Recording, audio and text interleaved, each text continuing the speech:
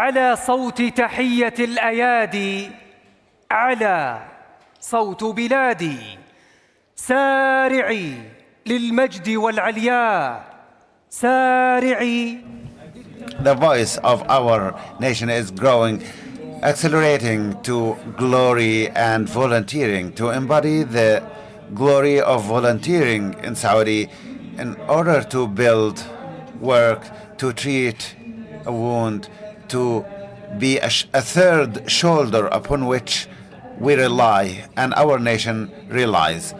In the honoring ceremony of the third shoulder of our nation, the heroes of the Beyond Profit, the Philanthropic Work 2025, the third award ceremony. Welcome.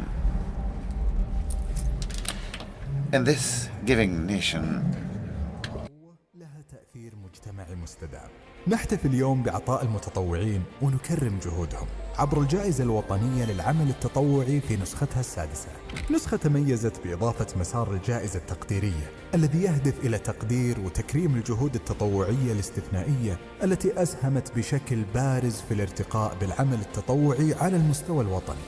جائزة تكرم الأفراد والجهات والمبادرات المتميزة، تفتح أبواب المنافسة أمام كل من ساهم في خدمة مجتمعه وبناء أثر باقي. تضم الجائزة 4 مسارات: مسار الجائزة التقديرية، مسار جائزة الجهات يضم فرعين للمشاركة، فرع دعم العمل التطوعي وفرع تمكين العمل التطوعي.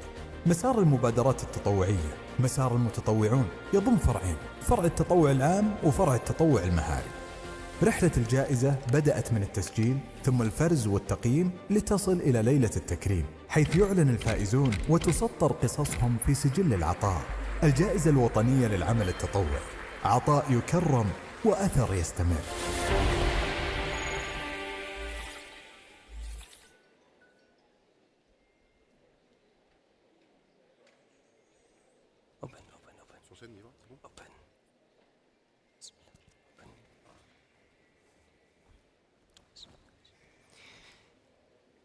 معالي وزير الموارد البشرية.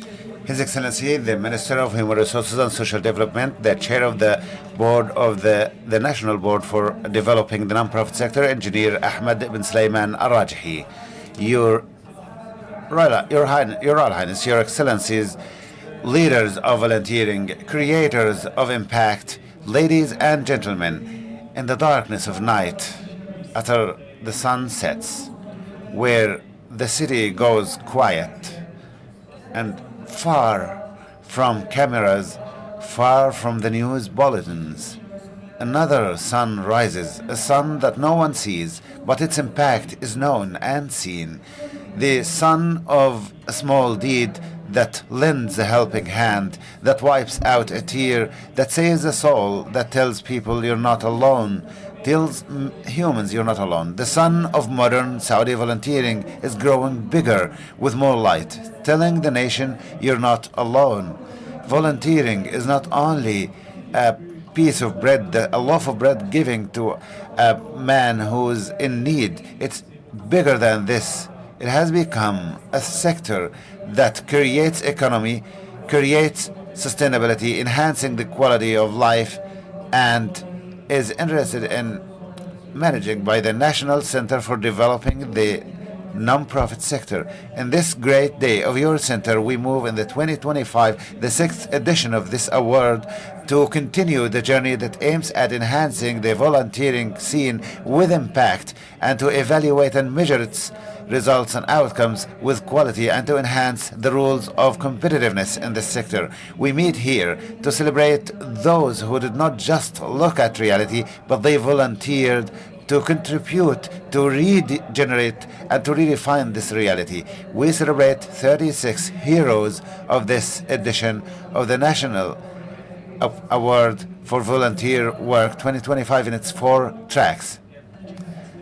The entities tracks in its 2 branches, supporting volunteer work and empowering volunteer work. The second sector is the volunteering initiatives, and the third track, the volunteers track, with 2 parts, public volunteering and private specialized skilled volunteering. And the last one is the appreciation award track, would like to congratulate all the winners. And before we announce the winners, Your Excellency, we will now watch a video that tells us about the behind the scenes of these awards.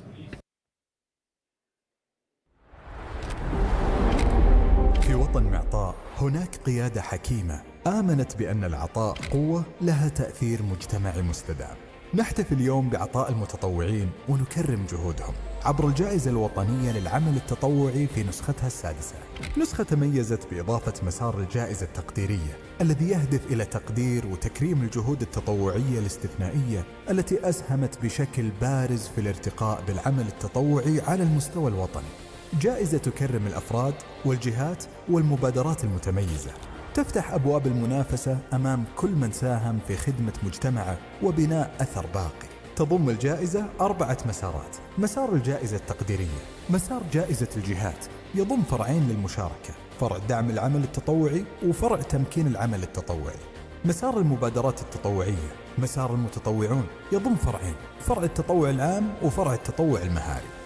رحلة الجائزة بدأت من التسجيل ثم الفرز والتقييم لتصل إلى ليلة التكريم، حيث يعلن الفائزون وتسطر قصصهم في سجل العطاء. الجائزة الوطنية للعمل التطوعي، عطاء يكرم وأثر يستمر.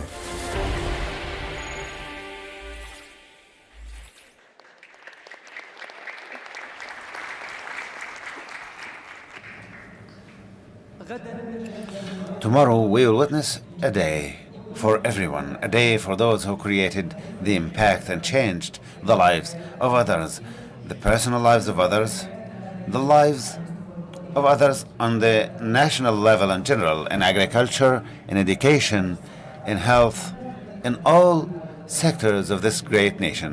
Today, tomorrow, the 5th of December, the International Day for Volunteering. Now a short video about that day. في وطن تكتب قصصه بالعطاء تمتد أيدي العون قبل أن تطلب، ويصنع الخير من تفاصيل صغيرة، ويصبح العمل من أجل الآخرين أسلوب حياة. يلتقي المتطوعون على هدف واحد: أن يزرعوا الخير ويحصدوا الأثر. نتعلم أن التطوع أكثر من مجرد عمل، هو هوية، قيمة، ووعد بالمستقبل. من رؤية آمنت بالإنسان وبقيمة العطاء بدأ مسار الخير الذي أصبح هويتنا الوطنية، وتحقق الإنجاز بالوصول إلى 1,000,000 متطوع ساهموا في صناعة الأثر. اليوم وفي اليوم العالمي للتطوع نحتفي بكل يد مدت للعون، بكل ساعة خصصت للعطاء، وبكل روح آمنت أن الخير يبدأ بفعل صغير. العطاء هويتنا، والتطوع وعدنا بالمستقبل.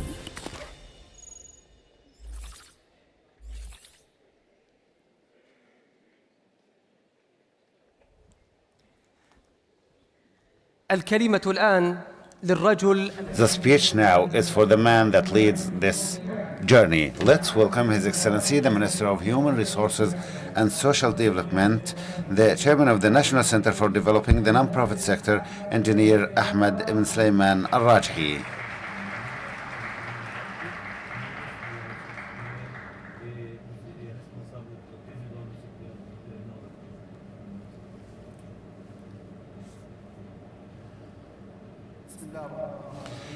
In the name of Allah, the Beneficent, the Merciful, Your Royal Highness, Your Excellency, dear attendees, peace be upon you all.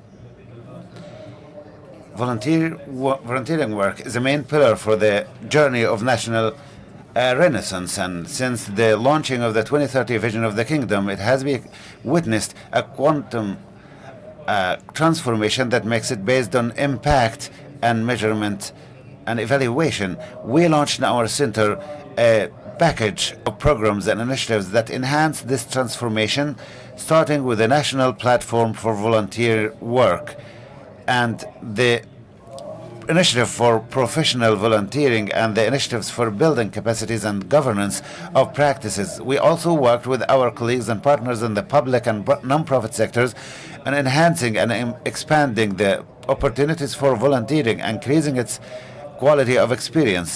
And these initiatives and integration led to integration that embodies the spirit of cooperation and solidarity in our society, and between all or among all segments of our society in order to create an impact that we all witness today on the ground. And out of the language of impact, we have achieved this year,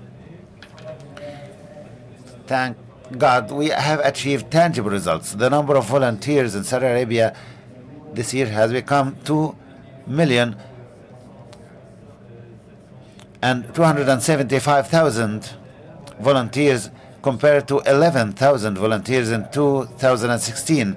The number of opportunities for volunteering increased to be 67,000 opportunities, and the number of those who registered on the platform is 3,200,000 volunteers, with the registration of more than 9,000 non-profit and public entities. This reflects the continuous journey towards achieving the targets of our vision and to maximizing the development results. These results were not just the result of 1 year. It is the fruit of a continuous work from young men and women of this nation, those who we celebrate today through the National Volunteer Work Award for the year 2025. We encourage them to create new initiatives that will meet the needs of society and create the sustainable impact.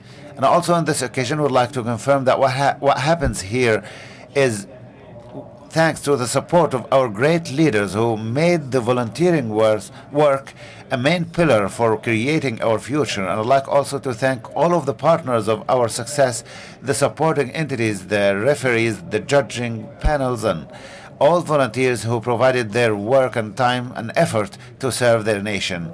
Dear attendees, the non-profit sector is the spirit of development and its humanitarian impact, and together we will be able to create a future that will transform our giving principles and values to sustainable development that will inspire the whole world. Thank you very much for listening. Thank you, Your Excellency, and now we're honored to start announcing the winners of this year's edition and to honor them with the attendance of Your Excellency. Now we start with the appreciation. Mr. Ahmed bin Nasser Al Jadi.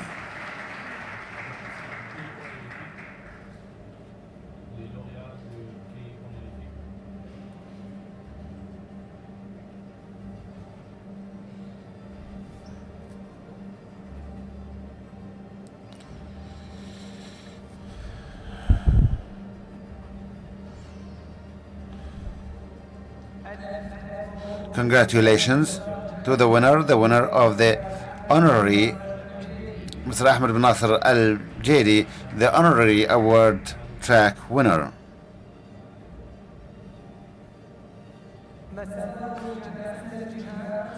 The entities award track, the branch for enabling volunteering work. The winners are the Ministry of Water, Environment and Agriculture, the Ministry of Sports, and the General Authority for Civil Defense.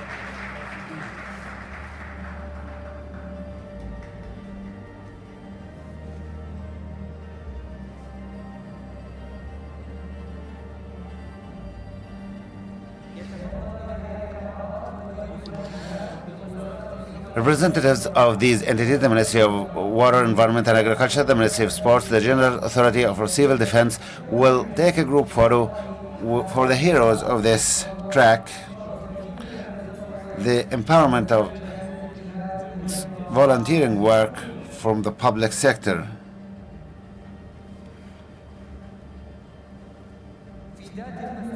In the same track and the same branch, the branch for supporting volunteer work, empowering volunteer work for the private sector. The winners are NHC, the Saudi National Bank, ISRA Center.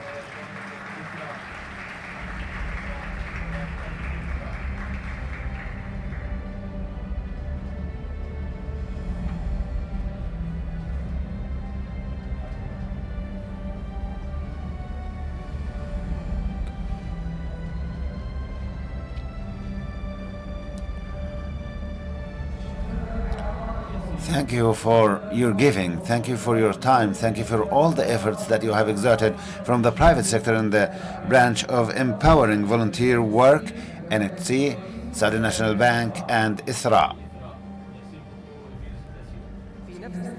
In the same track, the same branch, empowering volunteer work, the winners for the educational foundations are King Saud University, Al Qura University, Prince Sultan Military College for Health Studies, Health Sciences.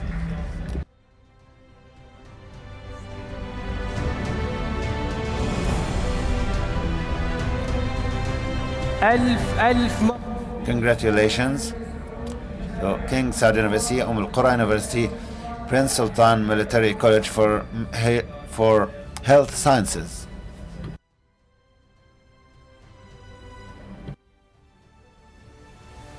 أما مسار جائزة الجهاد في فرع تمكين العمل التطوعي. As for the track for the entities, non-profit sector, the winners are for the organization track. تطوع Society, Ruwad Society, Al-Mawaddah Society. This is for the organization track. Empowering the volunteer work for the non-profit sector.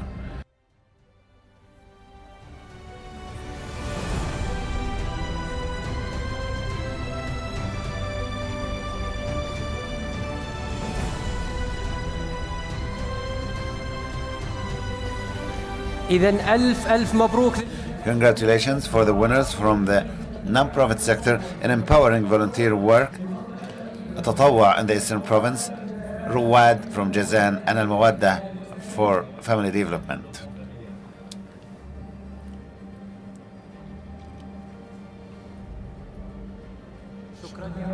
Thank you for your giving, for your time, for your efforts, and for creating the impact. Now, with the branch for supporting volunteer work for the organization track. For the public sector, the winners are the National Authority for Endowments, the Saudi Authority for Lawyers, the Municipality of the Eastern Province.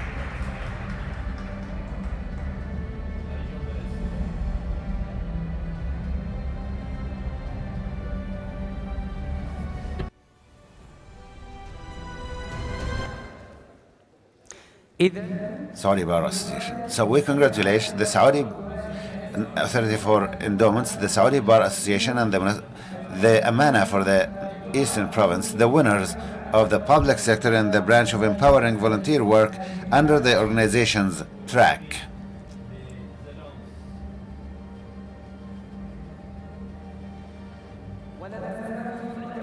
We're still in this branch of empowering volunteer work for the private sector. Winners are Al-Inma Bank, Sasrif Company, Sidco Holding Company.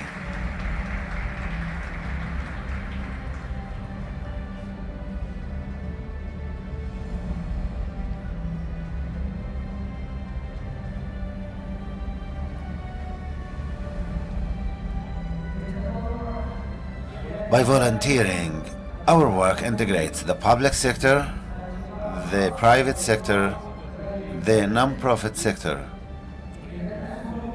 Congratulations to Al-Inma Bank, Sasrif Company, Sidco Holding Company for supporting volunteer work, the winners under the organization's track.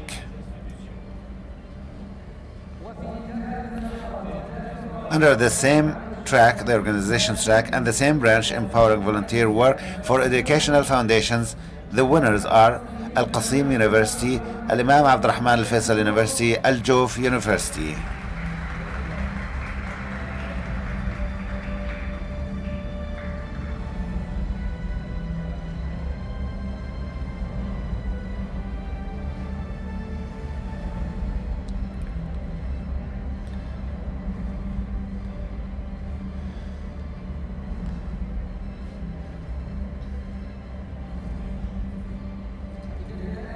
Congratulations to Al-Qasim University, Al-Imam Abd Rahman Al-Faisal University, winners for the Education Foundations and the Supporting Volunteer Work branch under the organizations track. Thank you for giving as educational Thank you for your time and for your efforts.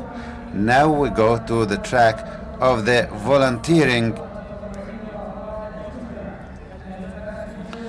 for the initiative, volunteering initiative. The winners are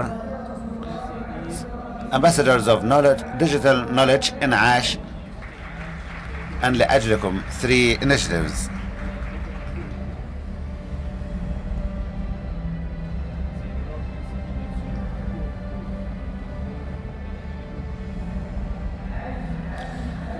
Congratulations for the winners in the initiatives of volunteering, Ambassadors of Digital Knowledge, إنعاش and لأجلكم.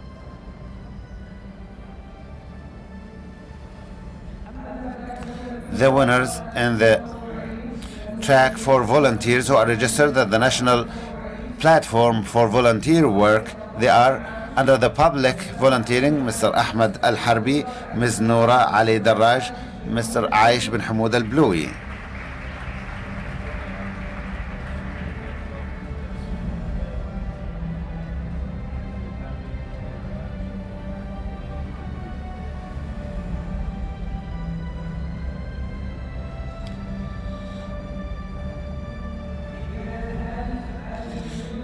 Congratulations for these moments for the winners of the public volunteering work, Mr. Ahmed Al-Harbi, Ms. Noura Ali Darraj, and Mr. Aish Al-Bloui. Thank you for giving, for creating the impact, for making the difference, and for leaving your impact in the national volunteering work. Now we go to the volunteers track for the branch of specialized, skilled, professional volunteering. The winners are Mr. Hassan Al-Ataibi, Mr. Ali Al-Abbad, Ms. Dalia Al-Maghmasi.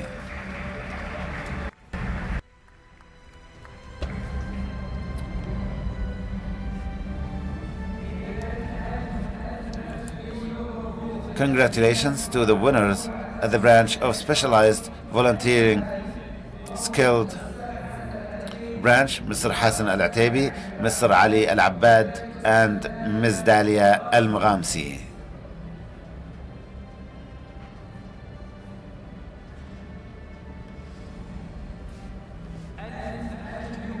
Congratulations for all the winners. And now there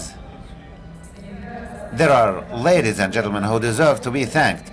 The judging committee who worked for a long time, that contributed to judging, and for all of the efforts, the jury committee or the judging committee on the stage.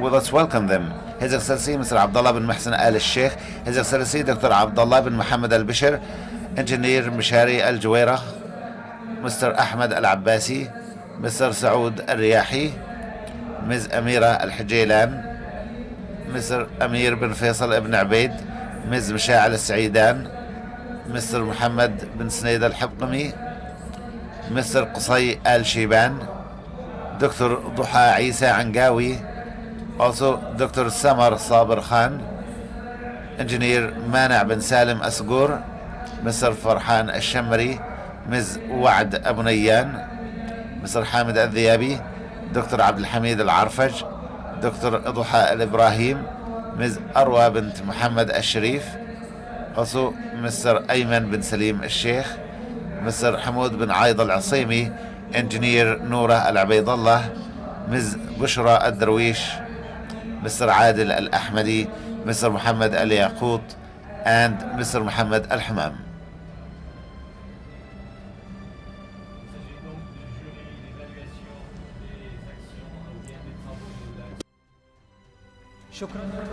Thank you all for your efforts and for giving all this period.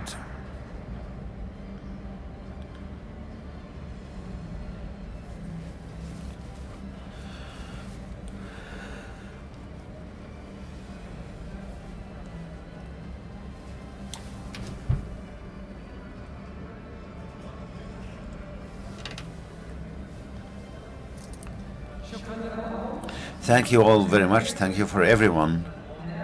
Now, we'd like to ask for Your Excellency's permission. Thank you, Your Excellency. And now we ask for your permission on these moments and a wonderful surprise at the conclusion of this ceremony. So now we would like to congratulate all the winners in all of the tracks today. The language of achievement, the language of joy.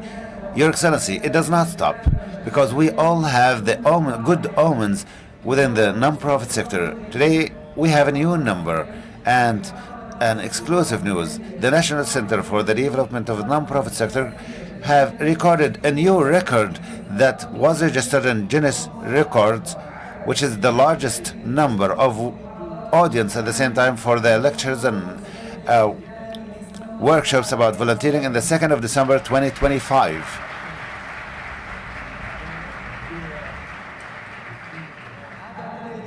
This is a great indication of the great interest within our nation and kingdom towards volunteering and the Saudi spirit that carries in itself the inner voice of volunteering and following up on all of the sector. This is a certificate of achievement for the culture of this center to elevate the level of work of the non-profit sector in all of the kingdom.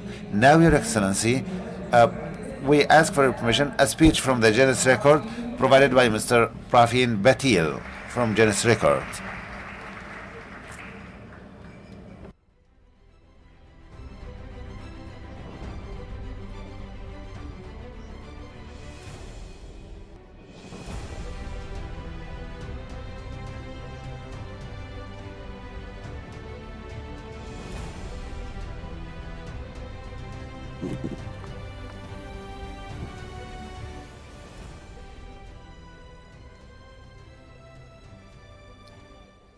Your Highnesses, Excellencies, esteemed guests, ladies and gentlemen, good morning.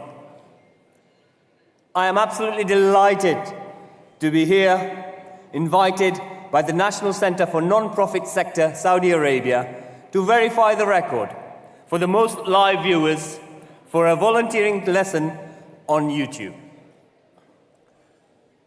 Before I officially announce today's result, I would like to take a moment to say that every one of you who played a part in this official Guinness World Records was brilliant.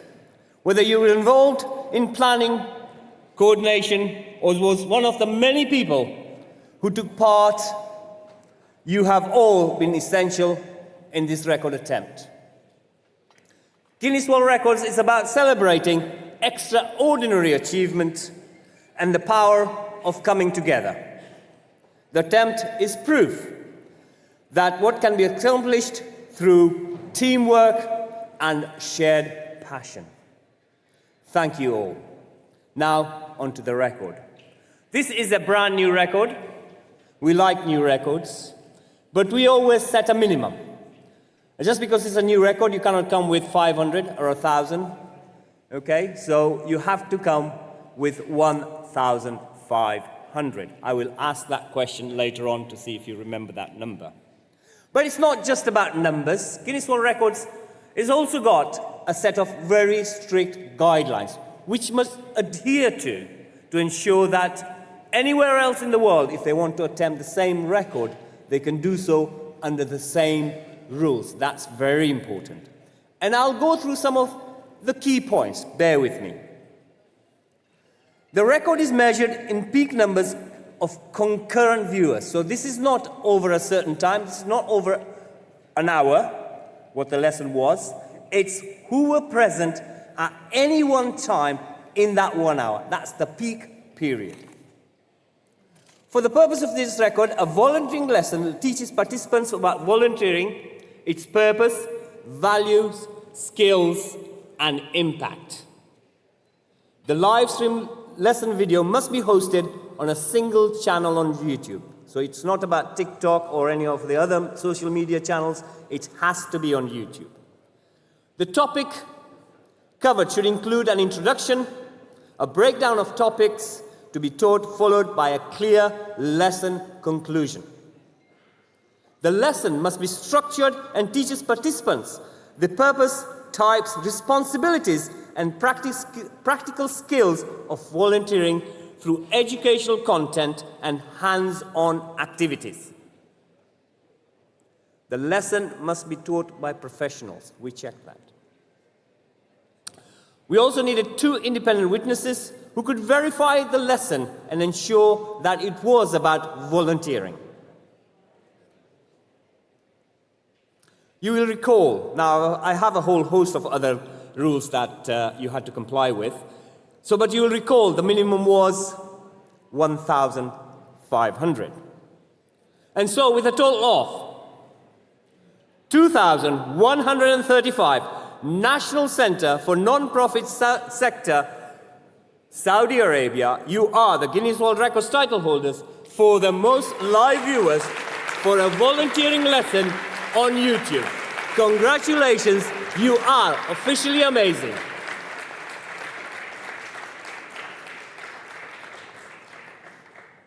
So this is not mine now, this is yours. I need somebody from the audience, a representative, to come and collect it, please.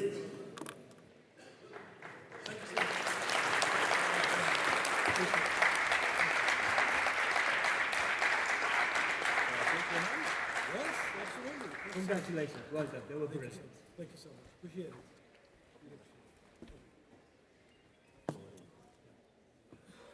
شكرا جزيلا. Thank you very much. Thank you, Mr. Rafin Batil. Thank you, Guinness World Records. I'd like also to thank volunteers who created this achievement. They deserve to be thanked today. Thank you, the National Center for the Non-Profit Sector, that stands taking care of a real sector and industry that was started by His Royal Highness the Crown Prince, Prince Mohammed bin Salman, for leading this sector to enrich it with volunteering, to transform it from just philanthropic charities, simple work, to an institutional work with education, health, innovation, creativity in all of our great nation. And now we are making greatness in front of the whole world. This is a great achievement I provided to you, Your Excellency, and all of the volunteers, the heroes. Our ceremony is now over. We'll continue our journey. We have many sessions and national and international speakers who will be with us today. Thank you, Your Excellency, for being with us, for your support, for your continuous keenness on helping your sons and daughters, the volunteers. Thank you very much, and we hope we meet again with future successes in Saudi Arabia. Thank you very much.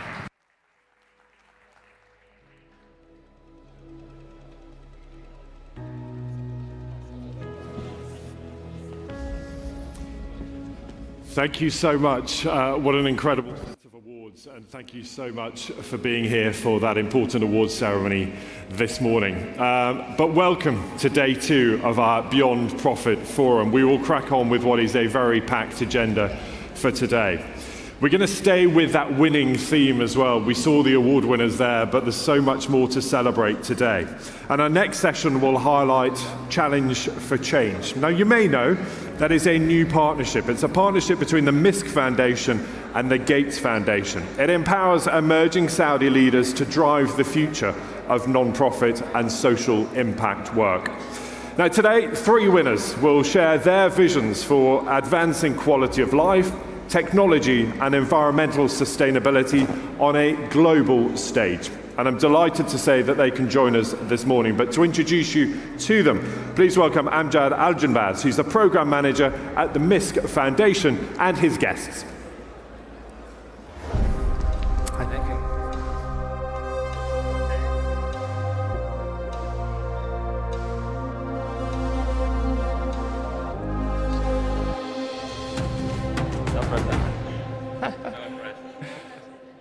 You'll do great, inshallah.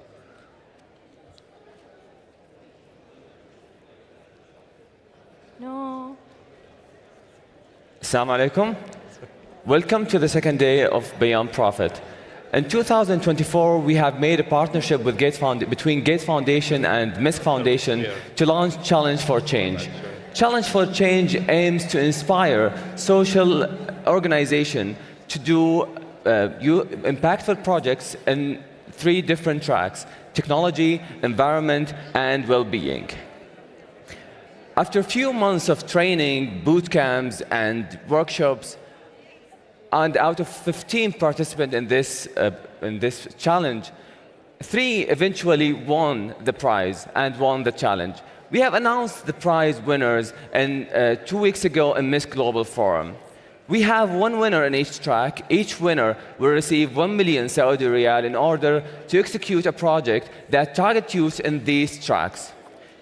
These 3 winners are here with us today so that we can discuss with them their projects. So welcome with me, Khalid from Virene and Ghada from Dal. Take your seats.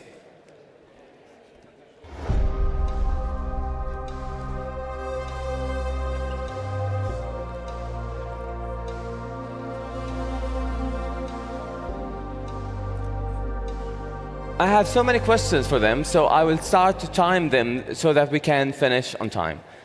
The first question is, please, every one of you, give us a brief about the project that you have won and that you will execute with 1 million Saudi riyal to have the impact. Start with you, Khalid. Thank you very much, Dr. Amjad. Assalamu alaikum, everyone. Today in the kingdom, the palm tree isn't just about agriculture. The palm tree is an essential part of our culture, our economy, and our food security. But those palm trees face one of the most significant challenges today, the red palm weevil, which silently damages those trees from the inside until it's too late to take any action. Our project at Virene, Nakheel Sentinel, is an AI-powered drone system that detects and treats those infestations at a very early stage, utilizing machine learning and computer vision. With our project Nakheel Sentinel, we will train and develop over 250 students in environmental innovation and AI. We will save over 10,000 palm trees, and we will empower over 15 of our local farmers. Great. Thanks for the brief. Now, with you, Ghada, you have won 1 million Saudi riyal to execute a project and technology. What are you going to do for youth with this 1 million riyal? Thank you for the introduction, and it's truly a privilege to be standing here today speaking in the Beyond Profit conference. Today, we are proposing DALS Academy, which is a youth-led initiative that aims to support Saudi Arabia in achieving its goals to become a leader in the AI ecosystem. So we propose DALS Academy, which aims to develop talent, specifically in Arabic, in the Arabic language, and in developing AI-centric products and tools. This was born from the strategic vision of Saudi Arabia and the national strategy of data and AI that aims to develop more than 100,000 talents in AI and build different AI products and lead the AI ecosystem in the world in order to become the top 15 countries in AI, as well as becoming top 20 in research contribution. So we want to develop students to become who build Arabic AI. And so the solution we propose is an academy that is 11th month long that takes students to become AI Arabic builders. And so they start with the basics of AI, they move to the core skills, and then they're trained in specialized Arabic NLP technologies, and they're trained by leading experts in the industry, and they're trained on the state-of-art technologies in order to train 600 talents in this technology, and we aim to really drive change in the technological ecosystem across the world and really enable Saudi Arabia to lead this sector. Great. So you are going to solve for red weevil, and you are going to solve for Arabic LLM. Why do you think these two problems are important? So start with you. Why would you make a project with 1 million riyal to solve the red weevil? So, as I said, the red palm weevil is one of the most significant challenges that we have, not only in our beloved Al-Ahsa city, but even worldwide. And this small creature, the red palm weevil, can have such a great impact, not only to our farmers, but even to our economy. Great. And for you, why Arabic LLM is important, building these LLMs are important? So in order for us to utilize these advanced technologies for our own benefit and for our local contexts, we need to make sure that these technologies understand our local context and our language, which is very unique. So the challenge mainly arises from the lack of data, lack of tools that support our language, and the lack of talent that are able to build solutions with these technologies that understand our very unique language. Okay, this is great. So you are going to receive 1 million riyal each for this project. So after you have done with the 1 million riyal and you have made the impact, how are you going to sustain the project after this 1 million? Do you have any plans for this? Yes, so when we designed our project, Nakheel Sentinel, we designed it in a way after taking into consideration our long-term sustainability vision in mind. So once the project is completed, the project will be sustained through 3 main streams. First is our service model with the farmers, providing them with ongoing drone scanning and treatment services through monthly subscriptions, which are still far cheaper than losing the palm tree or burning it. Second are our strategic partnerships, whether it's with the ministry, with the local authorities, or with the recycling companies which have already expressed their interest in our program. And third are the grants and scholarships, such as the Environmental Fund. Great. So as I understand, now you will need 1 million riyals to build the fixed assets and the fixed costs and the systems, the drones and other things. So the 1 million riyal will help you in establishing these things. And after that, you can run with the revenue model by selling some of the services to farmers and making some partnerships. Okay, that's great. And for you at Dal Academy? So the sustainability question is a very important question to answer before starting any initiative. And at DAL, we really care about the sustainability of our programs in order to ensure that our impact lasts longer and ensures that the program just does not stop at its first cohort. So we plan to do it across 3 different ways. Number 1, our main target audience are students. However, we plan to use the same content that is going to be built in the academy to also provide upskilling programs and partner with corporates to train their professional employees. So working on also subsidizing the material to train industry professionals as well. Number 2 would be through partnering with industry leaders in order for them to provide their capstone projects for our students to solve. So they're going to be paying us to solve their problems and have youth innovate and solve their challenges. Number 3 would be through sponsorships in order to allow other partners to fund the different student cohorts. So answering the sustainability question is really important before starting, and I really think that it's such an important thing to think of in order to sustain the impact and drive a change in the ecosystem.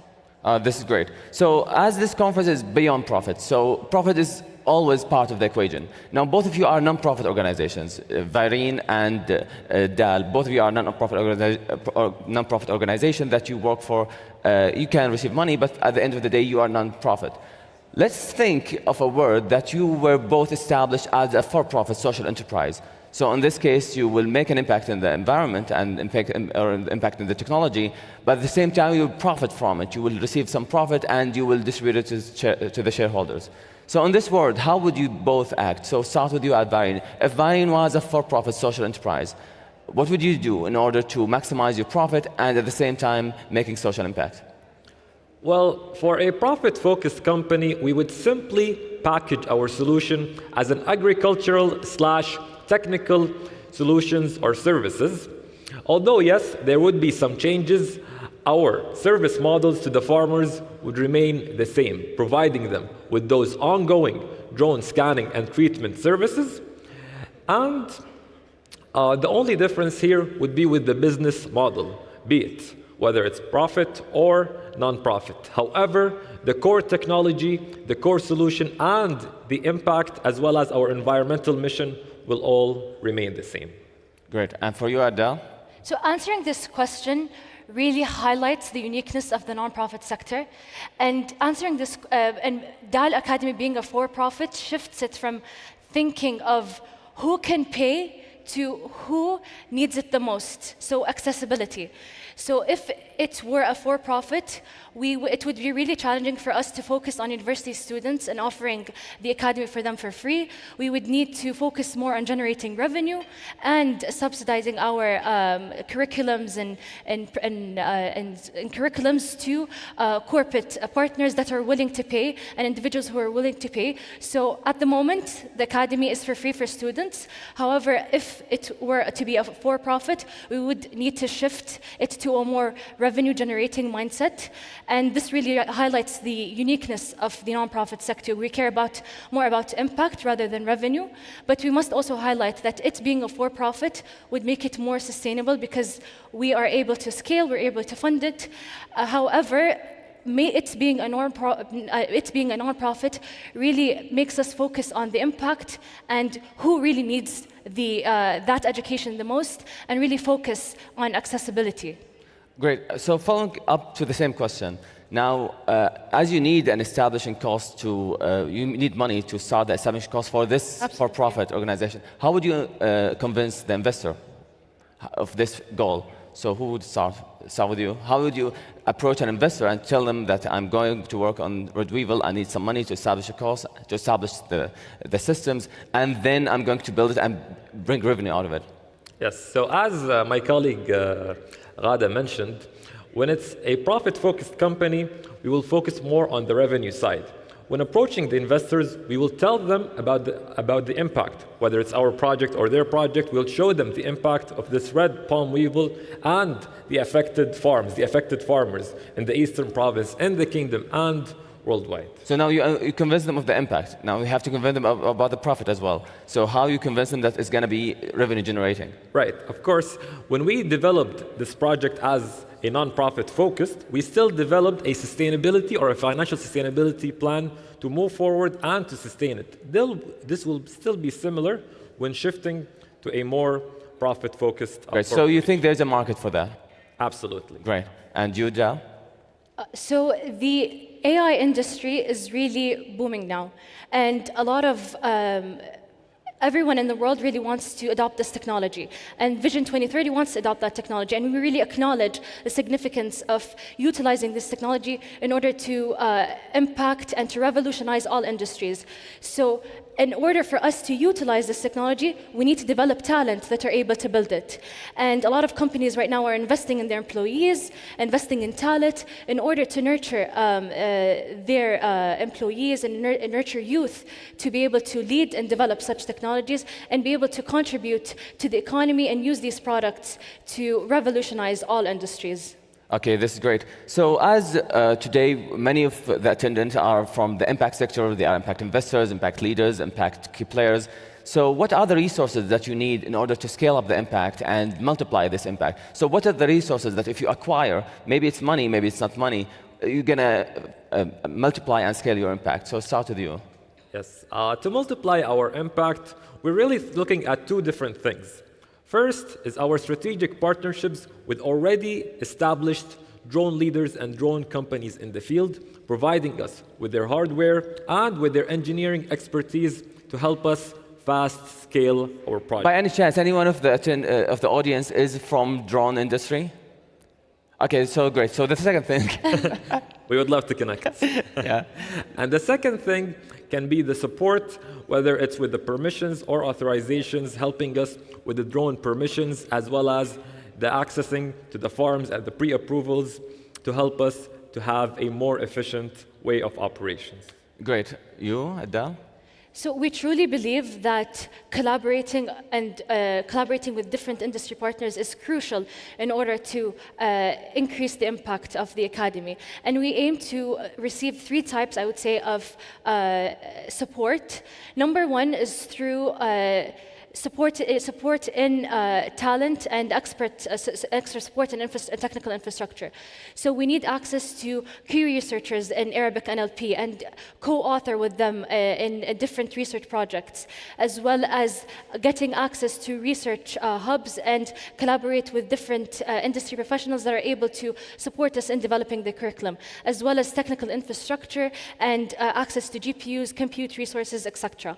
Number 2 would be through support supporting us into integrating the talent into the workforce. So we'd like to get support from different partners in order to secure internships and work and job opportunities for our beneficiaries, as well as different partnerships where companies fund the education of our students. And number three, across different industry partners in which they support us in scaling and expanding, not only just in the local region, but also in the national region and in the international region. Great.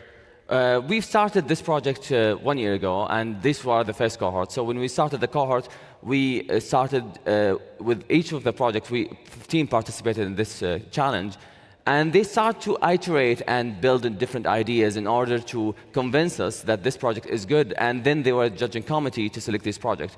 So while we were building this project and these ideas, why this problem came to your mind, and what are the challenges that you face when you build this idea during our period of the project? So why this, how this idea came to your mind, and are there any challenges while you were building and planning it? Yes. So going back to our vision at our nonprofit organization, Virene, we always focus on empowering the youth on tackling such significant environmental challenges, but through innovative methods, be it technology, be it AI, be it anything innovative. Have you innovated anything before and used it in your organization? Right, yeah. So we always try to move away from traditional methods to other innovative, more impactful methods. So one example is our virtual reality platforms or experiences that we go and provide to the schools. For recycling. For recycling purposes, yeah. So we share or we promote environmental awareness through immersive virtual reality experience. So you were searching for something innovative to work on. So why Red Palm? Why not things other than that? Because Red Palm now, it requires drones, it requires teaching people how to build AI, it requires thermal detection. It's a very complex thing. So why you think this one will work? Right, it's extremely challenging, and we believe we can do it. First is the impact and challenge. We know that the red palm weevil is a significant challenge within our farms. We visited so many farms, our local farms. We have our colleague here, Ahmed Al Khalaf. He has his own farm, and we visited his farm, and we saw the impact or the challenge of the red palm weevil for their palm trees. And the second thing is the innovation part. The current traditional methods rely on basically burying those trees and burning them, without any consideration of environmental and even financial aspects. For our project, yes, it is challenging. This is why it's a 1 million Saudi riyals project, and this is why we chose drones. We chose technology that can have a real impact in succeeding in this project. Great. By the way, by leading this project, I didn't anticipate that any of the participants will come with such complex solution with drones for the environment track, because when we usually look at the NPO sector, we see some social innovation part, but we didn't go beyond that as you have done in your organization. And I hope that you will succeed in that. And as you, Dal, why you are building this project, how this idea came to your mind, and are there any challenges for that? So something very interesting about the Challenge for Change program is that it really made us think of the right solution for the problem. So what problem do we have? We're not able to utilize the AI systems very well for our language. What might cause it? There are different reasons behind that challenge. Number one would be the lack of data, the lack of Arabic data. And number two would be the lack of talent that are able to build these technologies. So the Challenge for Change program made us try to think of the different solutions that could be used in order to tackle the problem, tackle the challenge. And this really gave us the confidence that this would be the right solution for our problem. And if I were to speak about the challenge, I work as a data scientist at Muzn, and we support different governmental entities, private and public sector companies, to support them in adopting AI and adopting these technologies for their own benefit. And I've personally experienced the different challenges that we face while working with Arabic data. And so the idea of the project really comes from a personal experience and a mission to ensure that Saudi Arabia is leading the data and AI ecosystem. And this could not be fulfilled without it understanding our local context and our very unique language. Yes, thank you for that. And yes, with the Humane and other entities, Absolutely. we are leading this, Yes. of course. So now, if one risk happen or one thing happen to your project that will make your project to fail, what is this risk? So the biggest risk that you're fearing, the nightmare that will make you fail to deliver the project, what's going to be in your cases? So I will start with you, Ghada. If one thing happened, one big risk that will make you fail to execute the project, what's this risk going to be? So, first, we're very privileged here in Saudi that our vision acknowledges the importance of AI and the importance of these technologies. And for that reason, we're seeing strategies built for such cause. And we're seeing so much funding from Humane to different projects that acknowledge the importance of this technology. So if our local context does not acknowledge this, I think that this would be the biggest risk, because then we wouldn't be getting any support, we wouldn't be seeing people believing in what we do and believing in the mission, and in understanding and acknowledging the impact and the power of technology in order to revolutionize all industries and to really elevate all ecosystems. Do you think that if you didn't find the data, the proper data for training the model of the training the student in Arabic context, is that going to be a risk, or you already have good data for that? Absolutely, yes. Arabic data and the lack of Arabic data is a challenge that we currently face. And do you think that might cause your project to fail, or? Absolutely, absolutely. However, we believe that we have enough resources to work with what we have. However, we dream, we aim for more, and we believe that there is so much work to be done, both on talent and youth development, as well as developing more resources, more products, and more data to serve our language. Great, and to you, Khalid? Yes, of course, when starting our project, we have already worked on the risk mitigation plans. One risk, as you mentioned, is the lack of data. When we bring those drones and we run them on our local farms, we have a lack of data when it comes to our local farms, local palm trees.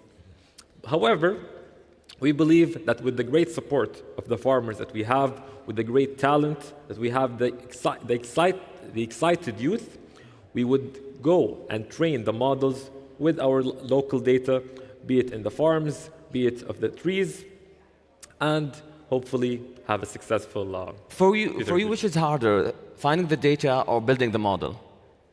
Definitely. High risk. Definitely data. The data. The data, the infrastructure is, of course, everything. Building the model, we can always rely on or start with the existing models, whether they're international or not, and fine-tune them to further customize them on our local data. This is great. So we look at you as a leader in your sectors. So your organization, Virene, is one of the leaders in environment, innovation. Your organization is one of the leaders in technology. So do you have any advice for youth who want to enter the sector and who want to work on these challenges? Do you have any advice in 20 seconds or 10 seconds? Well, at our nonprofit, Virene, we truly believe in the power of youth, in making a real environmental impact once they're giving the right trust and the right tools. So I encourage anyone who is passionate about making a real environmental impact in sustainability, in agriculture, and in AI, to please approach us. We would be more than happy to help. And you, Dal, for your final advice? So, one thing really important, never work in isolation. If there is a problem that you really care about, if there is a challenge that keeps you awake at night, if you dream of building a solution, just know that you are not alone. Know that there is someone out there that shares the same passion, that shares the same frustration, and go work with them. Don't work alone. Build a community. You cannot work in isolation. And if you do, your impact will be limited. Find your people, find your community. If you can't find one, build one, and share the impact, because together we amplify the impact. And that's why we're gathered here today. We want to revolutionize the nonprofit sector. We gather around, we collaborate, and we work together. We learn from each other, and we build communities that will help us in solving and tackling our challenges. This is great. Thanks a lot. I have learned a lot from them in this session, despite that I have met them on regular basis. Thanks a lot to our guests for the talk, and thanks a lot for attending. And I hope that more of you will going to join us in the challenge this year and make an impactful thing. Thanks a lot. يعطيكم العافية. Amjad, thank you so much. It's a great way to kick off our panel this morning, and there's so much more in the agenda for you today. And we've got a very special conversation coming up for you next. It is a big question that we will try to answer. What legacy do we want to leave, and how can non-profits ensure that future generations will inherit the good things, truth, diversity, and a shared sense of humanity? Now, to share some insights into how we may answer that, I'm delighted to welcome the former UNESCO Director General in conversation today with Anne-Marie Diaz-Borges. Please welcome them.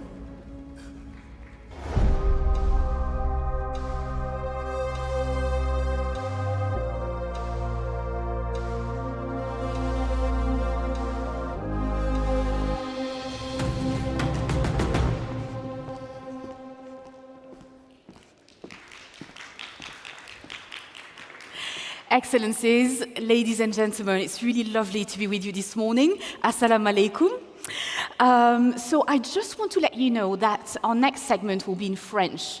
So please do adjust your headsets accordingly if needed. And I promise to learn Arabic by the next time that we meet. So I'll just give you a few seconds to do so. All set? Let's go.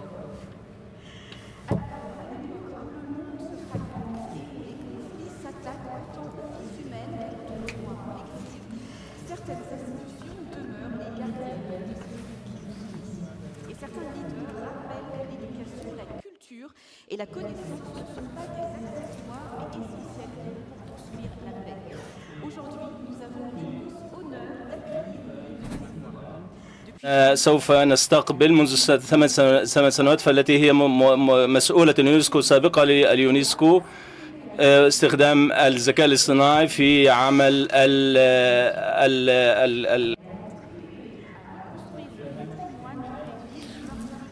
Now, that contributed to building the cultural heritage that started for the victims of wars, and she defended a lot the cultures, saying that the culture is considered very important. In order to receive Ms. Audrey Azoulay, the previous and the former Director General at the UNESCO, Your Excellency the Minister, you said something strong, that if hate starts with a word, the solution will start with education and knowledge. There are millions of children all over the world who are in education who do not receive good level of education. And the world, as we know, develops in the field of arms and weapons on the expense of education. Your Excellency the Minister, what should we do in order for education and culture to be recognized as a main infrastructure for safety and security and peace? Thank you very much. Thank you very much.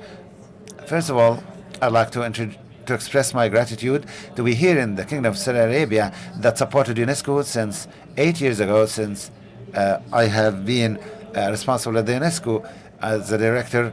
The numbers that you mentioned, the remarks that you mentioned, I always do. Yes, these numbers are correct. Unfortunately, a lot of children do not receive good education. And we know to what extent that the good investment should be in education and to prepare for peace. And this is the lesson that we learned at times of war. This is why the UNESCO was established. It wasn't established at times of peace. It was established after the end of the World War II, after the tragedy and the drama of the World War II. So the establishers or the founders of the UNESCO said to themselves and asked themselves, how can we create a permanent peace and permanent culture, more than commerce and more than trade and more than culture? So human dignity is very important.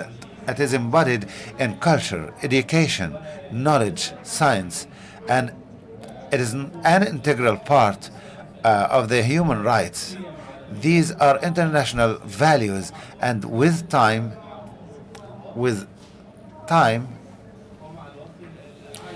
the world has forgotten all of these principles because maybe on the short run they forgot these principles and they invested in other things other than education and the things that you mentioned.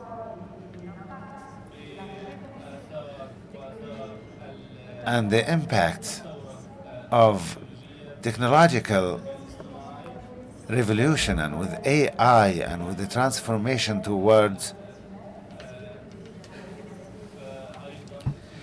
and also regarding the human diversity, it is important also to invest again in education and agriculture.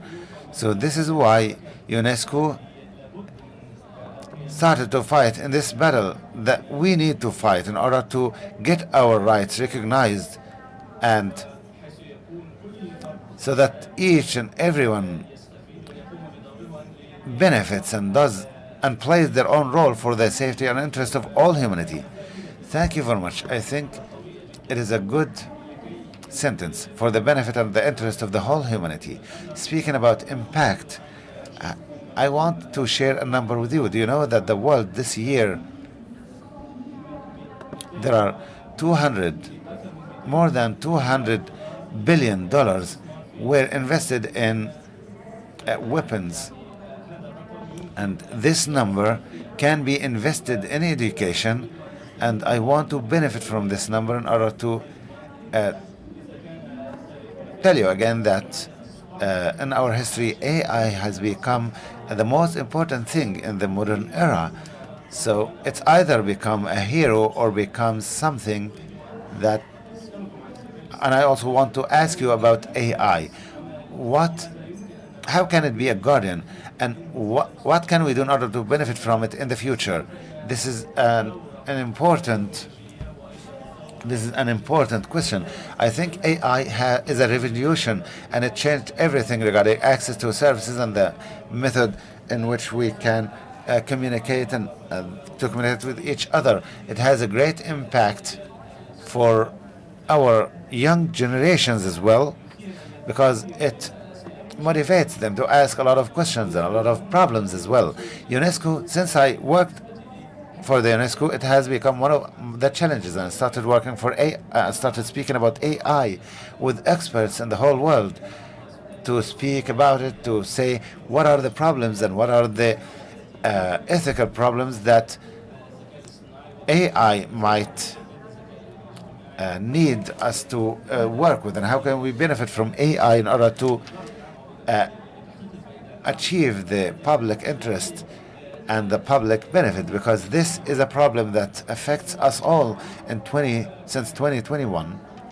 In 2021, the first thing we did all over the world is to speak about the ethics of AI, and it was adopted by consensus, and it is also the guardian, the ethical guardian regarding transparency, and in order to understand algorithms and how does it impact our lives, and also the human responsibility, and it is also necessary for a human person to control it, because there will be other implications in the banks and insurance and other places. So it is a huge field of work. So it is also something that we need to take care of. So who is participating in AI? Who is participating in this field regarding data? What is data? Who are the engineers? Who are those responsible for the algorithms regarding globalization? And we also work on that at this time. Also, the role of women, because as you know, science and knowledge refers that women are not representative well all over the world, and it's not the same time between different regions in the world. There are variations. I think in some places it's only 12% of the participation of women globally. So I think women who participate in this field is not represented enough. In Africa, for example,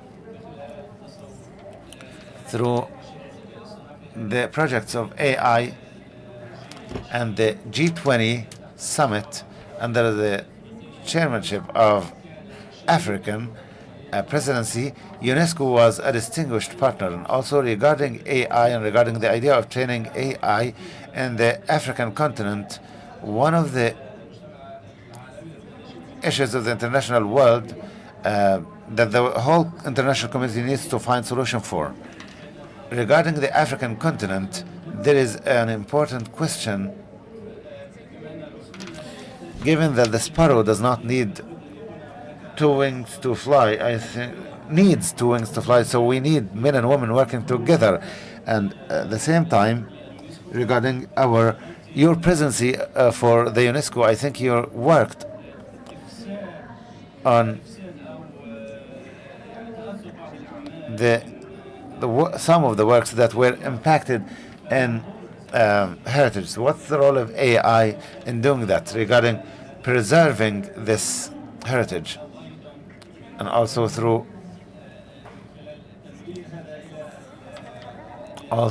providing that to the modern generations? This is a good question. There are a lot of things that might have a high value or high level through heritage.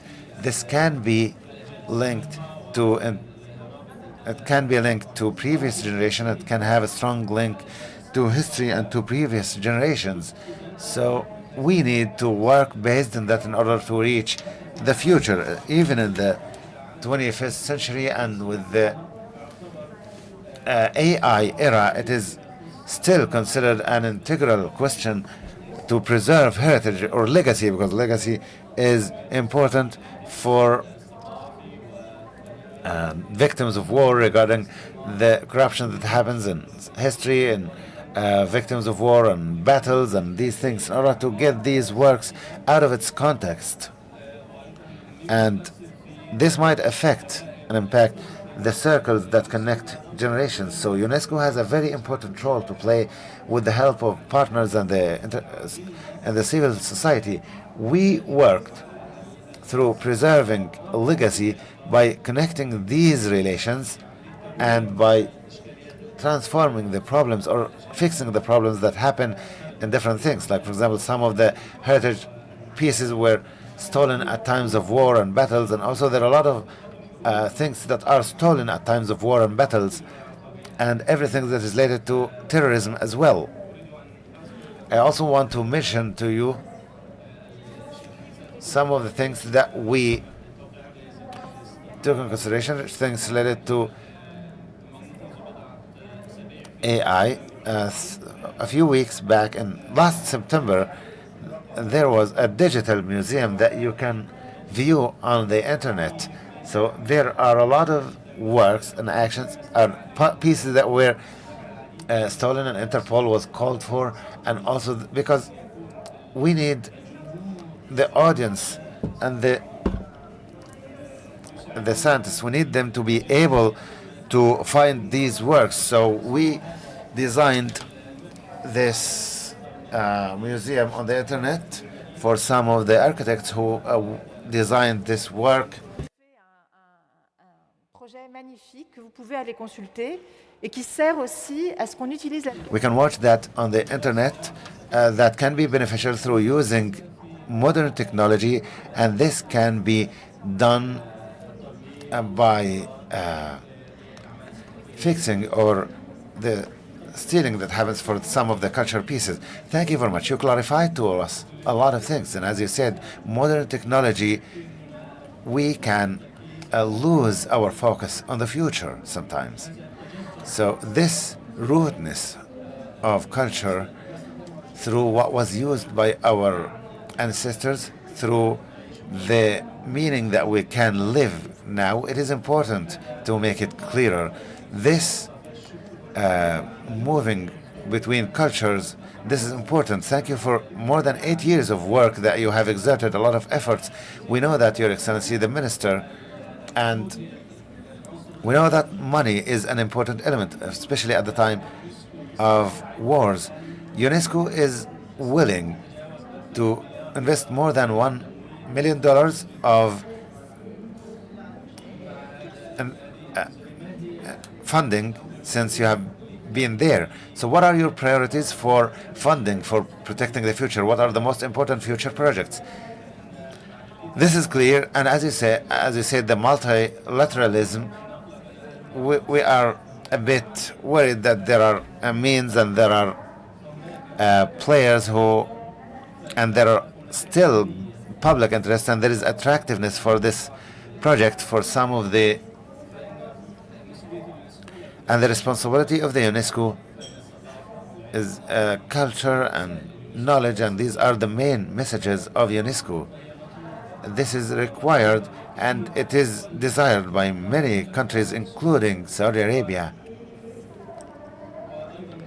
And also through special partners from the private sector. There are many partners and companies that support what we do, and there is support from different grants all over the world, and there are big projects, and there are huge projects that we witnessed in the recent days in order to rebuild some of the locations that were destructed in Iraq, in Mosul, that were destructed by ISIS in Mosul.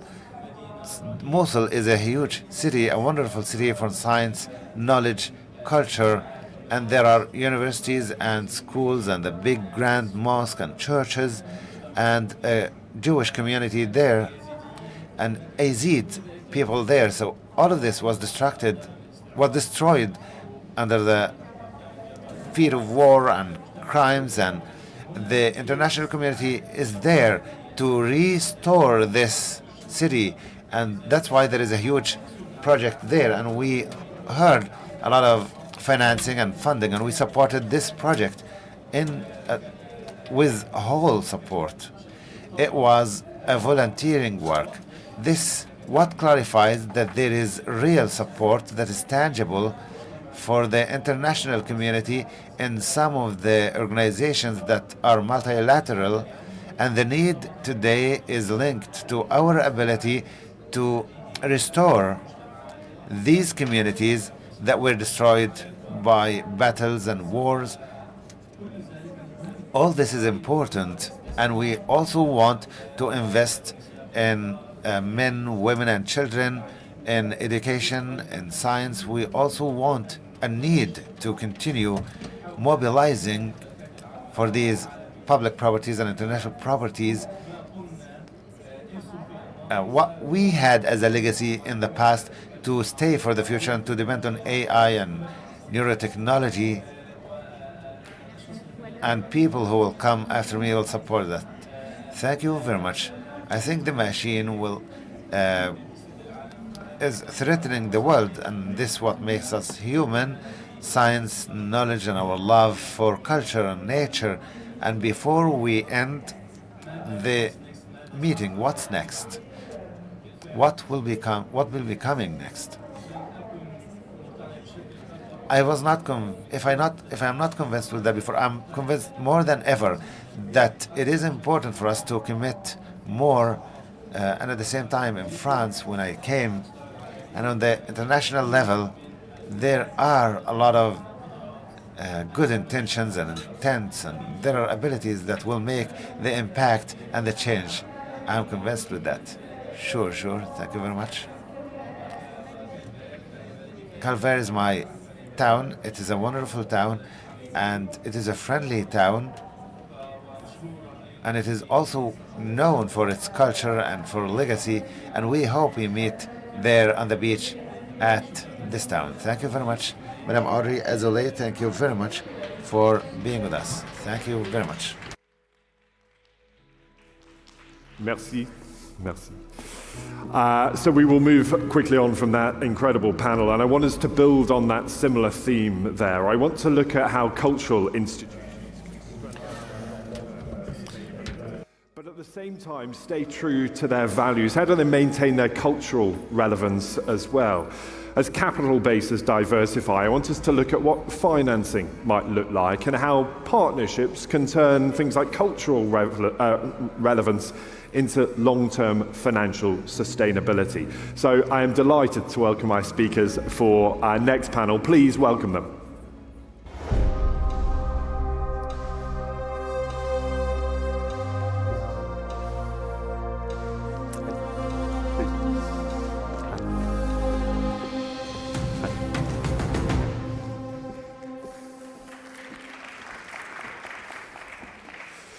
Welcome to you all. Good to have you here. And let me introduce you to our speakers for this next session. As you will see next to me, Her Highness Princess Noura Al Faisal, who's the Chief Executive of the Art Heritage Centre. Welcome to you.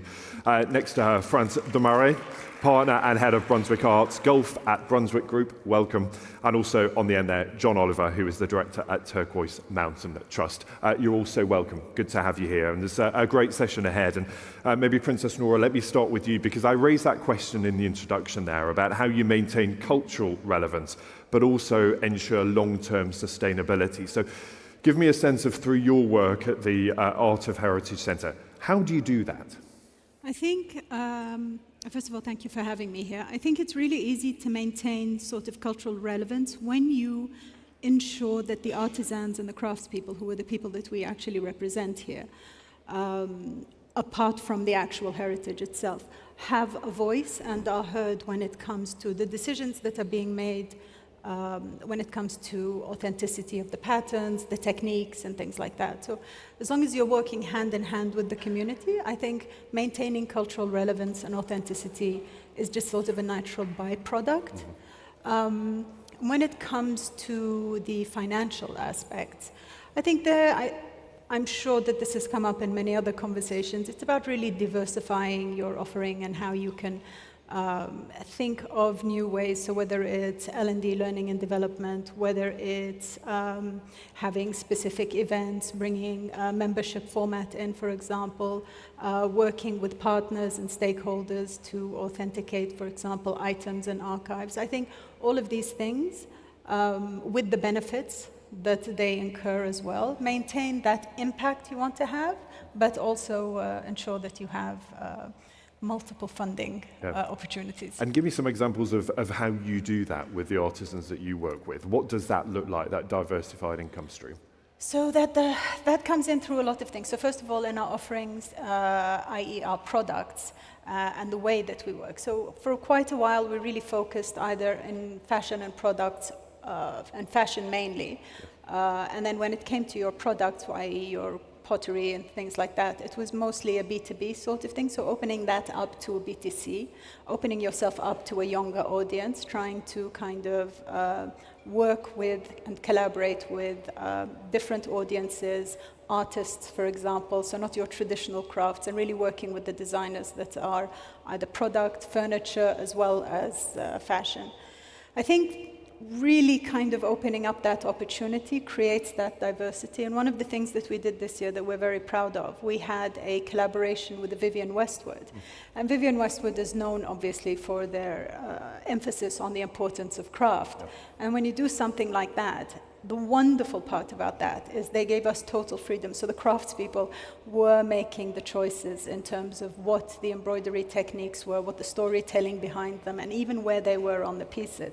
So ideally, these types of collaborations, I think, are essential for changing maybe the view of what arts and crafts can be, and also opening it up to an international audience. Yeah, and it's that idea, once again, of listening to the voices of the people at the centre of it too. Frans, let me bring you in here as well, because you sort of wear two hats here, don't you? You've been inside organisations, but also outside and advising them too. When you're advising organisations about how they maintain that relevance, but also secure their longer-term future, where do you start? What do those conversations look like? That's a good question. I usually start with governance. It's something we usually overlook, but having a governance that's fit for purpose is critical for a nonprofit organization. When I started working in the Kingdom, and I'm really happy that this forum is existing, because that means we're talking about how nonprofits can thrive, how they contribute, and usually this is something that is not a top priority, but also this is being done while the sector is being developed at the same time, which is critical. But we were in a room and somebody said, well, all of our non-productive assets, and actually they were talking about the cultural assets we were developing as part of our master plan. And I said, I will not allow you to say that they're non-productive, but it really illustrates how people think that if they're not going to be financially productive, then they're not productive. So talking about nonprofit means you can still generate revenue, you'll still generate wealth, you'll still generate capacity, community, belonging. Your impact is going to be beyond, but making sure the sector can count these things, not only in funds is really critical. Is there a sense that people feel that you can't be commercially successful if you're a non-profit? Well, we need to define commercially successful. Yes, it's true. And when I talked about governance, it means you cannot create a museum with the same type of governance that you're going to create another type of asset, even an educational asset. So governance is really key because you need to make sure you have the mechanism in place with people who understand what you need to generate, how you need to be ethical, because I think being mission-driven and being ethical is the first thing nonprofits need to do, because it's what distinguishes them from the corporate world or the nonprofit world. If you don't mind, I mean, just to that question, because I've been in a room where people have just assumed that non-profit means that you cannot generate profit. And I mean, obviously everybody in this room understands, because we're all sort of in the same field here, so we're talking to each other. But I still have situations where I have to explain to people that, you know, sustainability means that you need to generate income and cover your own costs. And that is ideally the ultimate goal. John, let me bring you in there at the end. Maybe you need to first of all explain a little bit about what the Turquoise Mountain does, because it's a sense of blending what heritage preservation, but also trying to make sure that artisans, economic development all come together. How do you do all of those things at the same time? So Turquoise Mountain was established by King Charles 20 years ago in Afghanistan. We've been working in 5 countries. Now we've worked in Saudi for 10 years.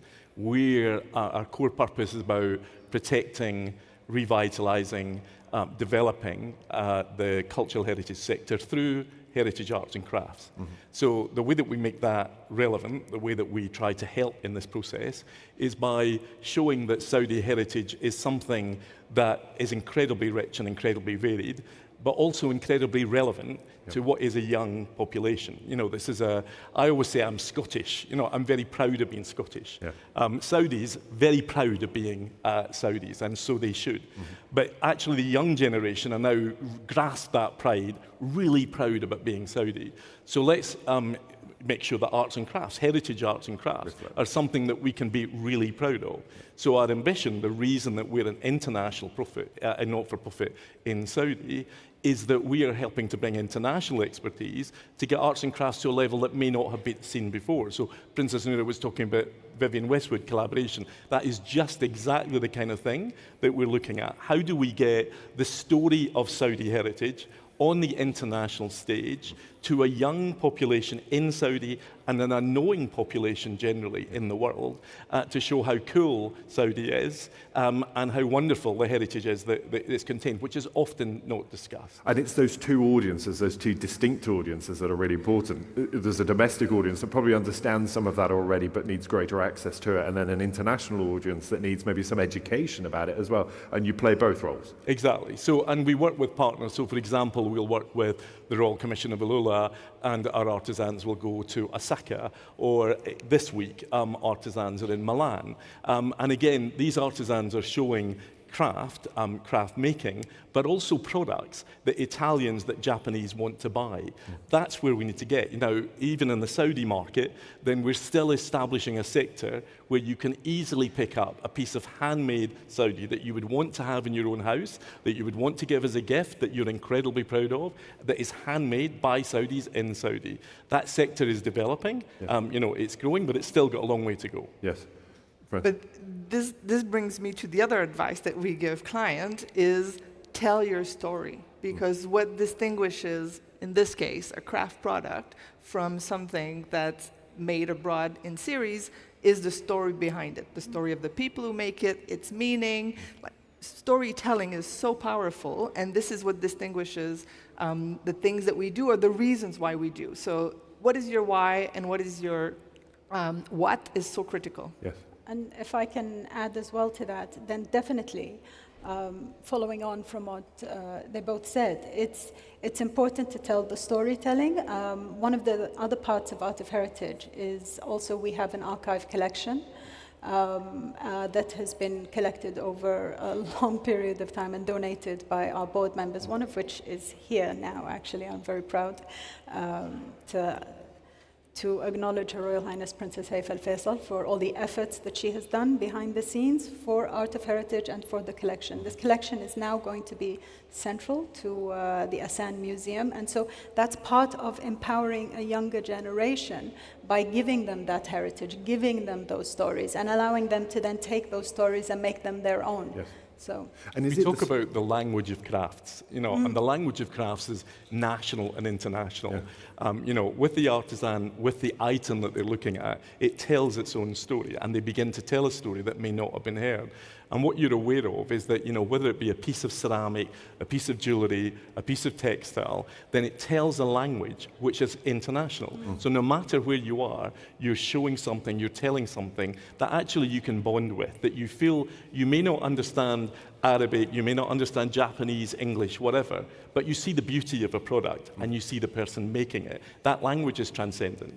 and you recognize the humanity at the center of that, I think, as well. And I think that's a really good way when we talk about soft power, when you want to understand a culture, it's those things that bring us together. And craft, I think, is, to my mind, foremost in that, because, you know, all cultures, all countries have some form of craft, some appreciation of crafts, and it does speak to our heritage, to our culture. Yes, and Franz, I mean, is it that storytelling that turns these beyond just jobs into careers and industries, as opposed to just a sort of a nice to have? They're not, they're not made just for tourists or visitors. This is about creating a domestic industry, isn't it? Yes, and I think it creates value at every level. So I come from the museum world, started my career in a history museum in Canada a long time ago. But and at the time, we were digitizing the collection, and either people will think I'm old or won't believe it, but marketing director was saying, don't put these things online, people are not going to visit the museum anymore. So this is how we didn't understand how we needed to promote these things. But to get back to your question, because I'm in museums, people are asking, oh, I don't know anything about art, how can I appreciate it? We create value from these works of art based on narratives.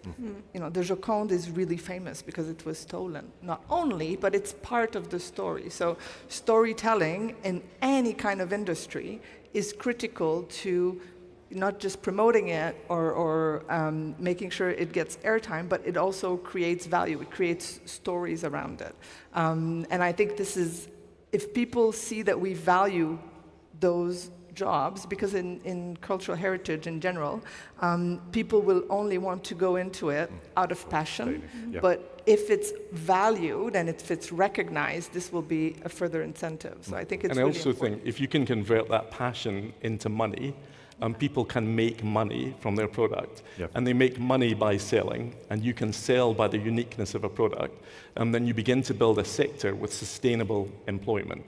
You know, for us, it's all about artisans being able to be financially independent, being incredibly proud of what they do, and being able to help develop a sustainable sector, which, you know, will be part of an economic contribution to the country's GDP. And I can remember years ago when I first started talking about this, you know, I was kind of laughed at by a few of the kind of CEOs at that time who were, no. We can't talk about a contribution of arts and crafts to the GDP. Now, the country's changed so much. Now we're talking about a country that is now much more open and talking about the cultural sector's contribution to GDP. So it's tangible, it's making money and jobs.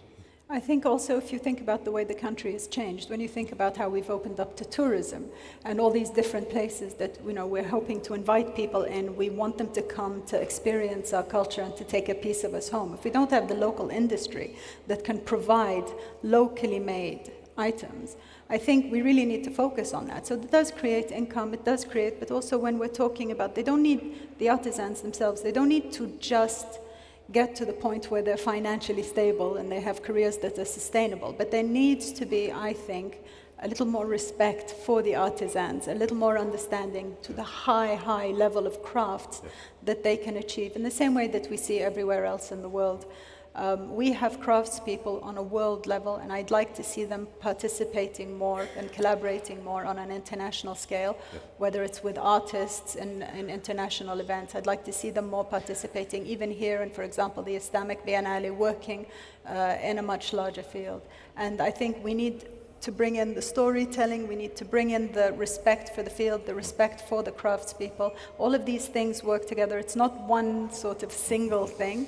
We need to bring them all together to achieve that. And to improve the attractiveness, one assumes, of those roles. Yes, and then, you know, the other side of that as well, if we're really talking about maintaining and really teaching these crafts on that higher level, then, you know, that's another source of income for the artisans as well, because they can now really teach in a way that they weren't able to, on a level of respect that they didn't have before as well. Franz, John mentions there, you know, contribution to GDP, and I wonder, maybe from your experience in museums or cultural institutions, how do you measure success? What is the mark of, you know, this is working beyond pure financial return? And I think one of the things that has kept the nonprofit sector, which is most of the cultural sector, behind a lot was its inability to talk the language of financiers, policymakers, because arts and culture is seen as valuable in and of itself. Same thing with different philanthropic initiatives. It seems like it's common good, and we do this because it's necessary. But once you're able to say, no, actually, we create a lot of jobs. We create a sense of community.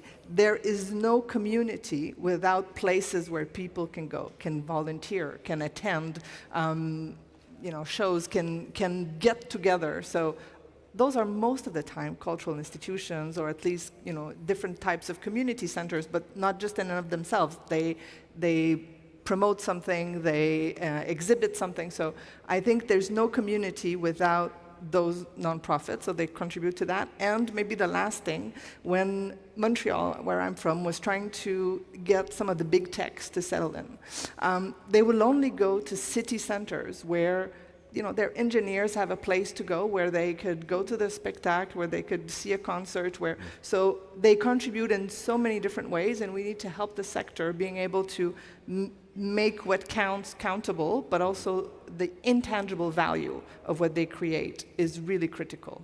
I mean, I would imagine in most institutions internationally, there is a system to measure these things, which is in place, right? And I think the more we hold ourselves accountable to implementing those systems internally in our organizations, I think the more important it is, because again, the more we demonstrate value, if I can demonstrate and show you the value of everything we're doing, first of all, internally it allows me to judge whether my strategy is working or not, which is of course essential, but then also to be able to demonstrate that impact is essential as well. And this is a strength of the kingdom, where KPIs are embedded in everything that's being done across the sector. Yeah, and John, on that point, you know, that demonstration of value or contribution is difficult as those funding sources change. And give me a sense, therefore, of how they've changed, where, you know, support and donations are coming from.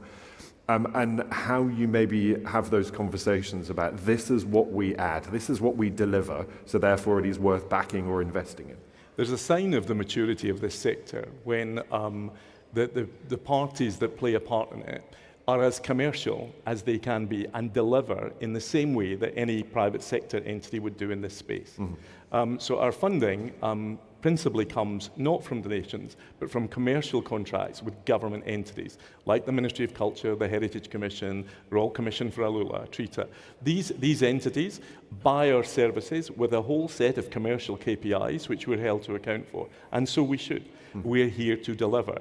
And I think that tangible measurement of our delivery, how many products have been made, how many artisans have been impacted, what kind of businesses have been established, what kind of profiles, what kind of exhibitions. You know, you can go through our entire sector with tangible delivery KPIs, and I think, you know, there could be a little bit of a sympathy, or we'll throw some money at this from a kind of philanthropic point of view because it's a good thing to do.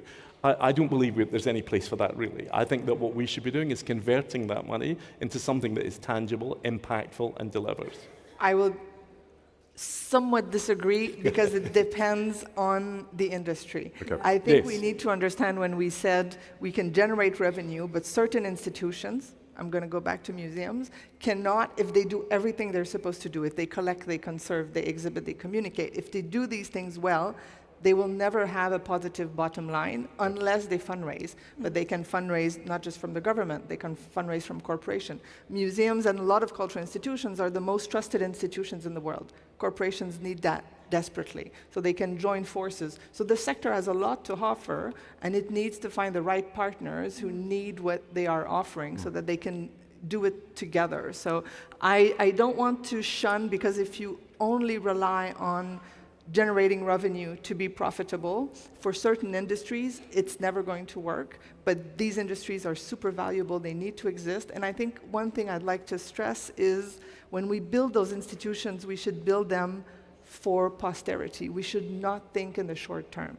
And in a world where quick wins abound, I think one of the pitfalls is when a cultural institution fails, it's more than when you open a restaurant, it doesn't work, it closes, no big deal. But when a cultural institution fails, it sort of fails a whole sector, and it sends a message that those things aren't sustainable, they don't work, they're not interesting, and then it's a downward people spiral. don't like them. Yes, so this is why sustainability, this is about resilience.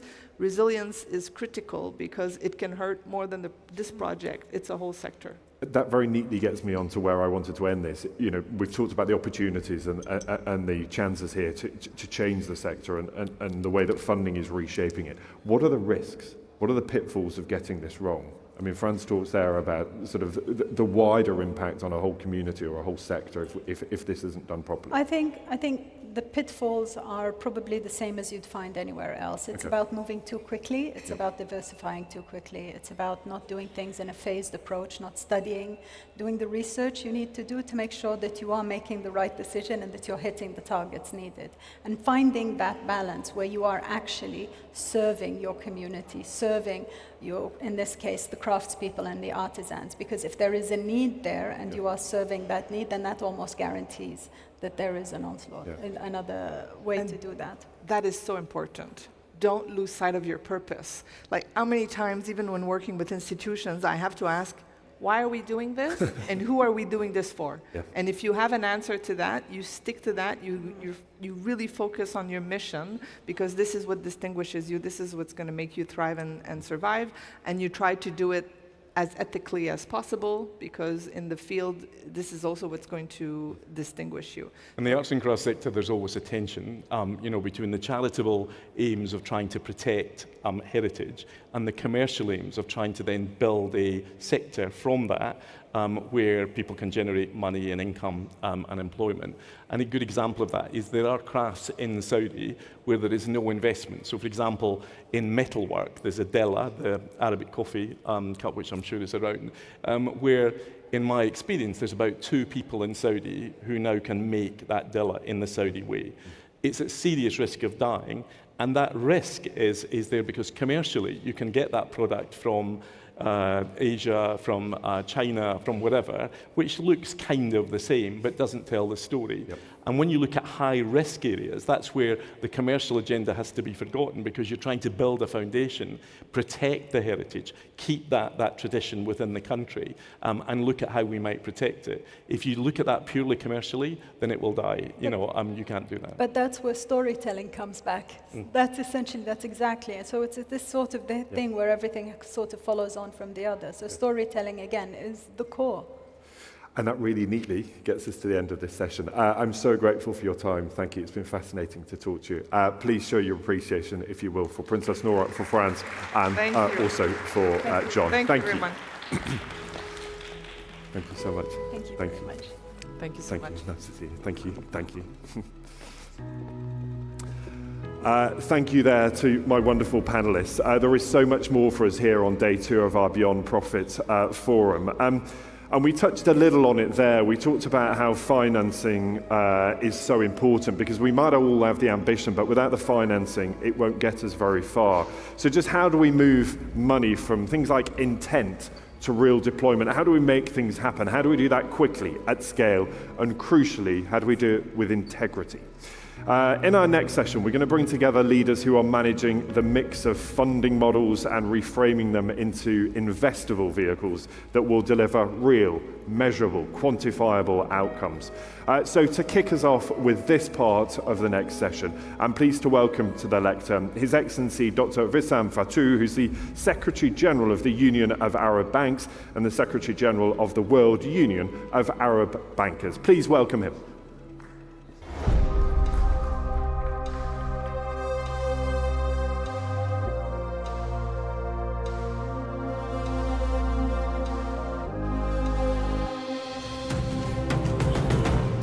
Assalamu alaikum. Excellencies, ladies and gentlemen, good morning. I would like to begin by sincerely thanking His Excellency Engineer Ahmed bin Sulaiman Al-Rajhi and the National Center for Non-Profit Sector for the kind invitation to the Union of Arab Banks to share its view with this important forum, Beyond Profit. The event reminds us that development work today is no longer based on good intention alone. It is about real partnership, practical solutions, and measurable results that improve people's lives. We live in a world where there is no shortage of interest, generosity, or available funds. Grants, subsidized financing, and commercial capital are all increasing. But often, this capital remains stuck between ideas and implementation, between commitment and real action on ground. Allow me, please, ladies and gentlemen, to state that the Union of Arab Banks, UAB, which I proudly manage as its Secretary General, is a non-profit regional organization emerging from the League of Arab States. Its headquarters are located in the city of Beirut, with a regional office here in Riyadh.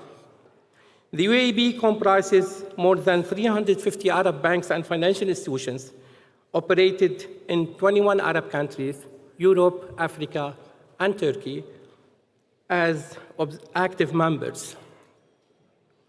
Also, in addition, we have 16 Arab central banks and local banking associations which enjoy an observer member status. The theme of this conference reflects indeed our priorities. It is aligned with our work to promote responsible finance and sustainable development. In September 2023, at the United Nations SDG Summit in New York, the Union of Arab Banks committed, in cooperation with UNESCO, to work with the Arab banks and financial institutions to mobilize a target of $1 trillion in SDG financing by 2030, with a strong focus on social protection and education. This commitment reflects a simple truth. The challenge is not the amount of capital available, but how we direct it. Our work with UN agencies, development finance institutions, and the private investors aim to build stronger pipelines for impact financing. It's important, ladies and gentlemen, to know that Arab banking sector manage assets over $5 trillion and provide credit over $3 trillion to the economies. It is true they play an important role in CSR, and they also play an important role in financing small businesses, renewable energy, women-led enterprises, education, digital transformation, and social projects. And they also play an important role in financing SMEs. Many Arab banks have already integrated sustainability, ESG standards, and social impact goals into their strategies, focusing on SDG financing, especially banks in Saudi Arabia, UAE, Jordan, and Egypt, of course, with other many Arab countries, proving that financial success and social progress can go together. However, ladies and gentlemen, the Union of Arab Banks believes that still a lot has to be done. Based on the fresh survey that done by us, by UAB, on financing development by Arab banks, we found that out of each $100 of bank credit, only $18 are dedicated to SDG financing. I mentioned before that banks provided over $3 trillion in lending to the economy, but we don't know how much out of these $3 trillion, how much really goes to the SDGs. So we found out only $18 out of 100 that dedicated to SDG financing. I'll give you some example. For goal number 1, which is no poverty and social protection, received 33% out of these $18 of SDG-related lending. Goal number 11, which is sustainable cities and community, received 19%. Goal number 9, which is industry, innovation, and infrastructure, received 8% only. Meanwhile, which is not a good number, goal number 5, about gender equality, goal number 14, life below water, goal number 15, protection ecosystem, and 16, which is peace, justice, and strong institutions, altogether receive less than 1% of SDG-related lending. Ladies and gentlemen, what our region needs today is not more commitment, but more conversion of commitment into action. The distance between aspiration and impact is no longer acceptable. We must move from slow project by project thinking to a bold systemic approach that accelerates deployment, reduces fragmentation, and reward measurable results. In closing, the Union of Arab Banks reaffirmed its full support for this initiative and welcome every effort from governments, private sector, financial institutions, development agencies, and investors that contributes to advancing this vision. We stand ready to collaborate, to facilitate, and to scale solutions that turn ambitions into tangible outcomes. Thank you for listening.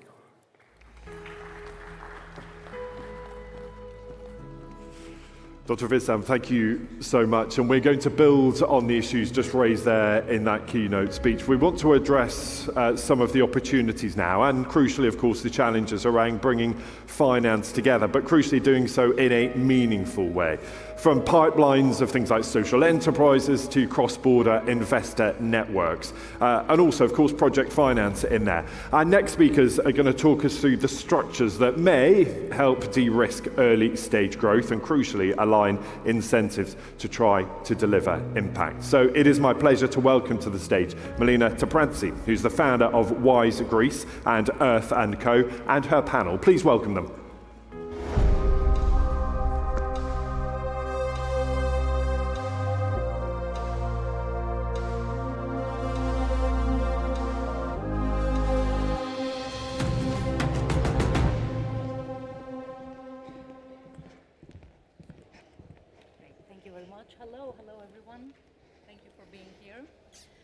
It is my great pleasure to moderate this panel today because, to be honest, my personal history brought me in the intersection of social entrepreneurship on the one hand and consulting on the other hand. So I ran two totally different businesses.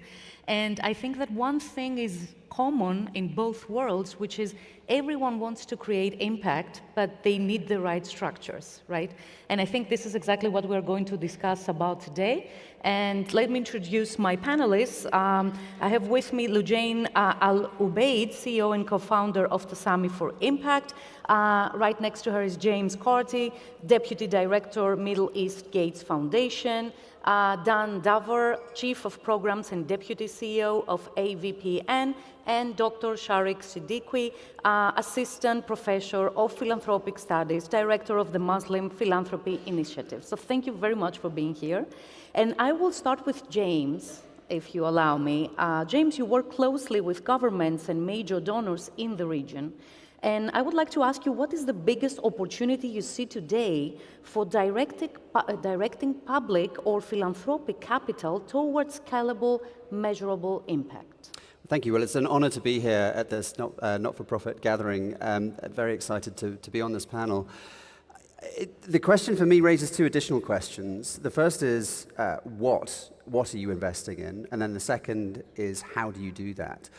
On the what, our chair, Bill Gates, earlier this year at the 25th anniversary of the foundation, announced his intention over the next 20 years to give away the rest of his fortune, $200 billion, on three key goals, or three very bold and ambitious targets. The first is that no woman or child should die of preventable causes. The second is on the eradication of diseases, starting with polio, then moving on to malaria and measles and anything beyond that. And the third was to help lift hundreds of millions of people out of poverty through investing in smallholder agriculture and women's economic empowerment. And we, at the foundation, we take a very, very analytical view of where can we get the most return on our each dollar invested. And so that's the areas that we're focusing on over the next 20 years. The next question is then, how do you do that? And in a world where aid funding is being pulled, governments are cutting back on aid spending, how do you make each of those dollars go further? And I think there are three things that we're thinking about. The first is we believe very wholeheartedly in multilaterals. Multilaterals are very effective when they're well run. We could look at things like Gavi or the Global Fund, which we're big supporters of, as well as the Kingdom of Saudi Arabia. Every dollar that you invest in Gavi helps to return $21 in actual economic impact. And Gavi's managed to save 20 million lives since its founding. So multilaterals are a great use of money. They're effective, they are cost effective, and they have huge impact. But as aid money gets pulled, how do you extract the most value out of the money that you're putting in? I think there are two other interesting examples of partnerships that we've seen in this region. One is the Lives and Livelihoods Fund at the Islamic Development Bank, which we fund along with KS Relief, the Qatar Fund for Development, the ISFD at the bank, and the Abu Dhabi Fund for Development. That provides grant funding to reduce the cost of capital for countries borrowing to invest in health, agriculture, and small-scale infrastructure. And that really helps to leverage that extra money. It reduces the cost of borrowing money for countries that are suffering from debt challenges, particularly as aid is drawn away. And then I think the third area that we are also looking at is, for example, I think there was earlier on today, we had the MISC Foundation talking about their partnership with us on the Challenge for Change, looking at social entrepreneurship, ways to promote social entrepreneurship where there is a business model that is sustainable, but also creates impact. So those are some of the things that we're thinking about. Thank you very much, and let me go to Don. You've helped pioneer several blended finance structures across Asia, and we would like you to share a couple of practical, tangible examples, what works and what doesn't work. Sure, thanks Melina, and I'm very happy to do that. So first let me tell you a little bit about my organization. So AVPN is Asia's largest network of social investors, and our mission is really to help build a thriving impact ecosystem. We have over 700 members from across Asia, so that's West Asia, Southeast Asia, Northeast Asia, right over to Australia and Oceania. And so given our position within this ecosystem, we have visibility on several really interesting, effective models and examples. So let me tell you about two in the space of blended finance that I find particularly interesting.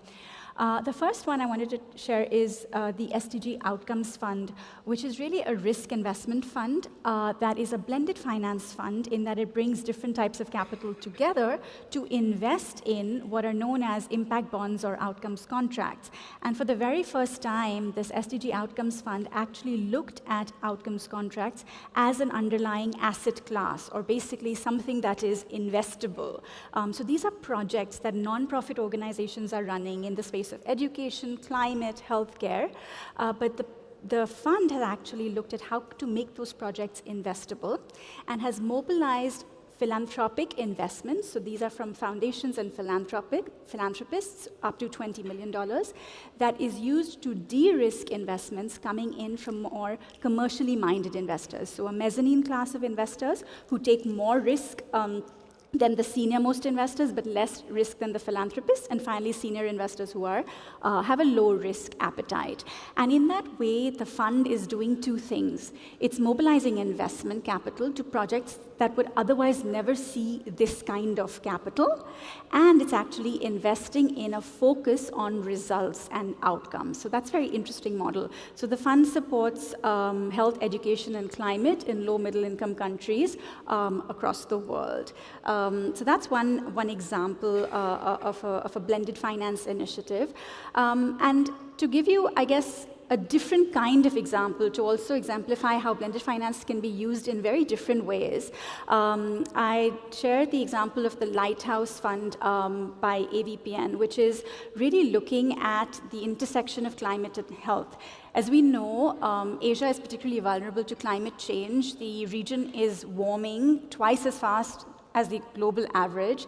And heat stress is leading to illnesses related to heat stress, heat-related illnesses, as well as a rise in infectious disease. And so the Lighthouse Fund actually looks at providing catalytic capital. So this is philanthropy, philanthropic money, but that is being used catalytically to promote innovation and solutions at the intersection of climate and health. And so through this fund, we identified over 170 solutions in Asia, awarded grants of 50,000 to 200,000 US dollars to about 5 of them. And the next phase is to really look at how can we unlock more investment capital in addition to the philanthropy to fund these solutions and help them to go to scale. So those are 2 examples from our region. Great, thank you very much. Lujane, from your work in building the Saudi impact ecosystem, what's the single most important structural shift needed to mobilize capital at a scale? Thank you. Allow me first to thank the team behind the forum for including me. Allah yanfa' bina jami'an, and may this be the beginning of thought leadership to the world. I think the biggest shift is moving from ad hoc philanthropy to structured impact markets, which is very crucial at the moment within this stage for the Saudi ecosystem. When we build the right institutions, outcome funds, governance, and initiatives, capital, all flows automatically. So today, capital exists. It is there. But it isn't flowing because the mechanisms are not clear yet. What mobilizes capital at scale is when we create clear governance, standardized outcome frameworks, intermediary entities that can absorb risk, and our partnership, hopefully with AVPN, will start beginning of next year, and we're looking forward to the results of that, and incentives that reward the results instead of activities. I think that would summarize my thoughts about that. Thank you for highlighting that money is never the issue, No, right? no. Never. Sharik, you have researched philanthropic behavior across multiple Muslim majority countries. How can instruments be structured to deliver measurable long-term impact rather than short-term results? Absolutely. Thank you for the question. Thank you for the organizers for having me be part of this really important event. I think there are 3, we've done national representative sample studies in 8 countries. And what stands out are 3 important findings. And the first is the motivations to give largely come from faith and culture. So people want to give and they want to make the world a better place. And that's inspired by their faith and their cultural context. I think the second one is that once they've decided that they want to do good, they're looking for institutions of trust. And so I think that's where there are the opportunities. Because in most countries, what we're seeing, in the countries that we've surveyed, the people that they trust are individuals. But we ask the question, what would inspire you to give to institutions? And as Lujane says, it's about governance, it's about trusted, and it's about role modeling. If they see people they trust giving to institutions that can demonstrate really great impact, they're more likely to do that. And then the final piece of it is, there seems to be a disconnect between faith and cultural values and the instruments that are available through strategic philanthropy. And because the discourse on both strategy and faithful philanthropy are separate, there seems to be this holding back of investing in those areas. Okay, so even though we are in the era of AI, it's always this human element that makes a difference, right? Great. James, from your experience, what helps ensure that global philanthropic capital is actually aligned to the local needs? Well, I think you've just said it yourself. It's about the people and how important people are. I think you really need to get into local communities and understand from them what is most important to them. We see this in a number of areas that we work in. If you were going to found a global philanthropy working on global south issues and working with the poorest countries in the world, Seattle is probably not the first place you would think of to put it. So we are doing a lot of work to move our teams closer to the communities so that we can really do that engagement. We're opening a number of offices across Africa. We're actually opening next year our office in Riyadh, which will also help us work more closely with the ecosystem in Saudi Arabia to think about how we work together to deliver impact on the ground. I think really it does have to boil down to talking to communities, engaging with communities. I talked earlier a little bit about the Lives and Livelihoods Fund. That is a great example of that, where projects are designed with communities, where the request to the bank comes from the country itself, so that we know that these projects are important to the country, that they're designed with the communities that they're going to benefit, and therefore we're able to engage with that and ensure that our money is going to the things that are needed by the communities that we're working with. Great. Dan, looking across Asia and now the Middle East, which innovative finance instruments do you believe have the most potential to scale impact here? So I think there are, of course, very many instruments. And actually what's key is the people and how they use those instruments. So I just wanted to preface by saying that, right? There's plenty of structures, models, instruments, tools, but what's really key is to understand them and to apply them in your context and in your, to your problem statements. I think when it comes to the region, there are three that I'd really highlight. The first being blended finance, particularly for climate. Second being results-based financing, and the third being productive zakat. So starting with blended finance, again, I mentioned the climate, vulnerability, particularly of this region, exposure to heat, etc.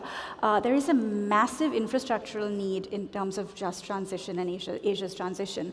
And for that infrastructural need, the role of philanthropy and capital that actually de-risks institutional investment is going to be critical. And so blended finance in the form of concessional debt or first loss guarantees by philanthropists, multilateral banks or governments to bring an institutional investor into the space of climate-friendly agriculture or renewable energy, etc., is going to be key and has tremendous potential to help us scale impact and get to the transition targets. Saudi has ambitious Vision 2030. UAE has net zero by 2050 ambitions. So really, I see the role of blended finance in helping national agendas and national policies.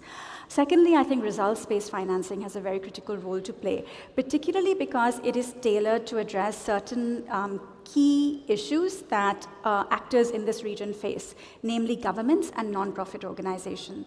For governments are seeking increased governance, accountability, and transparency in impact agendas. Non-profit organizations who are really implementing the education projects, the hospitals, etc., on the ground, what do they need? They need flexible funding to achieve the results that they want. They don't really need funders to give them a checklist of activities and sit on their head and say, have you done this, have you done that? They need the freedom to really respond to the local needs that they are seeing and address them. And results-based financing is a way to actually address both of those problems together. So I see huge potential there as well. And I think the other is productive zakat. So what's amazing in this region is actually the age-old tradition and culture and history of giving. And Professor Siddiqui, you're the expert on this topic. But really, if you look at something as deep-rooted as zakat or waqf in the region, and think about how can we reimagine the application of these types of funding. Typically, zakat is applied in direct services and products provided to the very poorest of the poor. We have a member of AVPN, Bank Islam. It's an Islamic bank in Malaysia that works with the National Bank of Malaysia to provide finance to micro entrepreneurs. These are really very small scale entrepreneurs. Provide them with finance to build their businesses along with the capacity building requirements, how to run a business, where to run, what to do, etc. So that's a model of where they've actually used cash waqf and zakat in different ways. UNDP in Indonesia is doing something very similar, working with the Zakat Board on applying zakat funds to climate, so green zakat and the concept of applying zakat for conservation projects, renewable energy, etc. And that is another model that I think has tremendous potential for scale and impact in this region. Amazing, thank you very much. And let me get back to Lujane, because we have been discussing a lot lately about traditional philanthropy versus innovative finance, and you personally have been talking about this a lot. What frameworks do you think will help investors change their mindset? So Sami have been working in the field since 2011. So I saw everything pre-vision, post-vision. I do believe that investors shift when we give them new mental models, moving from paying activities to paying for outcomes.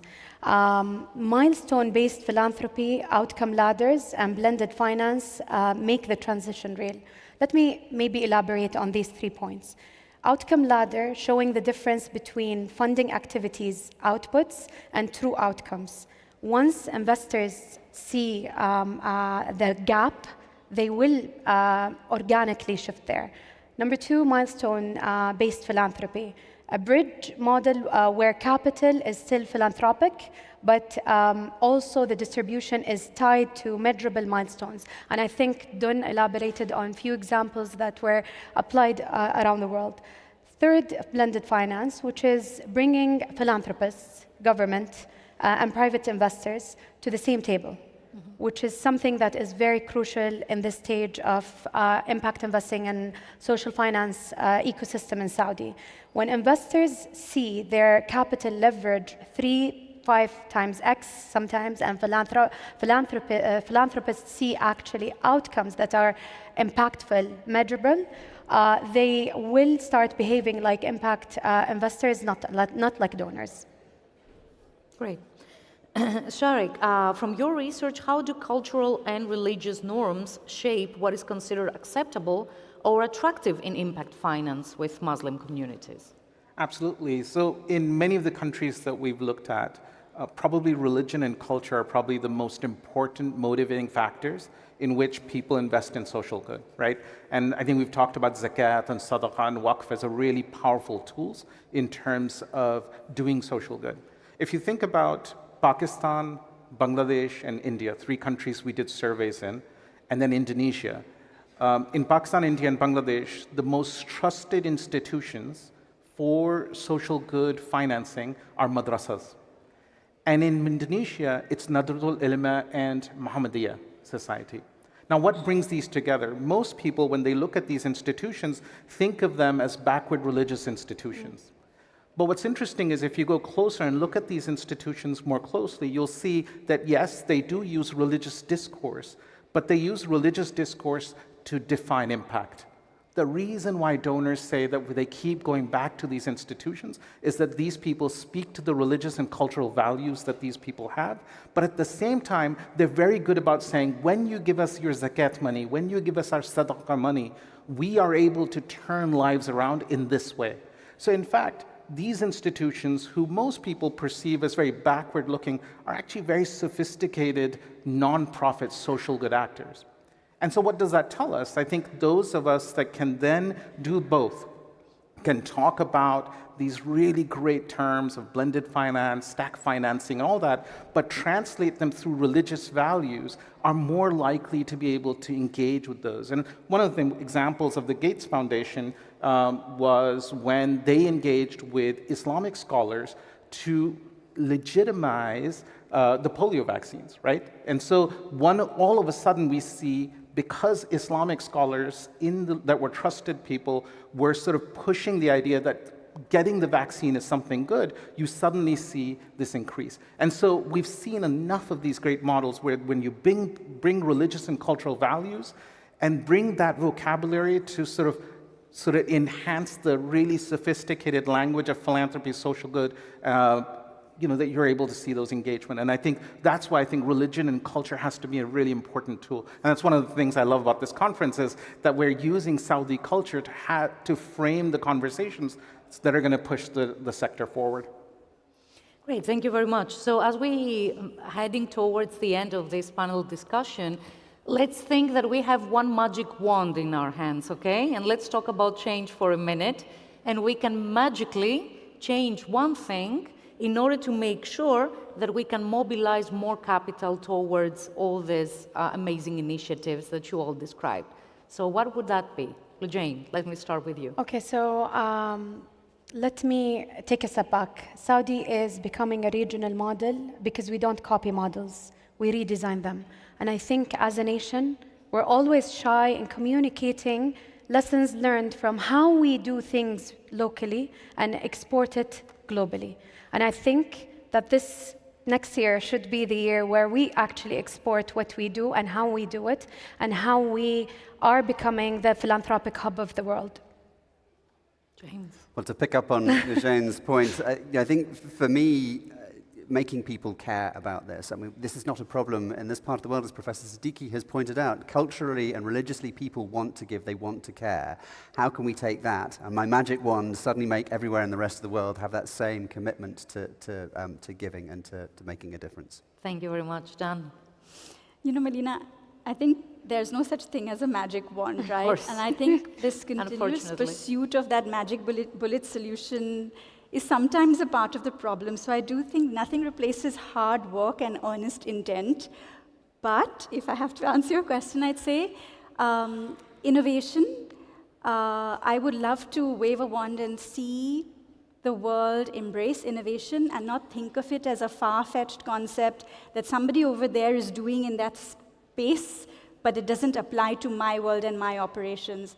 Whether we are funders, leaders, governments, nonprofits, businesses, we can all think innovatively, iteratively, develop new models, new solutions. So I think embracing innovation as a mindset. Thank you very much. Sharik. I think one of the most powerful tools of Islamic philanthropy is sadaqah, and it's overlooked.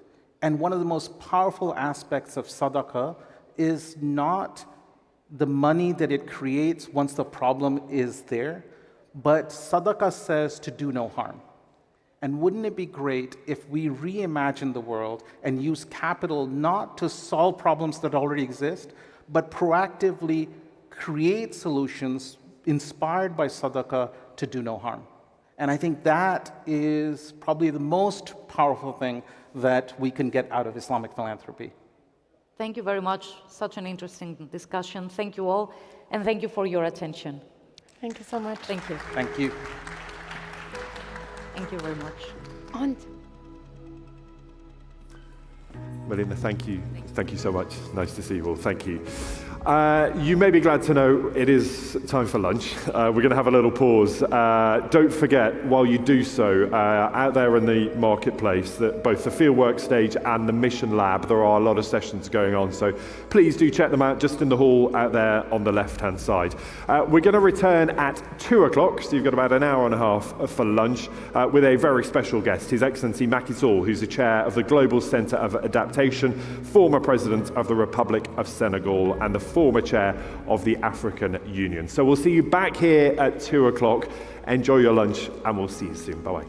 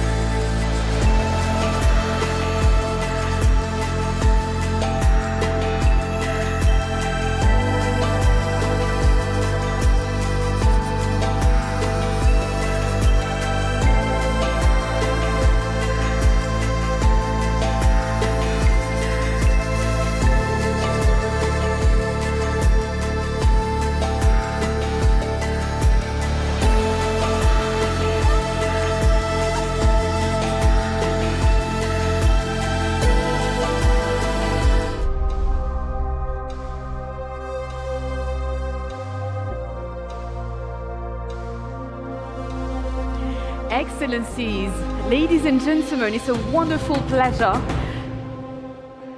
to see you back here. Thank you for coming back after lunch. I hope that you feel refreshed and that you are ready to start an inspiring afternoon. So we are about to deep dive into a session that touches the very essence of what empowers our communities and shapes our shared future. We'll explore something profoundly human, the power we each carry to lift others, shape our communities, and build resilient societies.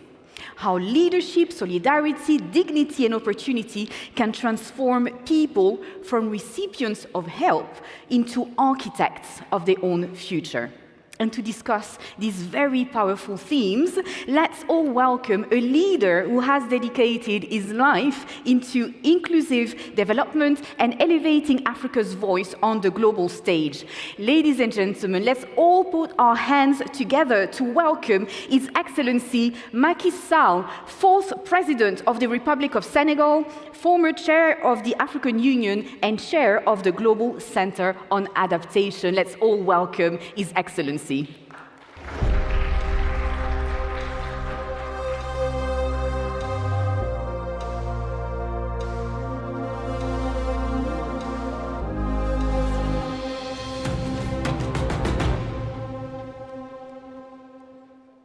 Excellency, thank you very much for being with us. Merci beaucoup. So before we proceed, I'll just give you a few seconds to switch your headsets to French, please, because we are going to proceed in French. I'll just give you a few seconds. If you are having any technical difficulties, raise your hand and a member of the staff will be there to assist you. Are we all ready? Vous êtes prêts? Parfait. Let's go, c'est parti. Excellence, merci beaucoup d'être avec nous aujourd'hui. C'est un honneur de vous recevoir. To be with us, the honor is for me. I would like to participate, which is in Saudi, in the land of Islam, where solidarity is part and parcel of our pillar. Which bring us back to our preoccupation of our public to be at the service of development. We are going to talk about this solidarity, which is the pillar of Islam, which is something which you have at your heart after 2 mandates at the head of Senegal, this beautiful country. You did not want to stay. You have launched a foundation. Can you tell us why, what is behind this? After having completed my 2 mandates at the head of Senegal, the cause of development was not over yet, and I had to carry on the fight for development through a foundation which I've launched just around a triptych, 3 P's, dialogue, and development. These are the 3 pillars. You could not talk about development when there is no peace. And we all know that the African continent is suffering from violence in certain countries. And we have also tension inside countries. Therefore, the necessity to promote dialogue within nations and between nations. This promotion of dialogue is to make that cultures could develop, civilizations, they could dialogue. Because our world is plural, we have different origins, and they should be generating wealth instead of exclusion. We are trying to promote dialogue of civilization, and then the third tier is about development. We wanted to focus on education and training, and for a continent which is such a young continent, which has a huge potential, huge possibilities, opportunities. But you have to train that young generation so that they could become an asset. Beyond education, we have to put a big emphasis on health. COVID-19 has shown that the world was not ready, and then we have to get focus on readiness, on vaccination, on resources, and also sovereign health. When we come to advocacy, we are working on it. and then the last thing on which the promotion the foundation is working is about inclusion, worldwide inclusion, so that we end up with a new world architecture, financial architecture, because Africa has suffered a lot throughout the past. Africa now has come with natural resources and also is human resources, but which deserves its rightful place. Therefore, and for the reform within the world architecture. This is why you have made this book, where you're making a plea for Africa to go from this stature of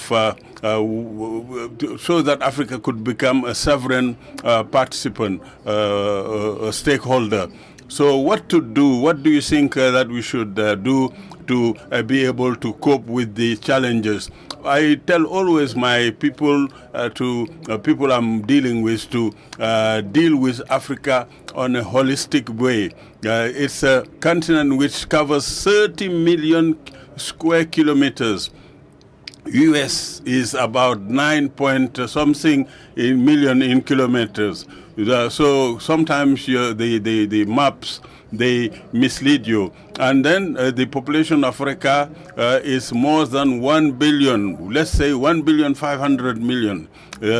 So this is the biggest continent in terms of population. In 2050, we will have a forecast of 2.5 billion in Africa. So in 25 years, that one person, one individual in force will be African. Demography also is important. If you have a 30 million kilometers of continent, you have abundant resources beneath, and we know that vital minerals, rare earths, oil, gas, all these energies, hydroelectric energies are in Africa. They need to be given value. We need to industrialize the continent to create the added value, wealth, and also jobs. We need capitals. Access to capital is the fundamental question that Africa will not be able to. Africa will be coming to the universal gathering with this potential. Education is vital, is central. How to train this young population around because what governs the present world is education, knowledge, and so on. So Africa needs, our place is to be, to contribute, to also to participate to its real value, to this globalized world. So I don't believe in assistance, in handouts, permanent handouts. You can help, but therefore there is a need to have solidarity, which is contribute to the stability at the security level and social level. If you have people who are in the dire need, pressing need, who cannot do much, and then so absolutely we see what we have seen with this aid in the long term. In less than 25 years, you have said that a quarter of the world population would be from Africa. People will be young, most of them will be women, and then we have launched so many programs in Senegal which are still going on to give dignity to these people, to these women, to include them in the society. Can you talk about these programs a bit, what they have done? I will be very glad to talk about these programs. These programs are in the package of Emerging Senegal, which is a plan I've launched before. The first axis was a structural transformation of the economy, which is to do with growth. I will not delve into this. This was about infrastructure, how to catch up with infrastructure at the level of economy. The second aspect was to do with human resources, development of human capital, protection, and also sustainable development. With regard to human capital, we had education and health, where they were at the core health. I have put into a program to assist women, because African women are suffering a lot in terms of work, domestic work. We had to modernize, to mechanize everything which has to do with manual work in the rural areas through PUDC, which is a well-known program to bring in electricity, potable water, running water in rural areas, and also make that this mechanization replace women's work in rural areas.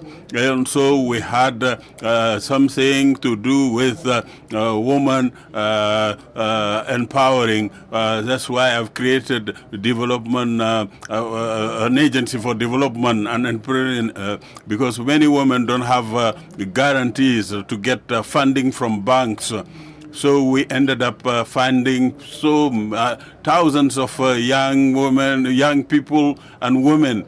So this has also been a very important program. The other programs had to do with health cover, universal, because in Africa, apart people who are earning wages, salaries, most of the people don't have any health cover, because they don't have money.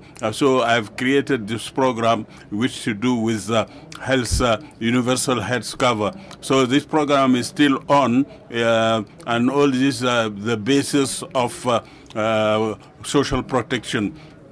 And also we had this cancer drugs free, which had to do with chemotherapy, and also for children from 0 to 5 years, and also their program, vaccination, immunization program. Also the support to people over 65 years to be given medical coverage. And also I had launched this medical package for people to go on retirement, because inclusion, solidarity, and so on are the social programs which have put a lot of emphasis, and then I think we should continue those efforts. Dignity is vital to give you the possibility to build yourself. How can you start your life when you have certain complex, some handicaps? So it's important to continue and succeed in the future. Also, I'm thinking about this notion of Ubuntu on the African continent. You have given solidarity, something which is at heart, which we have talked about the population of Africa, and we are here in this region which population is very young, and then 70% of the Arabic, Saudi Arabia population is 70%, and we have similar patterns. So all young people who are listening to us or viewing us, what do you advise them to succeed? I've personally used the Pablo Coelho, a writer. He was talking about a herdsman who has gone through his personal legend. What does it mean? It means that you believe in your capacity. This applies to the whole world, the whole youth, whether Arab or African. You have to give yourself the possibility to fulfill your goals, your dreams. all countries, have to set up a framework. This is where the ecosystem for education, health, once you have that ecosystem put in place, it's for the young people to study whatever the type of the field of study, and then to be able to succeed, and also to work to earn his dignity and his in the society, and also for his country and his family. So it's a message which could be sent to all youth. Work to fulfill your dreams, and work for your dignity. Because working is a reward. This is my party talks about about work, dignity, and solidarity. This is the party I've been creating since 2008, and which is leading. I'm using this motto. So therefore, from let's take about zakat, which is personal solidarity from individual to community, through masjid or to the state, and from the state towards the global.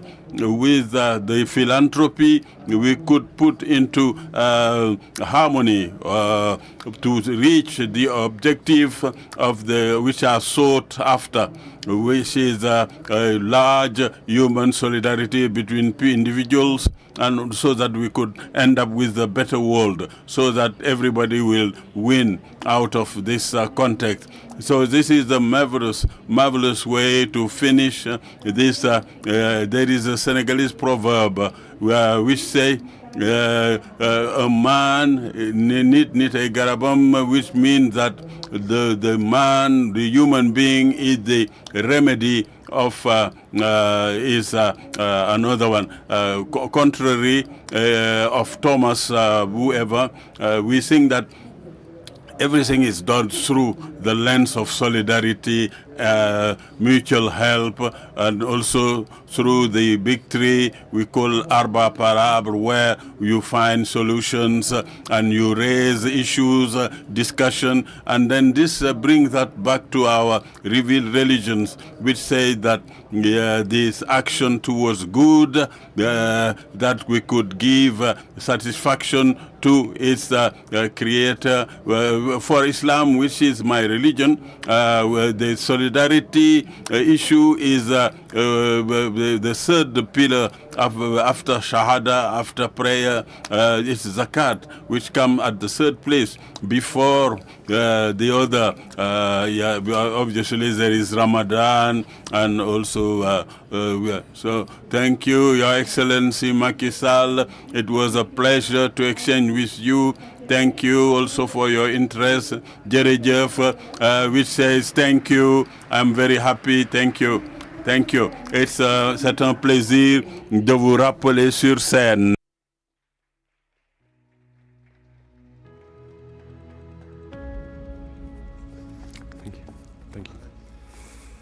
Anne-Marie, thank you so much, and thank you to your distinguished guest as well. Thank you. Now, as climate volatility intensifies, new technology and financing models are reshaping maybe how food systems adapt and rural economies will cope. Whether that's things like AI-powered weather forecasting or digital crop insurance or impact-linked finance. In this next session, what I'd like us to do is look at how we turn innovation not just into impact, but also impact at scale. What are the new technologies that can help us turn the tide on the growing climate crisis? And what can we do to scale them sufficiently and crucially scale them at global impact? Maybe what are the dangers of not acting quickly enough? And crucially, of course, where will the money come from to tackle this most urgent of challenges? We have an exceptional panel with us to answer some of those questions today. They bring together technology, capital, policy, and civil society. So please welcome them. I will introduce you to them in just a moment.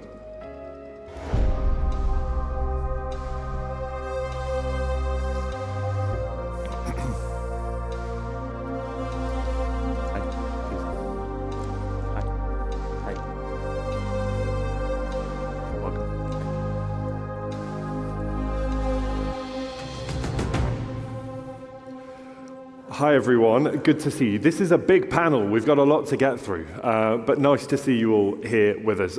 So I raised some pretty crucial questions in that introduction. It really is a big issue that we can talk about for the next half hour or so. And I want to sort of start with each of you, because I said there you represent technology, capital, policy and civil society. So if you give me a brief overview, each of you as well, about where you're coming to this issue from, what your background tells you. Where are you currently seeing, I suppose, not only new but scalable climate solutions, and crucially, I guess, the ones that will actually reach communities? Maybe Guillaume, I'll start with you because you're on the end. Thank you very much, and good afternoon, everyone. So by way of introduction, I'm representing Global Citizen. This is a non-profit organization based in New York, dealing with the end of extreme poverty, and that means, for us, bringing together the private sector, governments, artists, talent, and citizens together to invent solutions that will tackle those challenges. And if I may, Ben, this is a panel about C, the C letter. You didn't mention climate, but that could have been another C. There's clouds, there's crops, there's capital. I think one C that is really missing and we need to talk about is communities. Yeah, Dr. Durga, let me bring you in here. You're Chief Executive of Aero Neo as well. Talk to me about the solutions that you've come up with here, because it's a very specific solution to a very specific problem. Just explain. Thank you, Ben, for having me here, and thank you for Beyond Profit for inviting me. I'm the founder and CEO of a deep tech technology company called Aero Nero. It stands for Aero Air and Nero Water. It's as simple as that. We make water from air. The atmosphere has 7 times more humidity than water on land. It makes only common sense to get water from the humidity above us. And what we do is provide solutions from homes to large-scale communities, including for farmers in vertical farming, to make sure that they are always water secure and water independent. We produce a solution right now in India, as well as in Mexico, and hopefully soon in this region as well. Thank you. Kailash, you are Chief Growth Officer at Power Pollen. Some pretty cool stuff when it comes to crop science. Just explain. Yeah, so we're an ag biotech company based in Iowa. Our primary focus, as the name suggests, is pollination, right? So we help mostly corn, wheat, and rice breed. So fully optimized, we can increase yields by about 50%. So again, if you think about a place like the Kingdom, where lots of wheat consumption, 12% protein in your wheat, we could improve the production of wheat, hybridize it, and reduce the inputs, including land and other inputs, by about 50% when fully optimized. So we're really excited about the opportunities for our tech. Yes, and I want to come on to where that's making a difference in just a second. Next to you, Ali Al-Ansari, Sustainability Manager at the Bank of Bahrain and Kuwait. You're the money man in all of this, Ali. Where do you come into the picture? Thank you, Ben. It's a pleasure to be here, everyone. Good afternoon. I'm a Sustainability Manager in Bank of Bahrain and Kuwait. And Bank of Bahrain and Kuwait is one of the leading banks in Bahrain. And I lead the sustainability agenda. And I think my input today will be very much related to the capital part in this session, and looking forward to it. Brilliant. And Hamad, next to me here, you're said to leading one of the largest vegetation cover and desertification combating efforts. Just explain what that means in real terms. Surely, yes. I'm Hamad Al-Kartam, and thank you for having me also, and also for my ex-colleagues who's leading this initiative, the National Center. Our national is leading whatever related, we call it the nature-based solution related to the carbon and all these stuffs. We are targeting and seeing all whatever related to vegetation cover. And that leads everything that we can, we will call it things not related to agriculture directly, where you need all these planets where they can stand alone without any humanity participation. And our center leading the part of what we call through the Saudi initiatives with all these nature-based solutions. Mm-hmm. And we'll come on to some of the impacts of those in a second. Guillaume, I should say, I didn't introduce you properly. I'm very sorry. Guillaume Grosso, there, General Manager for Global Policy Advocacy at Global Citizen. Thank you. Talk to me about where the demand is coming from for all of this, so as well, if you will, please. Because, you know, it strikes me this is such a huge challenge. You all come to it through a different lens. But what is driving change in your in your sector and where you come at this problem from? So I think, when you look at the ingredients, I think you have all the ingredients actually on this panel, right? You need cheap capital, you need the innovation that will break through, and you need the communities that will implement them. I think where we see the changes that are coming, and I'll be curious to hear what my colleagues here are going to say about that. We have, if you take banks, for instance, right? Banks are essential because you are going to have those innovations. They need to not sit on a shelf, they need to go at scale, and banks are the ones that are going to finance that. Now, if you look at what happened in the past 10 years, you see a big evolution, which I think is very promising. 10 years ago, banks would go to a region, they would put money into farmers, completely oblivious of whether that farmer is going to do the right thing in terms of climate proofing their crops, whether or not they're using the tools to predict the weather that will lead them to make the right decisions, and so on and so forth. And in fact, when an adverse event would strike, let's say a drought or a heat wave, the bank would just move out, say, we're out of this region, that's it. Yeah. And that, of course, penalizes the farmers, but it also is bad for the bank because you're losing an opportunity to make good money.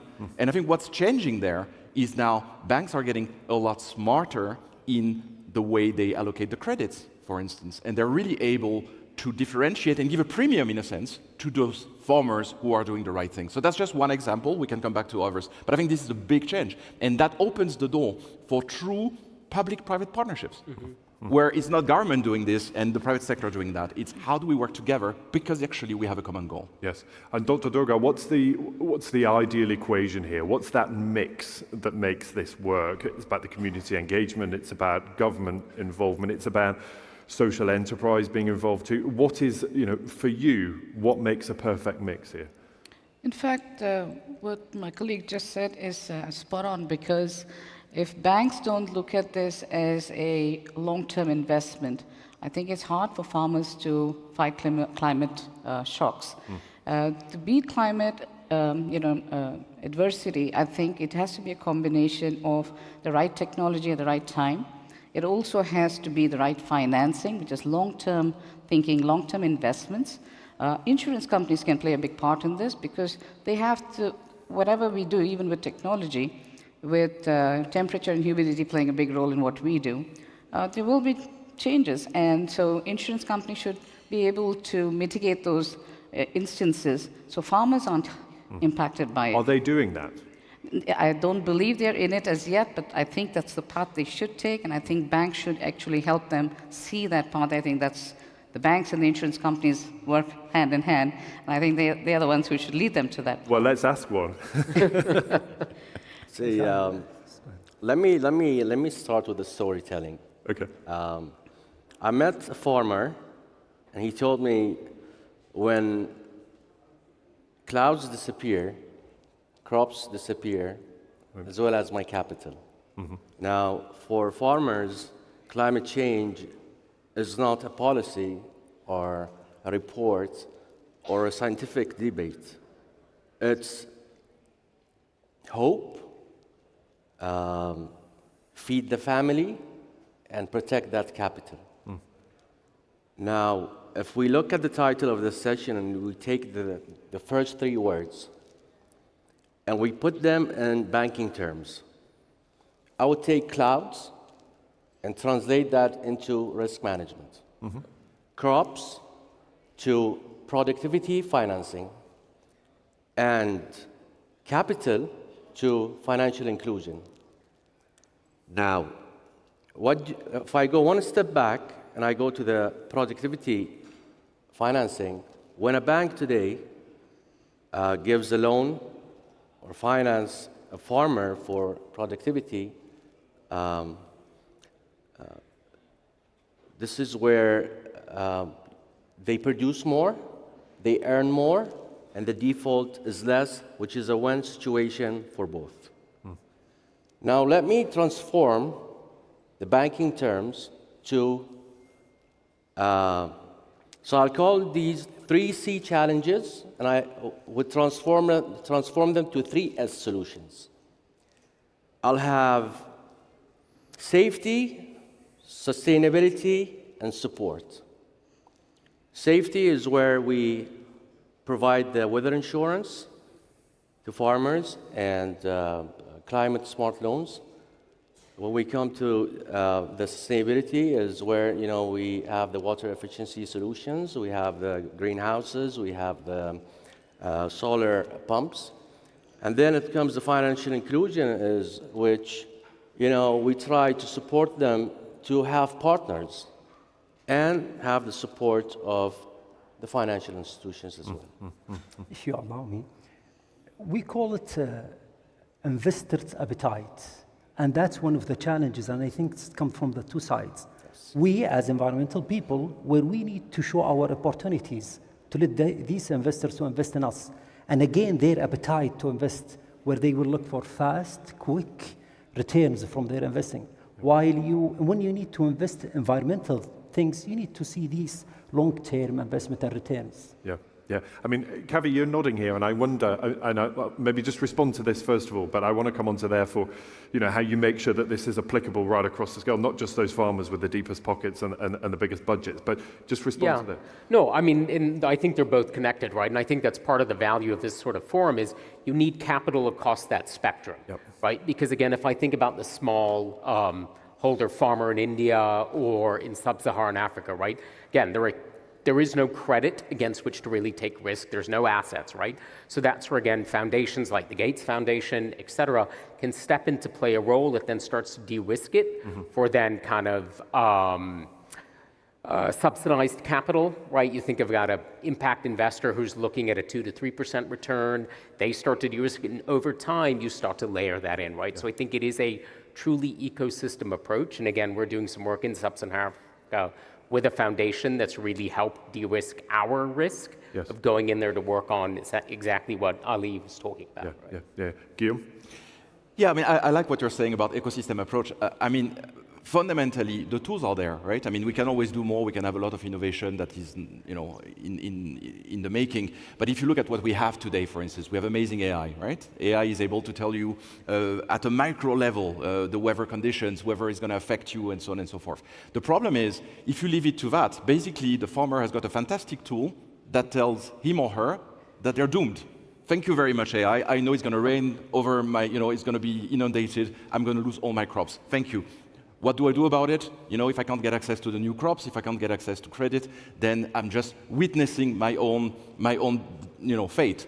So the key question is, how do you make sure that you don't target the 10%, right, of the top? Because these are the ones that are, if you're already close to the market, if you're male, typically, you're going to get a lot more access to these tools that are already there. To get them to trickle down, I would say there's two things. One of them is co-creation. When you create the tools, create them with the farmers. It shouldn't be an afterthought, it cannot be something that you find on the Apple Store. Before it reaches the Apple Store, it needs first to be conceived by the farmer. Then it can go to the Apple Store for other farmers to download. That's the first thing. The second thing is, commercial banks are doing their commercial job.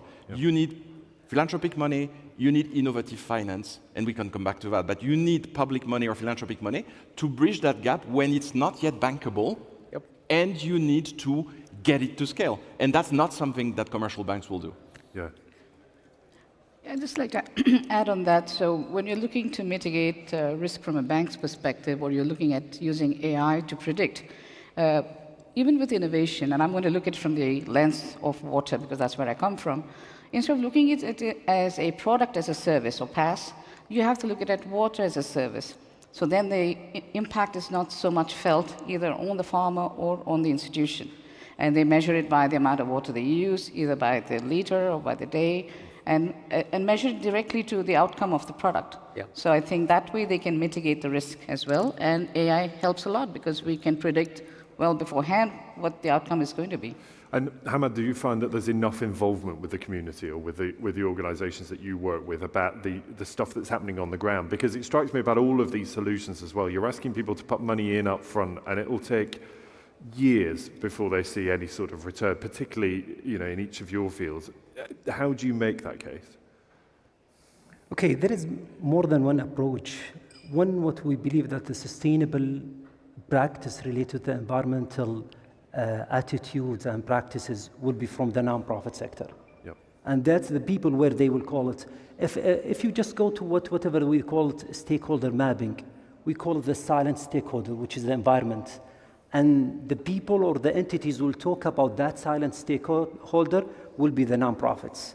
And by engaging nonprofit to be in playing two roles, one by funding, which will be a regular funds, and the second to invest and to just bring that attitude to let nonprofits to believe in investing in environmental whatever activities, and that led us to go to that sustainable approach from them. And this is really a challenge, just to let them believe that they need to engage through the both ways that we mentioned. And this is one of the challenges we are seeing. Yeah, and Ali, and I'll ask each of you this, but how are you measuring return, or how are you measuring success in this? Because it's that issue, isn't it? The payback for any of the investments now is years ahead. But Ali, if someone's coming to you talking about finance, how do you measure whether that's a safe bet or a good investment? Today, banks, from my point of view, should have a sustainable finance framework. Mm-hmm.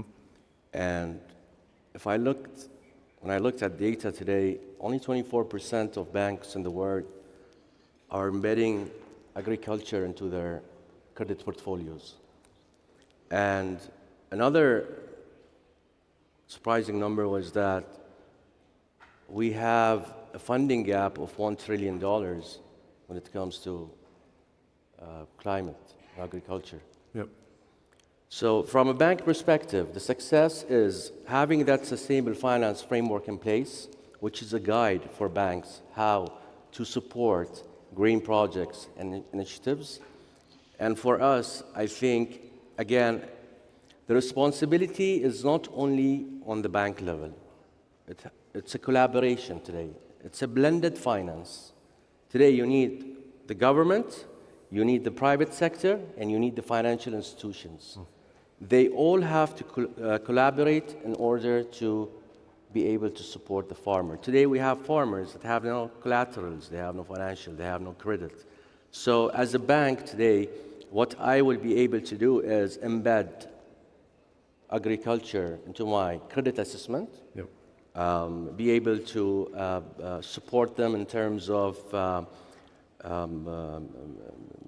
partnerships, giving them the tools, maybe train them on digital banking, how they can use that, and many other ways. But I think at the end of the day, from my perspective, it's a collaboration. We all have hand in hand to work together, collaborate, help to be able to support the climate. Kavi, is that your experience? Because it strikes me that what you do is about trying to get more out by putting less in, or, the same in, or ideally less in. That's quite a neat argument to make, isn't it? That you can see a win from that. But is that your experience? Yeah, so I mean, the way we think about measuring performance, right? There's, I think, output, outcome, and impact, right? So output, again, in the ag space is literally yield, right? To the point of same level of inputs, you improve the output, that's yield, right? It's a clear win. Right, and then we think about, okay, how does that output translate into direct value for the farmer, right? So is it they're farming to feed their family and are we increasing nutritional value? Is it large scale where it's about selling a commodity to the market, which again, as we've seen, U.S. had bumper crops this year, but prices have gone down, so farmers are actually making less money this year, even though they've got higher yields. So you think about yield, direct value is the outcome, and then impact really is it transforming livelihoods in a way that is sustainable, where again, they don't need to keep going back for a microloan, right? So that's the way we kind of think about it on a tiered level. Yeah, and that sustainability element is so important, isn't it? Hamad, give me your sense here of that measure of success, because what does that look like for you, and how do you work out that what you're doing is making a difference? Absolutely. We measure it by developing the vegetation cover, and we just translate that to how many hectares that we restored, and also how many plants we have. In our green initiative, we have the 10 billion trees we are targeting, and the 40 million hectares we need to restore. And that's the type of measuring that. You will just divide the entire kingdom to regions, and then you will measure that vegetation cover through whatever we are trying to do with all our stakeholders. Yeah. And that's the type that we measure. I'm interested in the role of technology here as well, because I think it's fair to say, with the climate crisis, we're putting a lot of expectation on technology to solve some of these problems. But what's really clear, particularly with you, Kavi, and also you, Dr. Doga here, is that will make a real difference. So maybe talk to me about where AI, new technologies are making a difference for both of you. I mean, quite clearly with what you're doing in terms of yields, but also in water. Explain to me, if you will, what role AI-powered forecasting and technology is playing for you. Yeah, what do you? Sure. Just to finish on the last line of conversation, I think the word I was looking for was collective ecosystems. I think putting the farmer, the knowledge that Kavi's kind of technology can bring, the banking system with insurance in place, creating awareness, putting that collective together, but also with the outcome predictability where you bring in the buyers, right? And so then the ecosystem is tied from end to end. It's not just dropped, in parts, in silos. I think that will make it more predictable and more manageable. But having said that, in terms of AI, we use AI to predict. We work on temperature, humidity, and airflow. And those are the three components that make us succeed. And we are currently able to work at 20% humidity, which is very new and very different from anyone else in the world. We also work in very high altitude, cold climates for the Indian Army. And so we're able to take technology to a deeper scientific level to make sure we can predict how much water we can produce at any given point of time in any day. So we use AI, one, to do service mitigation of our systems and to be able to say whether the air quality is good enough for the water that's going to come out or whether they need to take mitigative action. We use this for servicing the product itself, especially for homes, for drinking water, because we make alkaline mineral water and we want to make sure that that's maintained. And we use AI also to do predictive modeling based on temperature and humidity. And we are trying to build a nexus of air quality to water quality, temperature, humidity to water generation. Yeah, very similar to Dr. Das. We use AI in two ways, right? So first is just on biological productivity, right? So there are three key variables that affect yield, right? The genetics, the environment, and then the farm management practices, right? So again, by studying crops over time, we can start to build a predictive model to say, okay, so to your point, Ali, no clouds, no crop. We can say, okay, in this environment, based on these weather patterns, wherever your field is, and based on temperatures, et cetera, here is the ideal planting pattern, ideal time to enable things to pollinate, et cetera, right? So you can build those predictive algorithms. Then on the engineering side, again, in the crops we work in, it's about pollen on the silk or in wheat, right? It's about getting the male and the female parts together at the right time, right? And again, that's about precision applications. You think about all the work in drones, et cetera. We can apply that through vision systems to say, here is the right time that the female is fertile, apply the male, and produce your output. We have a few minutes left, and I'm interested in collaboration because we know this challenge is by its very nature cross-border. Guillaume, is there a sense that there is enough collaboration being done in terms of coming up with tools to tackle the climate crisis? And I'm thinking particularly here about frameworks for financing. Is that happening across border? It's interesting because I spent 10 years in the health sector. Before taking my job here. And one of the things we went through collectively as health, as global health sector, was COVID-19. And on the back of COVID-19, there was an understanding that what you call a pandemic is not something that happens once in a blue moon, but it's something that's going to happen more and more frequently, in fact, increasingly so, together with the changes in climate, right? And I think that led in the health sector to the realization that you need to do a lot more together, a lot more public-private partnerships, also a lot more innovative finance, a lot more differentiated thinking, finding, you would say, unlikely partners to do things differently. I'm not sure we're yet there when it comes to food systems. Yeah. And I say that, hand on heart, we are, in Global Citizen, we're trying, for instance, to bring innovative finance. There's something called the solidarity levies, which is a thing that governments can do together to finance that bit that the private capital will never finance. Yes. But I think besides the tools themselves, right, the innovative mechanics and so on, it's a change in mentality. People need to understand that what we're in now is not luxury good, it's not something you do as an afterthought, but it should be central, it should be the central pipeline of our thinking. Yes, yeah. Ali, I wonder then as well whether banks in that scenario should be saying we will take a leadership role or somehow following where the demand is coming, and where on that balance do you sit? I think banks could take the leadership in this, but again, the collaboration, we have to have the stakeholders all around to be able to collaborate in this this term. But yes, banks, by having that sustainable finance framework, but by embedding the agriculture, into the credit assessment, I think we're trying to, support as much as we can. Because I just wonder here what focuses minds, and maybe Hamad, with something like UN climate goals and the role that you play in trying to meet some of those, there is a clear set of targets to align behind. Does that help in terms of focusing minds on the problem that needs to be tackled? Absolutely, yes. And that's what we are doing. For example, the target that we put in ourselves and our Saudi Green Initiative, it's mandated from the UN, where the SDGs goals will try and the targets of that. And I believe that's what internationally is doing. But maybe I will emphasize in the challenge of the financing. Again, if we just do the traditional ways of practicing whatever related to climate or from our sector, which is the nature base, we need the innovation. For example, we are monitoring more than 70% for the kingdom to just monitor and just see the vegetation cover. If you just try to do that through traditional practices, it will be only burning of money. You need to use AI, drones, whatever. That will be more just burning money to traditional whatever people monitoring and seeing all these steps. And that's what I believe will support reaching these targets and international goals. Kim?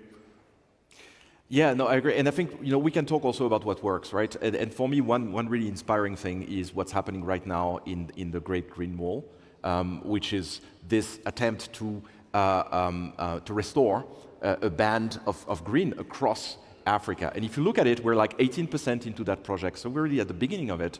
And yet, we have achieved a restoration of 20 million hectares.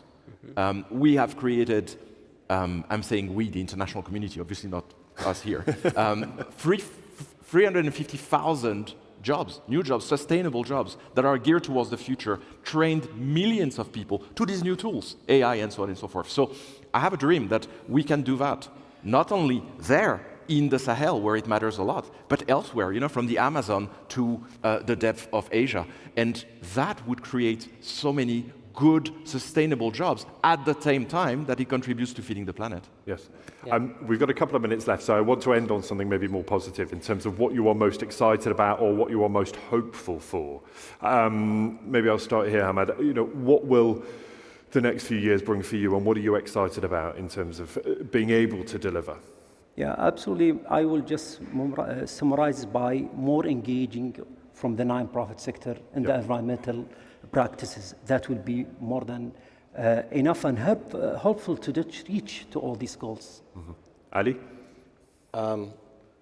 For me, I believe there should be similar to what we were saying today, that there are ESG guidelines coming from the central banks or from the government. I think a similar approach should be for climate change, where they lead the collaboration.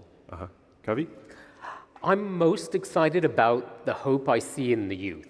I've got a 9-year-old son, a 12-year-old daughter, and despite everything you see in the world, every day they're excited about what they can do. They love going to school. And without hope, we're never going to drive change, right? Yet they wake up despite everything you see and just want to make the world better, right? And that, I think, is universal amongst youth today. It is mission, not money. And that to me is what I'm most excited about. That's really exciting, actually. Dr. Dath? I moved away from professional sport and high tech into water tech with a very clear mission that I wanted to make sure that everyone has access to water always. And I think the way I see it happening in the next few years is distributed water systems. I don't think all water has to come from the same place and get distributed across the country, in any country.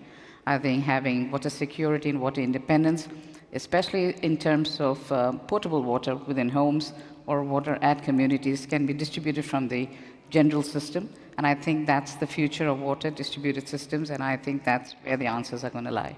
We will watch and wait and see. And Guillaume, a final thought. Well, I think we have all the ingredients, so now we need to make the soup, right? And so I think we can, by 2030, by the end of this decade, we can get 100 million smallholder farmers to get access to parametric insurance, to get access to those AI-powered solutions, and to get access to the finance they need to then act upon them. I'm so grateful for all of you. It was a big panel, there's a lot to get through, but I always say this is just the shop window. Please do find any of the panel to have a proper chat about some of these issues over the coming hours. But really grateful for your time. Thank you. Please show your appreciation. Thank you. Thank you, Ben. Thank you so much. Thank you, please. Thank you. Thank you. Thank you. Thanks, Kavi. Thanks, Dr. Das. Nice to see you. Thank you. Thank you so much. Thank you.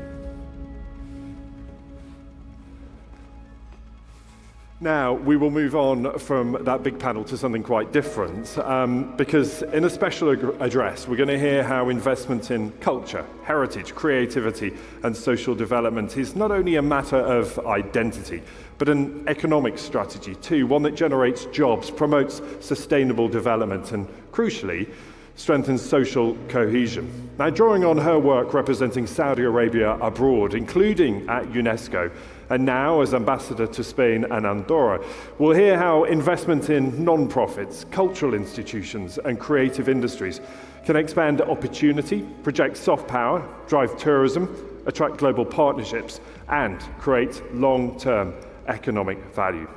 So please, prepare yourself for the video from Her Highness Princess Haifa bint Abdulaziz Al Moghren. Please take a look. Excellencies, distinguished guests, ladies and gentlemen, good morning. It is a privilege to join you today for this conversation on culture as the heartbeat of humanity, renewing purpose through shared identity. I am deeply grateful to our hosts, to the partners who made this gathering possible, and to all of you who have come together in a spirit of listening and collaboration. When we speak of a heartbeat, we speak of something essential, something that gives life its rhythm. In a world that feels faster and more fragmented every day, culture is that heartbeat. It keeps time with what truly matters. It anchors our innovation in identity and turns simple progress into meaningful progress. A progress that includes people, honors memory, and points towards a shared future. This is not only a metaphor. Around the world, cultural and creative industries generate more than 3% of global GDP, about $2.3 trillion in annual revenues, and support roughly 50 million jobs with a particularly high share of opportunities for young people and women. These are not marginal numbers. They show that culture is already a powerful engine of development, not a decorative accessory. For me, this is not an abstract idea. Coming from Saudi Arabia and serving today as ambassador of the custodian of the two holy mosques to Spain and Andorra, I see culture every day as a living bridge between our peoples. Arabic and Spanish carry echoes of one another. Linguists estimate that around 4,000 Spanish words, roughly 8% of the vocabulary, have Arabic roots, a legacy of centuries of shared history in Al-Andalus. Our languages, our art, our architecture, and our cuisine remind us that the Mediterranean has never been a wall. It has always been a meeting point. Centuries ago, scholars in places like Toledo worked side by side, translating texts and ideas between Arabic, Latin, and the emerging European languages. They were, in a sense, early ambassadors of shared identity, showing that knowledge grows richer when it is exchanged, not hoarded. In our own time, culture still has this extraordinary power to connect. It is present in a Saudi student learning Spanish guitar in Madrid, and in a Spanish architect walking through the historic streets of Diriyah or Jeddah and recognizing familiar patterns, colors, and proportions. It is present when a young person in Riyadh watches a film from Barcelona and suddenly feels seen, or when a visitor from Spain stands in the silence of Al-Ula and senses that human creativity has always reached for the same stars. It is also present when Spanish flamenco, recognized by UNESCO as intangible cultural heritage of humanity, moves audiences far beyond Andalusia, just as the traditional Saudi dance, Al-Ard al-Najdiyya, increasingly resonate on international stages. Before going to Madrid, I had the honor of serving as Saudi Arabia's permanent delegate to UNESCO. In that role, I witnessed how culture and heritage are far more than beautiful monuments or nostalgic memories. They are a form of social infrastructure as essential to resilient societies as hospitals, schools, or roads. When communities see their stories reflected and respected, they develop trust in one another and in institutions. When young people can express themselves through art, music, design, or digital creativity, they build confidence and skills that carry into every area of life. UNESCO's own data underline this point. Almost 90% of countries now highlight culture as a key pillar of their tourism strategies, and cultural and creative sectors are recognized as major contributors to decent work, gender equality, and inclusive growth. In other words, investing in culture is one of the smartest ways to invest in social cohesion. Saudi Arabia has made culture and creativity a central pillar of our Vision 2030 transformation. Across the kingdom, historic quarters such as Jeddah's Old Town and the oasis city of Al-Ahsa are being carefully restored and opened to the world. Today, Saudi Arabia is home to 8 UNESCO World Heritage Sites, ranging from the rock tombs of Hegra and the Treif district in Diriyah to the historic center of Jeddah, the rock art of Hayel, Al-Ahsa Oasis, the Hima Cultural Area, and Uruq Bani Maarid Protected Area, our first natural World Heritage Site, and most recently, the cultural landscape of Al-Fao. These are not only treasures of our past, they are platforms for education, tourism, jobs, and pride for local communities. Under Vision 2030, the culture and entertainment sectors are being developed as dynamic economic engines. The entertainment industry alone is projected to create around 450,000 jobs by 2030 and to contribute over 4% to the kingdom's GDP, while attracting more than 120 million visitors to events since 2019. In 2024, the Saudi Cultural Development Fund supported cultural projects with nearly 195 million Saudi riyals in financing, helping artists, cultural institutions, and creative entrepreneurs turn ideas into reality. New cultural districts, festivals, museums are providing spaces where our artists, writers, and filmmakers can tell their own stories in their own voices, while welcoming voices from across the globe, in line with the wider ambitions of Vision 2030. We pursue this work not in isolation, but as part of a wider human effort.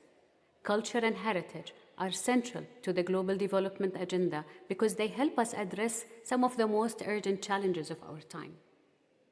In contexts of conflict and polarization, shared cultural projects can open doors that politics alone cannot. In regions facing economic transition, creative industries generate new forms of employment that draw in local identity rather than erasing it.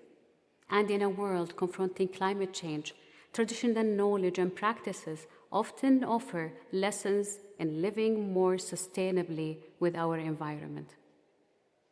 Globally, cultural and creative industries are contributing over 3% of the world's GDP, making them one of the fastest growing sectors of the global economy. When we strengthen culture, we are not only preserving memory, we are also building a future-oriented, innovation-rich economy. Yet, despite all this, culture is still too often treated as a nice-to-have, an optional extra that comes after the serious priorities of health, climate, or jobs. I would argue the opposite.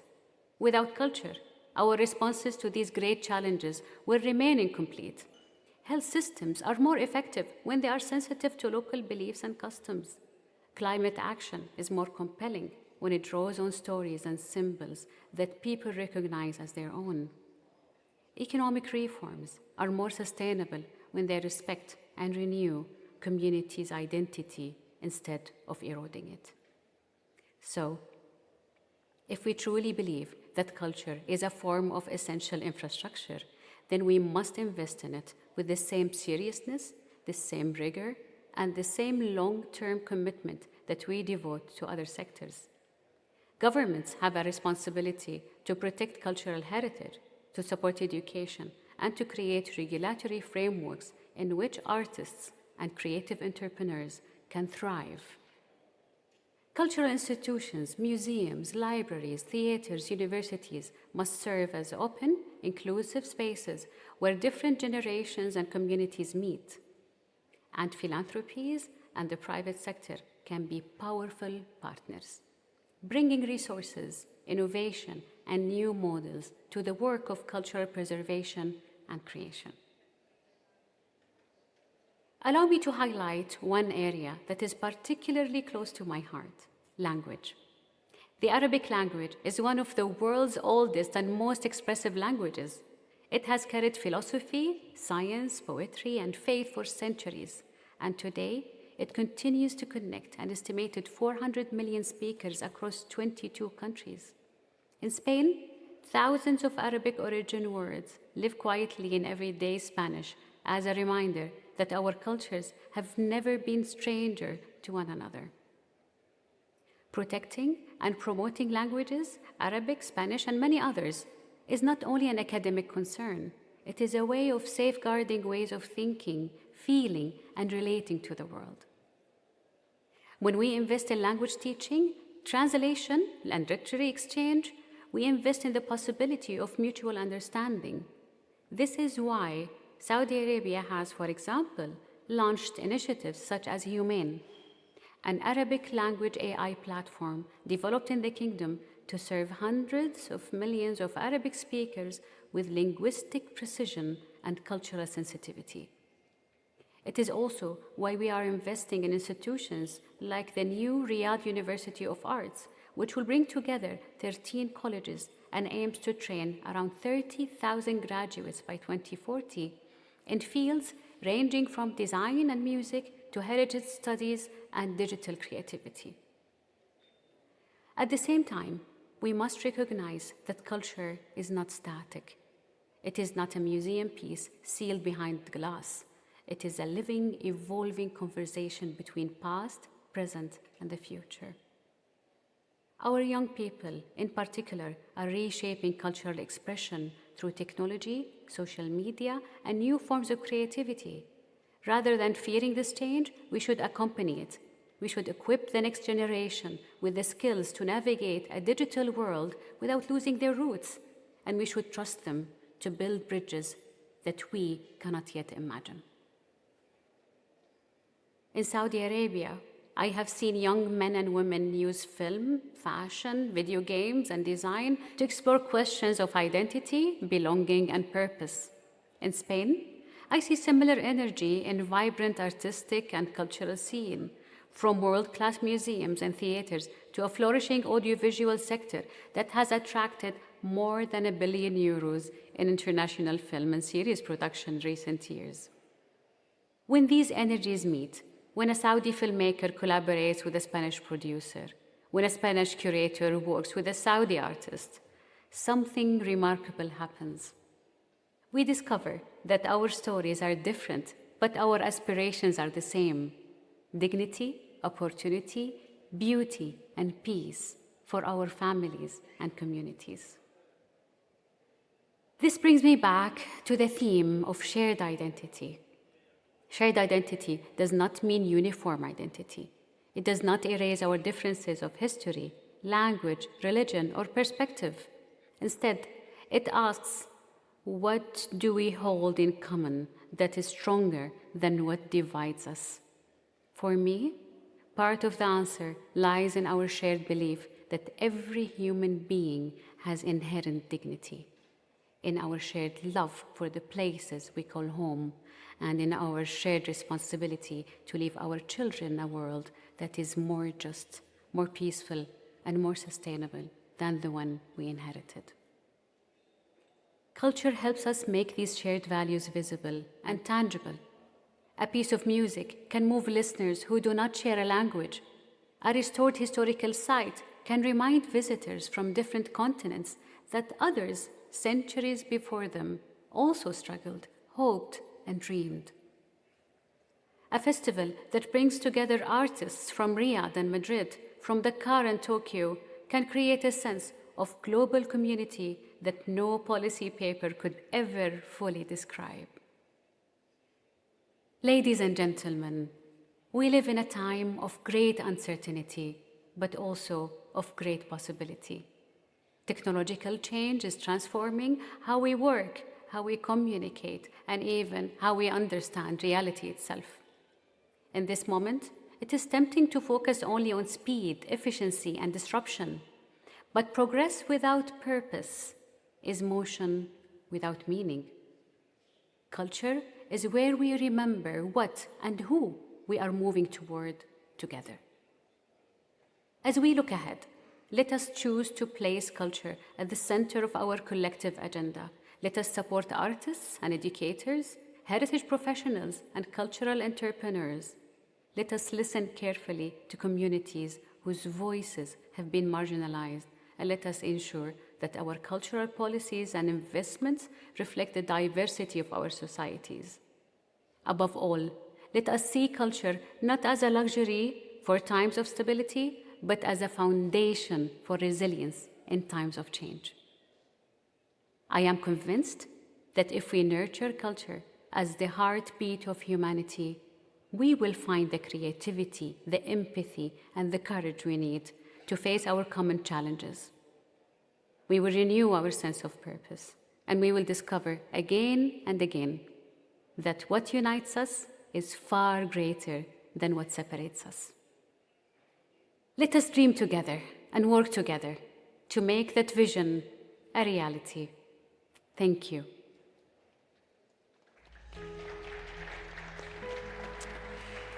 Let's all applaud a very special message from Her Highness.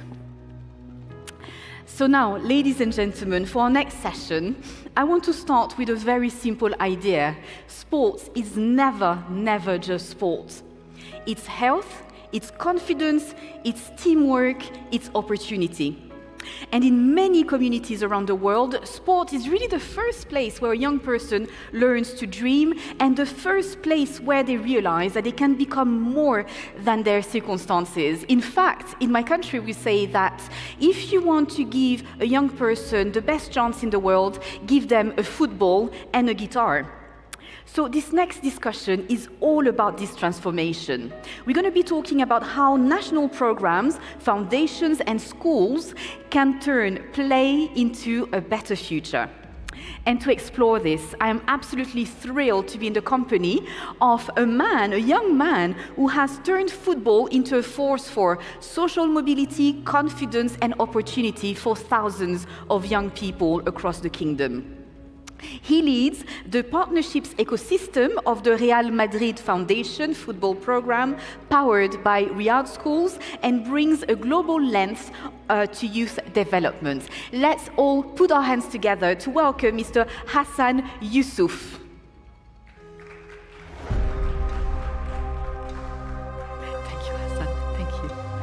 Let's all welcome as well a young woman who has redefined what sports for all truly means in Saudi Arabia.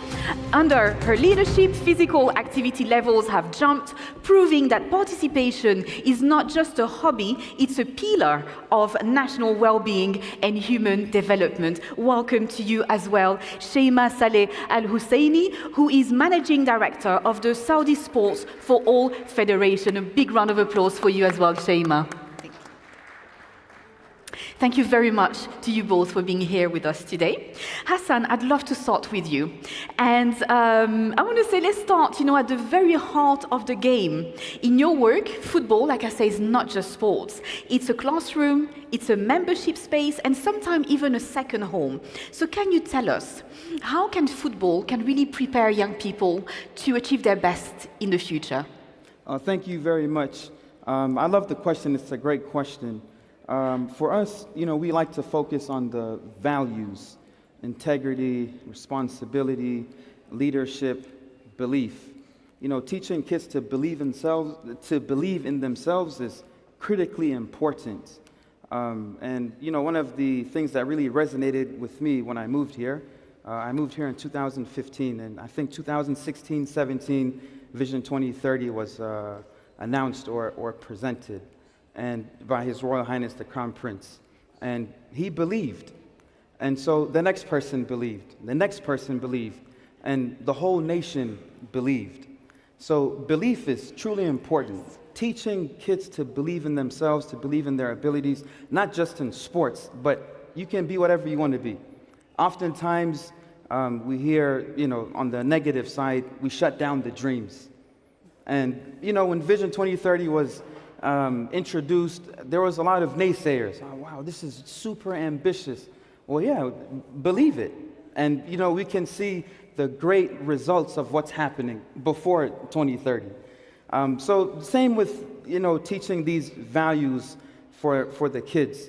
And I like to use the Vision 2030 as an example, because it changed a lot. It created a massive impact. And it's important to create that for oneself as well. So that would be... Thank you. Or maybe I should have been talking about soccer. Soccer. Or American football, which I arguably say is the real football. Because you used to play American football, didn't you? Exactly. Thank you very much, Hassan. And talking about the future, in fact, half of that future is women. And I would like to come to you, Sheima. Tell us, you really are a champion when it comes to inclusivity. So tell us about how you are passing the ball to young girls, to young women, and what have you done, and what still needs to be done in that department? Hello, everyone. So first of all, I'm glad to be here and sharing the stage with Hassan, and I'm glad that sports is seen as part of the CSR community, because that's what we do in Sports for All. Basically, we focus on the impact and the sustainability aspect of sports and what sports can bring to the community. In terms of females in sports, we're very proud that we're very diverse and inclusive. We have a specific focus on different segmentations and not only women. We focus on youth, we focus on vulnerable groups, we focus on women as well, and all the groups that we want to enhance the participation level in. When it comes to women specifically, or all our programs, we have three-step methodology. The first one is data and insight. We own one of the biggest data and insight hubs in the Middle East, and we're very proud to be an insight-driven entity. So we're very customer-centric. We focus on the data that we gather to design all our programs and events and ensure that we fit whatever the women in the society prefer.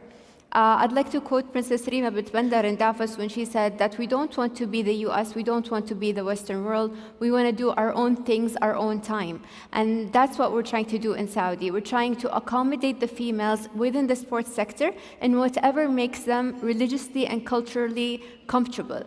Female participation increased 150% in the last 5 years, and it's all based on the data and insight we have. I'm very proud that 40% of the Riyadh Marathon participants are females, 62% are Saudi. And if it shows anything, like Hassan said, when the Vision 2030 came, the community is ready, and they're actually being part of this new drive and trend to increase a healthier, happier quality of life in Saudi Arabia. So talking about like scoring big and huge achievements, there's another one actually that physical activity in the country has more than doubled from 16% to 40%. That's absolutely huge in such a short space of time. And so please tell us as well, and I'm going to ask you to really, answer bravely and truly. This is fantastic, but what can we do to make it go to 50%, 60%, even 70%? So we always try to challenge ourselves. There's always something to do.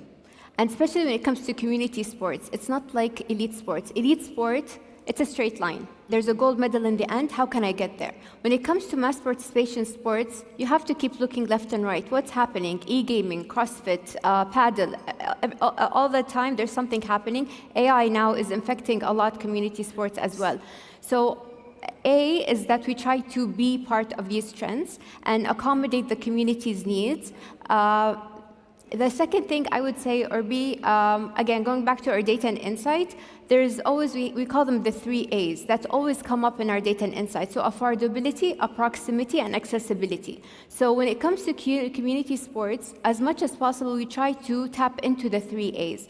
All our programs are either free of charge or very minimal fees, so that's affordability.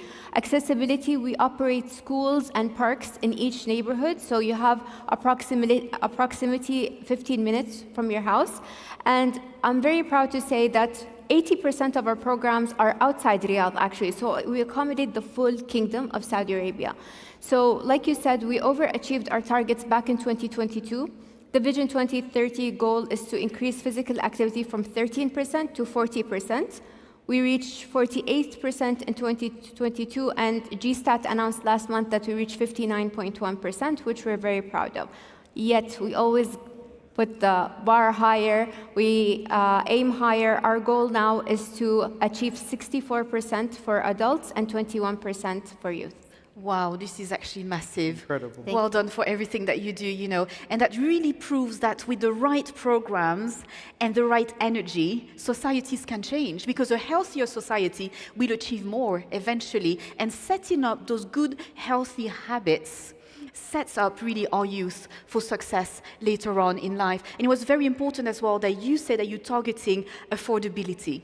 Because I can imagine families of 3, 4, 5 children with maybe looking after their grandparents as well. They need to be able to afford to exercise and be healthy. So thank you very much. I'd love to go back to you, Hassan, to ask you a question which is quite direct and simple, but at the same time, I think it'll be quite powerful. Tell us, what is it about sports? What is it about sports that makes it so powerful? What is it about being part of a game, wearing a jersey, that can transform a life?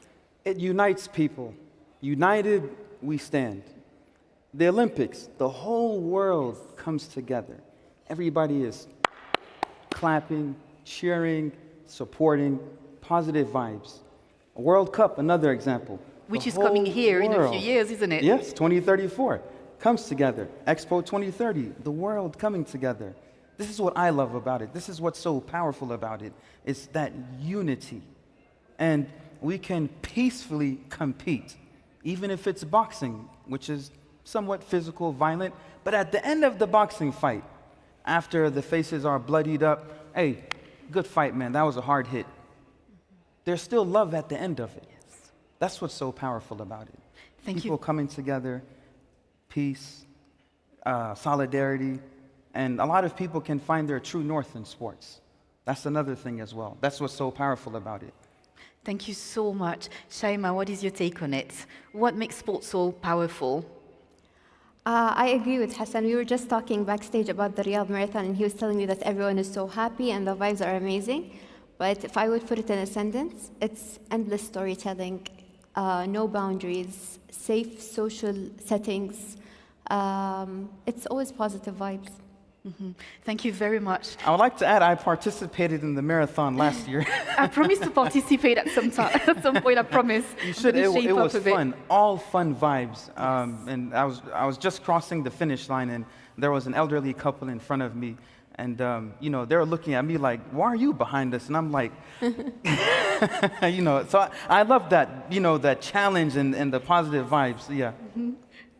And I have a little challenge actually for you. In one sentence, can you tell me what is it that sports unlock that nothing else can unlock? Shaima, maybe. Positive impact. Positive impact. I think, so we have a very strong social return of investment model that we use. And we measure everything from a social perspective, from an economical perspective, from a health perspective. But you can literally see it, like Hassan says, if you go to a sporting event, everyone is happy. And I'm talking about community sports where everyone's participating. So there's a difference between a spectatorship focused events and participation-focused events, and I'm talking about the participation-focused events. Personally, when I'm stressed in work and I have like a walking meeting or I just go out for a walk, I come back with, I can focus more, I can make better decisions. So even from a personal perspective, I can see the impact of sports. And that's why in SFA we don't say sports, because sometimes sports gives people a different connotation, a more like elite focus. We say movement, just move. And if you move, you become healthier, happier, better. I love that, especially at a time when there's a lot of talks about mental health issues and we can see them rising across the world.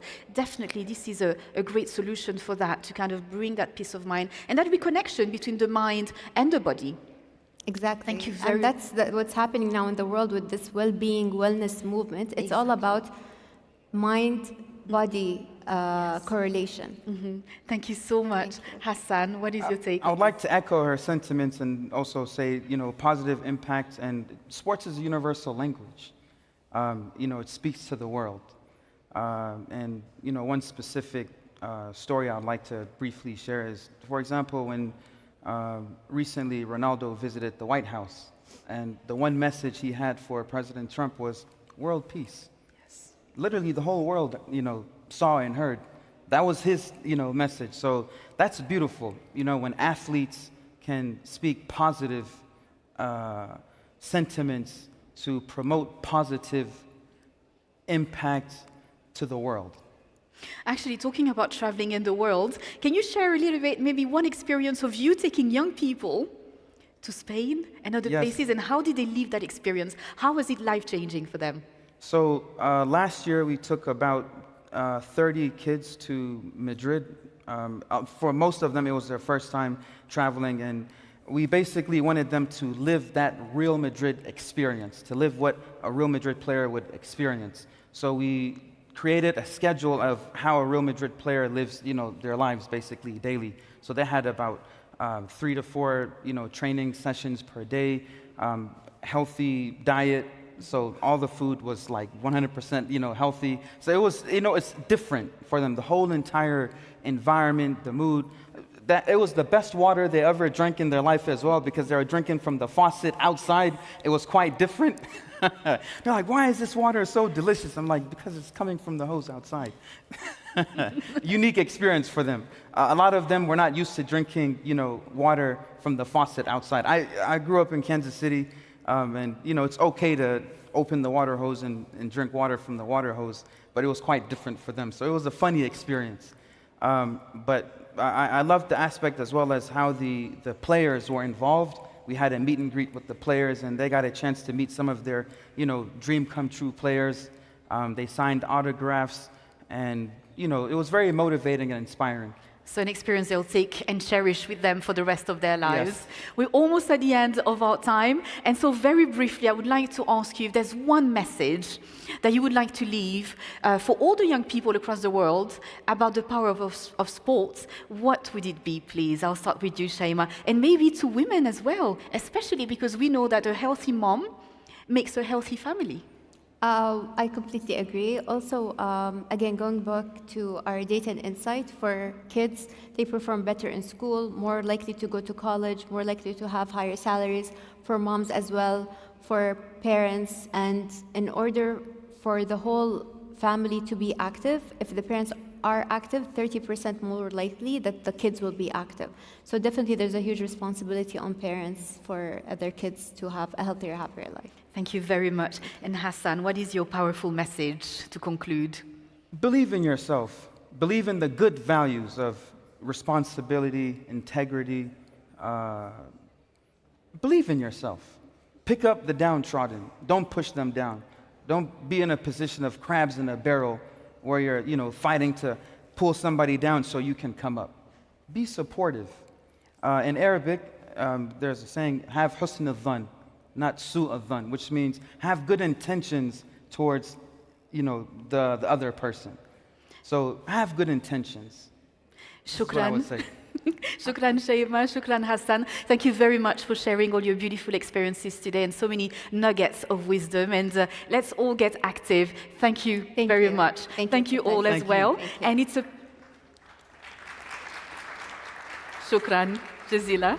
And it's a pleasure now to leave the stage to Rafat Husseinen, who's our next moderator. Thank you. Thank you.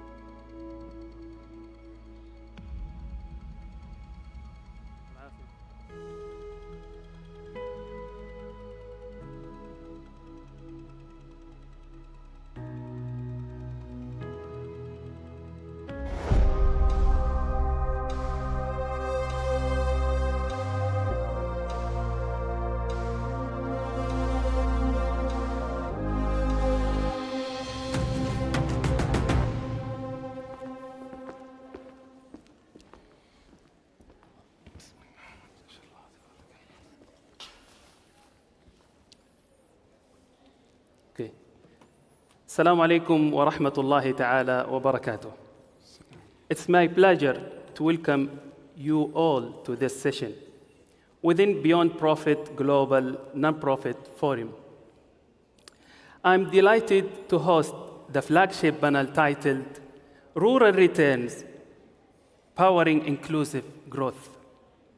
Today, we reflect on profound question: how can rural areas, often perceived as referral, be transformed into vibrant engine of economic, social, and environmental value through innovative initiatives and effective cross-sector partnerships? Over the next 30 minutes, we will navigate several core themes, including defining rural development and understanding the return it can generate, and proposed models for rural returns in the kingdom that transform villages and rural regions into dynamic platforms for development, mere recipients of services. Allow me first to extend warm welcome to our guest, Engineer Ahmed Atwajri, General Manager of Business Development at the National Center for Not-Profit Sector, and General Supervisor of the Initiative for Establishing and Launching Non-Profit Development Villages, specializing in business development, strategic transformation, and operational excellence. He has strong track record in advanced non-profit sector growth and enabling organizations to expand their impact. Dr. Dulfaqar Sheeth, an international development expert with more than 15 years experience in rural development, public policy, and community leads. Lead solutions across more than 20 countries. He has an experience with several global entities, looks like APD, UNDP, UNFPA, and he holds PhD in development economics. And finally, with Dr. Muhammad Mustafa Mahmoud, or I can say Dr. 3M. Dr. Muhammad Mustafa Mahmoud, expert in strategy and economic development and strategy advisor with over 47 years, mashallah, tabarakallah, experience in strategic planning, performance management, and leadership development. Also, he has advised key Saudi ministers, contributed to Vision 2030, KPIs, and major strategy and performance initiatives in Jeddah and internationally. Just a quick introduction to myself. I'm Rafat Hassanein, Managing Director of Impetus Strategy. It's an honor to have you with us today, and we sincerely thank you for joining this conversation. Let me begin with Engineer Ahmed from NCMP. Given the center is leading national initiative dedicated to non-profit development villages, would be valuable start with broader vision, begin with effort. Mr. Ahmed, how was the initiative conceived and what development gaps it aims to address at the national level? Thank you very much, Mr. Rafat. First of all, I would like to thank the organizers and thank my colleagues here on the stage for joining us today. In the fact, like all developed countries, Saudi Arabia is seeing a continuous movement from rural areas to urban areas. This movement is mainly for jobs, for better services, or for other reasons, especially economic ones, that related to the income growth for these people who live in rural areas. Today, depends to the UN Habitat, Saudi Arabia profile, around 82% of our populations lives in urban areas. And this number is expected to increase even more by 2030. To talk about the initiatives, let me explain more. Our initiative is called Non-Profit Development Village. But in the same way, in our country, rural development has always played an important role. Our rural areas have more than population centers. They have been economic engines, and they really are. They truly are. They are the keepers, the champions of our traditions, craft, and heritage. To talk about the initiatives, our initiative is called Non-Profit Development Village, and the initiatives has more than 5 or 7 projects. The initiatives has inspiration from the Vision 2030, and as we know, the Vision has given an important and expanding role for non-profit sectors. We can observe that from different angles. We can see it in the KPIs and the targets related to the NPO sectors, and we can see it on what we did, what we achieved since the beginning of the Vision 2030 till now. Let me explain more. Let me explain further about the design of the initiative.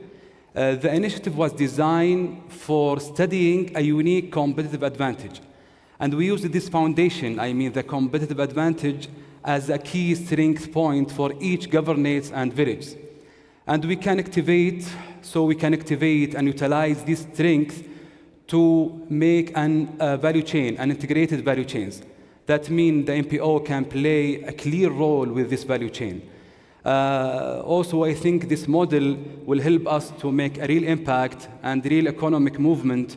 And of course, we think this approach will help us to reduce the migration from rural areas to the urban areas, which is becoming a major challenge across the kingdom. Actually, I think it's a smart movement to start with the competitive advantage from each governorate or each area in Saudi Arabia.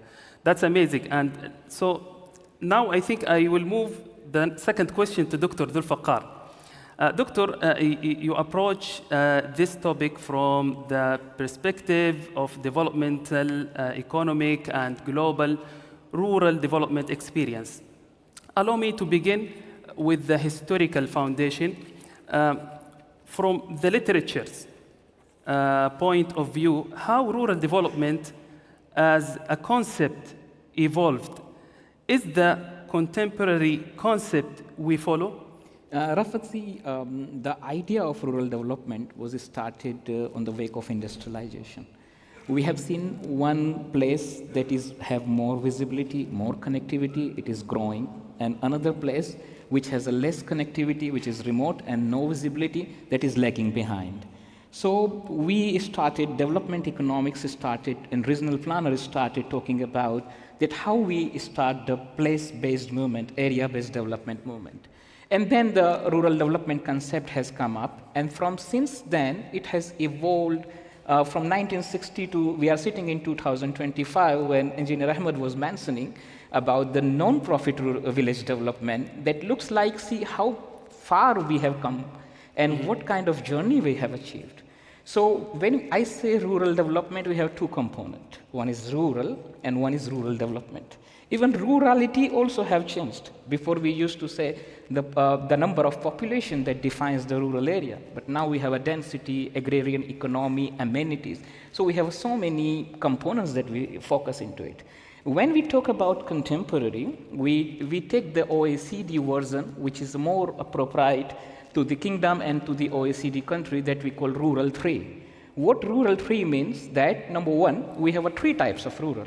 So earlier it was agriculture-centered and place-based. Now we have 3 types of rural. That means rural can be inside city, rural can be near city, and it can be the remote rural. We have to see the urban-rural continuum approach. And we have 3 objectives. Triple bottom line, socio-economic and environment. And we have 3 stakeholders. As I say, it is a holistic in by nature. So we have a private, government, and the non-profit, 3 stakeholders. When come to the Saudi Arabia context, it is very important that we have a holistic by nature and directive with the focus on how we can empower the community. Engineer Ahmed also focused one very important point is the community engagement. And where it all matters, how we perceive the community aspiration. That is more than GDP, that is more than profit, and this is how we perceive the rural development in contemporary Rafat. So actually, we have to touch not only one element or 2 elements. It looks like an ecosystem. For example, starting from triple bottom line, for example, economic, social, and also, let's say, the other, elements. So it's not only one aspect, it's integrated. Comprehensive. Yes. Integrated, yes.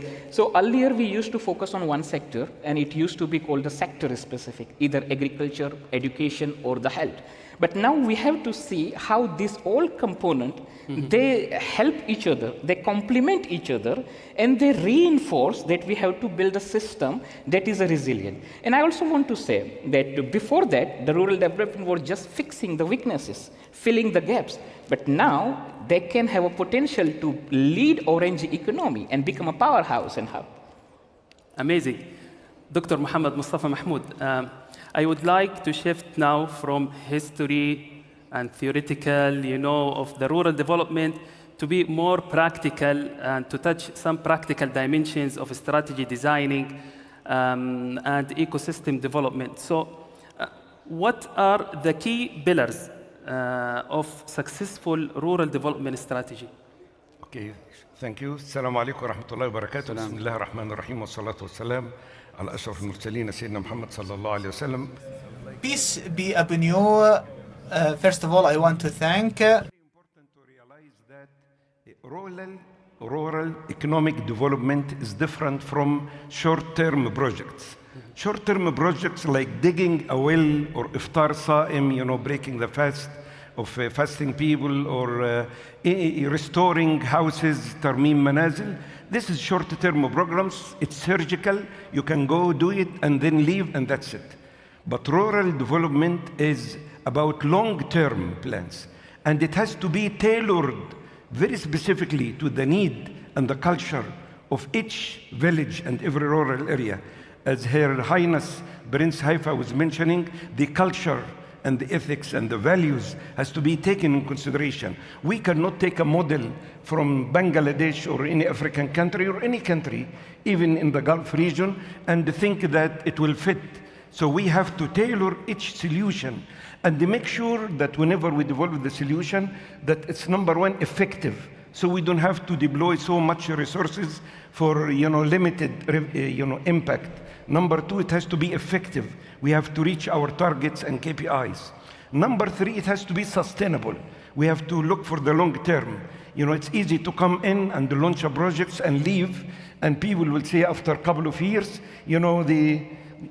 we tried this before, they came here and they did it before, and they gone and things went back again to normal. So in order to make sure that whatever rural development plan are effective, efficient, and sustainable, we need to make sure that they adhere to 10 pillars. Number one, I just took a few notes here. It has to be led by the community itself. It cannot be done by other people to us. It's not top down, it's bottom up. It has to come from the grassroots. People has to say, this is our plan. It's not their plan that they have brought it to us. Number two, as Prince Haifa has mentioned, so I was very impressed with her talk about the natural heritage of Saudi Arabia. Allah subhanahu wa ta'ala has blessed this country with so many natural endowments. And for each village, as Mr. Ahmed Twigri indicated, we have to identify the unique competitive advantage or assets to build on it. We have to capitalize on what we have. We don't have to bring external assets to the city or to the village, but use the internal one. Number three, it's not, sectorial. It's not focused. It's multifaceted. You cannot bring the health department to intervene and then go, and then the education come, and then the road, and then the telecommunication and the infrastructure. No, it is an integrated approach. We need multi-stakeholders to take ownership of this program, and they co-design the project. This is the third pillar. Fourth pillar, sustainability and social resilience. The nature of Saudi Arabia with the challenge of the weather and the water scarcity, we have to take in consideration how whatever solution we develop is sustainable. Use water and sustainable energy and renewable energy in a wise way. Even social resilience. We cannot claim that whatever program we develop will succeed 100% because we have not tried them before. We are doing things for the first time when we intervene in each village. So whatever we tailor, we go through an experience and then experiment, try, we learn, we might fail and learn. So if the society does not have the social resilience to take failure, learn from them and to try again, they will give up and it will not be sustainable. Number 5 is connectivity and market access. There are lots of resources in the rural areas, but how they can reach to the market, it's very important. And using digital platform, of course, play a big role here. Number 6, it has to be inclusive. Youth, old people, young, women, everybody has to participate, both in the development and in the execution of the rural development. Number 7, innovation and using technology. Technology is a big enabler. If we think very wisely, and Saudi Arabia, mashallah, during the time of Corona, and now with the Prince, His Royal Highness Prince Mohammed bin Salman, with his aspiration to bring Saudi Arabia to the front as a front player in the area of digital transformation and using of AI, we have to embed this solution and develop innovation labs in each village, so the ideas will come through the cities. Number 8 is governance. We have to build transparency, leadership, because in these programs, if there is no transparency, people start to think that who benefit from this, what's happening. So everything has to be transparent, decision making has to be very clear, and the leaders and the capacity building has to be done. Number 9, I alluded to it before, which is learning. We try, we collect data, and based on data, we make corrective decision. Number 10, financial sustainability. Money is the key player. We have heard this over and over in the today and yesterday. So having financial engineering in order to create a financial solution to encourage public, private, and the NGO sector participation is very key to attract, needed resources. Thank you so much. Back to you, Engineer Ahmed. Now we talk about, the initiative and the story behind, the initiative, and after that we talk about the practices of rural development and also the main elements. Now, let's focus on the rural development in Saudi Arabia. What kind of model do you envision for these non-profit development villages? Will it be, for example, solely by non-profit, or it should be integrated with other sectors, for example, private, not-profit, and also the government sector? This is a very important question, and I'm pleased to share more about our vision in the initiative. For us, the starting point is very simple. The starting point is the community comes first. That means we must understand what the people they really need and what the challenge they face. And at early in phases in our initiative, we involve the three sectors together with us. I mean the public and private and non-profit sector in the full studies. And alhamdulillah, we completed nationwide needs assessment. So our decisions are based on evidence on the ground. To go back to the core four questions, when we have a look to the global framework such as UNDP or OECD or other global framework, they all emphasize this collaboration between the public, private, and non-profit sector. So the best model from our perspective is non-profit-led, but partnership-powered. So that means non-profit acts as a local coordinator and local integrator, and we think this kind of approach, this kind of partnership will make a real change in the rural communities. That's good. Dr. Abdul Faqqar, you mentioned something when you talk about the communities and also when you talk about the rural development aspects in the beginning.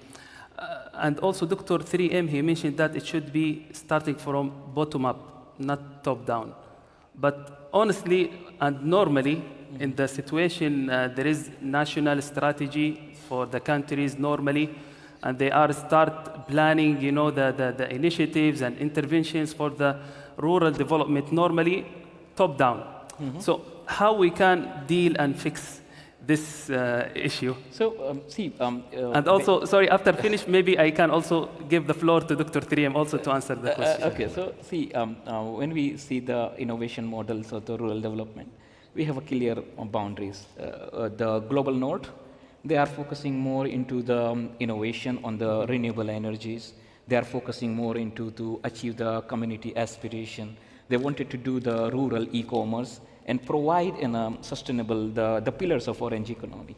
When we see the global south, they are still focusing on to provide the agriculture sustenance, livelihood, providing the basic necessity. So there are difference in approach, difference in priority that sets the rural development policy. What is most important is that when we stop seeing community as a beneficiary, we have to stop doing that, and we have to include them as our co-creator and partner. Once we start viewing our project as a community as a partner, then it has a completely will achieve the bottom-up approach. Vision 2030, when we started in 2016, there were a lot of apprehensions were there that whether we achieve or not. But sitting in 2025, we can clearly say that most of achievement, what's the target, we have achieved it. And we are going further away. So idea is how we can collaborate from the vision and we trickle down to the bottom and take community as our partner. And this is the perfect recipe where you have a competitive advantage, where you have an opportunity, and when you have a situation. And then you step up the initiative, taking community as your partner, that will have a much more favorability that you will succeed, especially in a non-profit perspective of it. Thank you so much. Dr. 3M, if you have any answer about the question or you want to add something. Yes, thank you. In fact, when we think about developing a strategic plan for rural development, the traditional way that we always has to keep in mind that first we have to start with the end in mind. We have to think about what are the key challenges and what are the impact that we are trying to create. So this has to be clear in our mind, as we call it the destination. Then we decide on the journey, how to get there. Journey is the tools and the techniques and the programs that we have to put in place in order to reach our destination. Number 3, we have to identify milestones, KPIs, how we know that we have reached our objective. Taking in consideration that there are 6 objectives that we have to achieve simultaneously. It's not enough to stop migration, for example, to the urban areas. We have to think that whenever we finish this project, we have left 6 types of impact value to the city. Number 1, economic, income, job, employability. Number 2, human capital. We have to leave the city with more people, more skillful, more capable, has more leadership, has more ability to make decisions than before. We have to identify potential leaders and grow them and incubate them and give them, leadership role. Number 3, social capital. We have to make sure that there is trust network. People started to talk to each other. We open a channel among them. Number 4, bottom line, is environmental. We have to make sure that we don't hurt the environment which we will leave to our future generation. 5th, bottom line, is institutional capital. We build the capacity, the governance, the structure, the policies, so people have to follow, they use them in order to maintain this. Number 6 is technological capital. Leave people with platforms and tools and techniques that they can use in order to sustain their development. So using these tools, inshallah, we will enable. And after all, we have to put our trust in Allah subhanahu wa ta'ala and our trust in our leadership and in the people, that because success, this is the real roots of success, inshallah. Thank you so much, Doctor. Actually, I would like to conclude this session. Michael Porter, in his book, Competitive Advantage of Nations, in 1994, he mentioned and emphasized 4 fundamentals, drivers. He mentioned the factor conditions, the local demand, the supporting industry, and local strategy structure competition. And based on what we discussed now, I would like to add something. Rural returns begin with people and ultimately return to them. Thank you so much for your time, and thank you for the audience for your listening.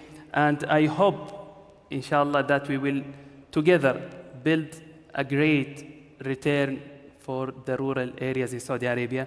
Thank you so much. Thank you very much. Shukran.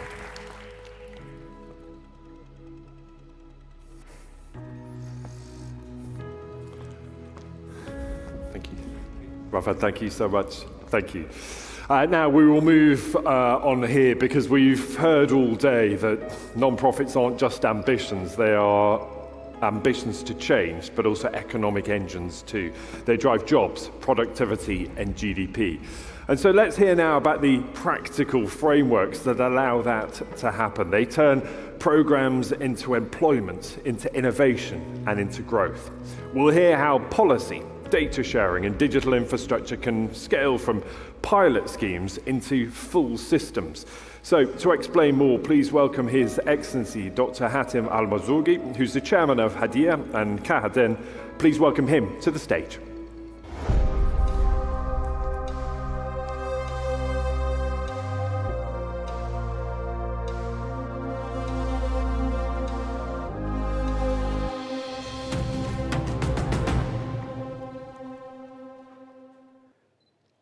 Distinguished guests, colleagues, partners, ladies and gentlemen, Assalamu alaikum.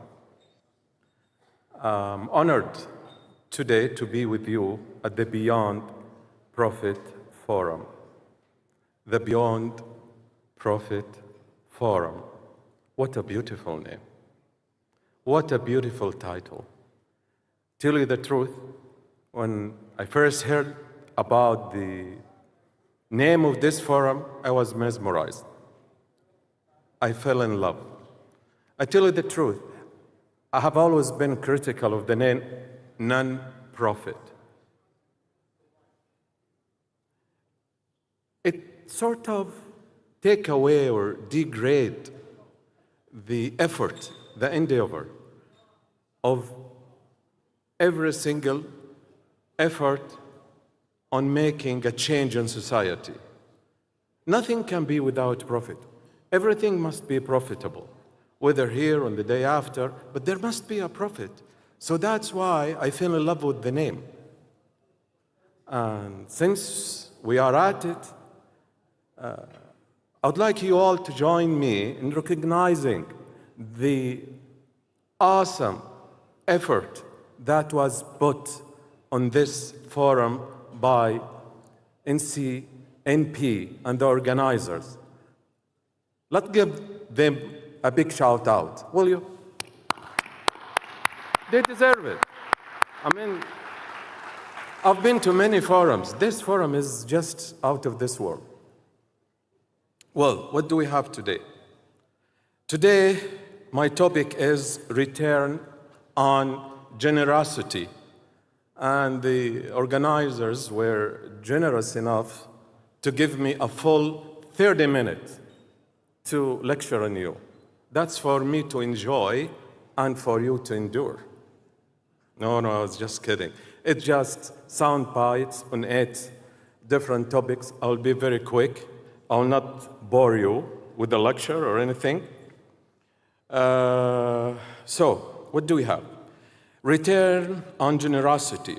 How non-profits contribute to economic growth. How non-profits are not agents of compassion, but engines of economic growth. There are some few misconceptions about non-profits that we need to clarify. For many years, non-profits were perceived as charitable organizations operating on the sidelines of the economy. This narrative has changed. Today, we are in a different world with the non-profits.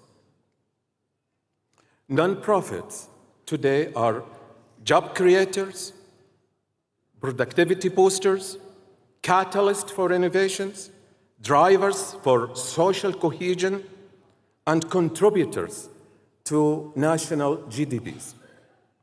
Globally, the non-profits contribute about $2.2 trillion a year. Here in Saudi Arabia, non-profits contribute around 1% of the GDP. If we add endowment to it, it's like 3.5. Now with the vision 2030, it's going to be 5%. So non-profits are not only uplifting communities, they are uplifting economy. To prove this, our task today is to move from stories, anecdotes, to evidence. How exactly do non-profits generate economic returns?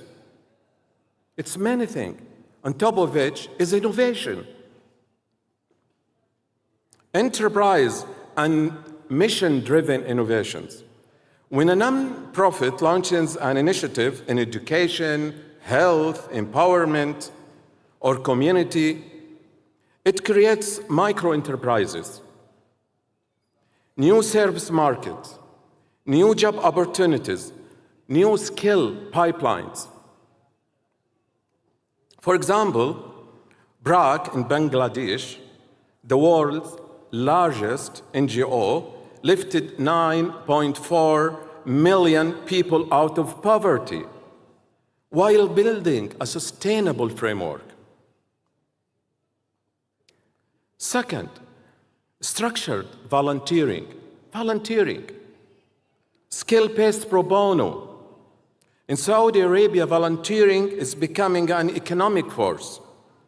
For every volunteer hour, contribute measurable value through skill development, improved service delivery, reduced public spending, and strong civic participation.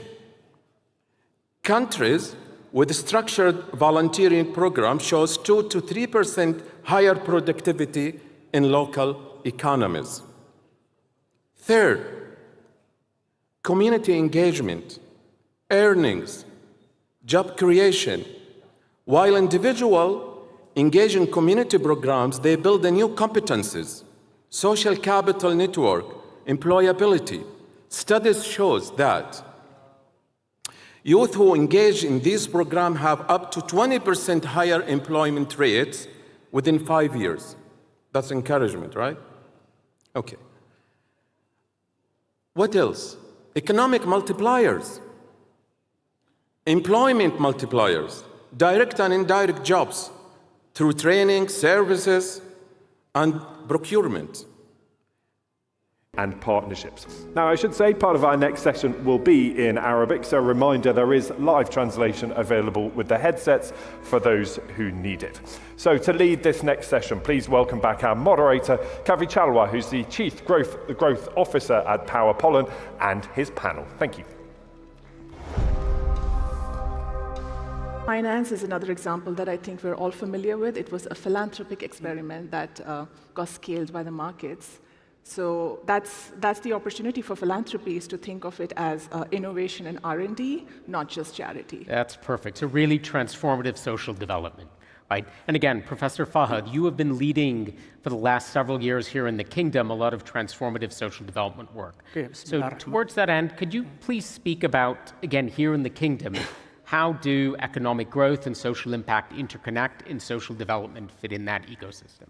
Bismillah ar-Rahman ar-Rahim. Thank you for having me here, and I appreciate if you can let me know I speak in Arabic, so most of the audience is in Arabic, and I've been told before I came here that please do in Arabic. Growth for the botanical or the biology, and we found them very specialized. But unfortunately, we have many people, they don't have jobs in this regard, and this make us very responsible not only to have this society for the environmental, but of course it's a national responsibility to create many jobs for even to develop this sector. Our methodology start by having a documentation for the local planets and some researches and studies, and for that we have many initiatives to contribute in the society and the economic, and to scale the impact. We have many planets, and we have the National Bank for seeds. All of these we have worked with many sectors. So the first project we work in, and it was a very excellent and brilliant project. This project is the first project here in the GCC. We have a great output, and we accept fresh graduate students, and also we accept employed people. Also King Khalid Award work with us to accept many students. We accept around 30 students to work in this field, and also to employ them, and many sectors who specialized in this field. So to have this kind of societies and associations, it's gonna benefit the economy and the society, both of them. Thank you. About again the difference that Munira is making through SAB. So can you talk a little bit more about how au niveau de combine generosity with economic value? Yes. الحمد لله بالنسبة لجائزة الأميرة سيتا بنت عبد العزيز للتميز. Yes, regarding Princess Sita bint Abdul Aziz Award, it's try to align with the vision goals.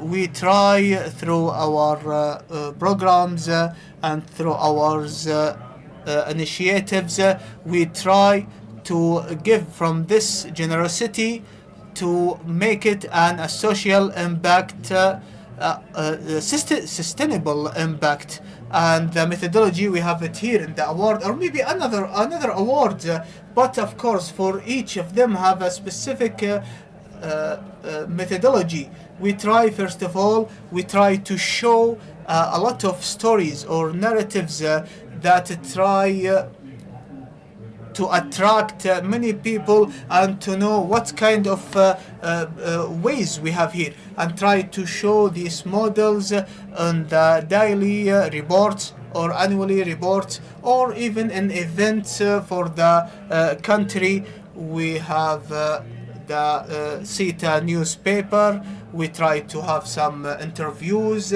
some research, and also we have here an award the award here. I will not say it's the only award, but they have all the rewards here. It's in cash money. We try to motivate the participants to participate with us, and we ensure in this award we try to go for a different kind of areas, faraway area or poor area, try to attract the people there. And also in the award, we not only try to honor who work, the people who won the award, but also we communicate with them even after months or years to be sure that are they really deserve towards this award, and also to try to direct this generosity to another field in this side, and also try to transfer it to be an indicator that we can measure it in the long term. About again how the CETA award has started to create, it's an institution, right? It starts to create some of those structures. Right. But in addition to institutional structures, soft power has a very important role to play. Think about the nexus between economic growth and social impact. So from your perspective, could you talk a little about how those two elements fit together like hand in glove?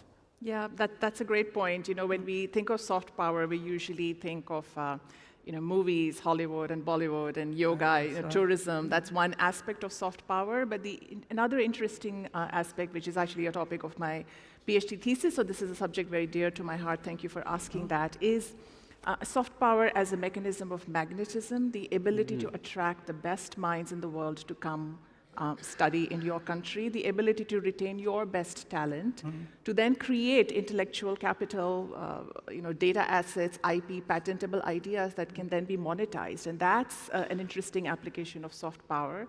I'll give the example of ChatGPT. It came out of a philanthropic investment. I'm sure many of us are paying every month a subscription fee, which is going to the home country. That is another power of another aspect of soft power. But the way to get soft power at scale at the national, international level, you need institutions. Yep.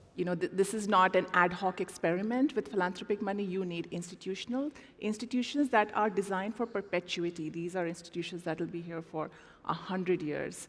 And I look at Munira's example, the Botanical Society, as having the potential to attract that kind of attention. It could be, over time, a national a biobank, data assets that global scientists could come and study. My Center for Social Impact and Philanthropy, is housed in a university, Ashoka University. It is a degree-granting university. However, it has incubated a bunch of centers of excellence. My mandate is to support the philanthropic sector by way of research, convening, capacity building. There are other centers, one for behavioral science, for policy, for climate, and that's what makes institutions powerful, is they're multidimensional. The question then becomes, what does it take to build an institution that will last for a century? And that's where I think the government and philanthropic sector have to come together. Yeah. I think of the government as like providing the hardware. It could be land, it could be ratified charters, legitimize the institution. And philanthropy then comes in to provide the software. I have a technology background, so pardon, that's the best metaphor I have. Provide the content, the agility, the experimentation. Markets can come in to leverage the power of these institutions. So that is yet another use of philanthropy that we don't talk about enough. Charity is in its own place, but institution building is another powerful application of philanthropy. Yeah, and I love your example of hardware and software, right? And again, Munira, to build what you've built in the Botanical Society here, you have had to partner, right? You'd have to take, for lack of a better word, your software and integrate it into different types of hardware, public sector, private sector, et cetera. So could you talk about how you've partnered across the spectrum here in the Kingdom to really accelerate the social impact that your organization is having? Yes, absolutely. عندما بدأنا يعني بالعمل في When we began to start in our association here, we work with co-founder Joshua to build our strategy and to have one of the basic core basics, to have partners from government, from private sector, to help us as associations. For example, we have one awareness initiatives for the kids to raise the awareness for them about the locally plants, and we share it with Kayan associations for orphans to bring the orphans from them to share with us. And here we enable the kids, and also we share. It's an official partnership. It's a cooperation only between us and between King Fahd University, because they give us the logistic support, and we want to be sure that our place is a sustainable place for us. It's not only to plan it and to take pictures and to leave. No, we want it to be a sustainable impact for the for these kids to visit this sites later and to see what the things that they did in this area. And we also partners with the Royal Botanical Society in Edinburgh, and they give us a lot of studies and research that helped us to benefit from it. And also we have a locally partnership with King Saud University. They cooperate with us a lot through professors or specialized to educate the new generation and the training opportunities. Also in some projects they support us, and through this we try to achieve our goals and the association and also another association's goals. It's not only for us. And also we partners with the local Center for the Planet in 2023, and they support us a lot in our digital transformation. Also, one of our partners was the Al Anud charity. I start with them as a volunteer, and then they give us one of the programs. It's called Batila, the Environment Fund. They support us a lot. We also have a partnership with the private sector, with the Al Khrayf commercial trade, and this is and our start with them, it was in COP 16. This partnership was I'm sorry, I need 2 minutes. But I think your comments around the power of partnerships is really impactful, right? So maybe Ginny, and again, I'll ask the same question to the rest of the panel, but we've got about 5 minutes left thinking about Saudi Arabia and beyond profit, right? If we think about social impact and how it drives economic growth, what is your takeaway and or call to action for everybody here to really continue to fuse those two things together? So start with you, Ginny, and then you, Dr. Fahd. And then Munira. The privilege of philanthropy driving economic growth, funding institutions is an old story when you look at the global north in the United States and countries of that sort. I think the opportunity for global south countries, including India and in the Middle East, is to own our own destiny when it comes to defining institutions that work for us with capital that originates within these regions.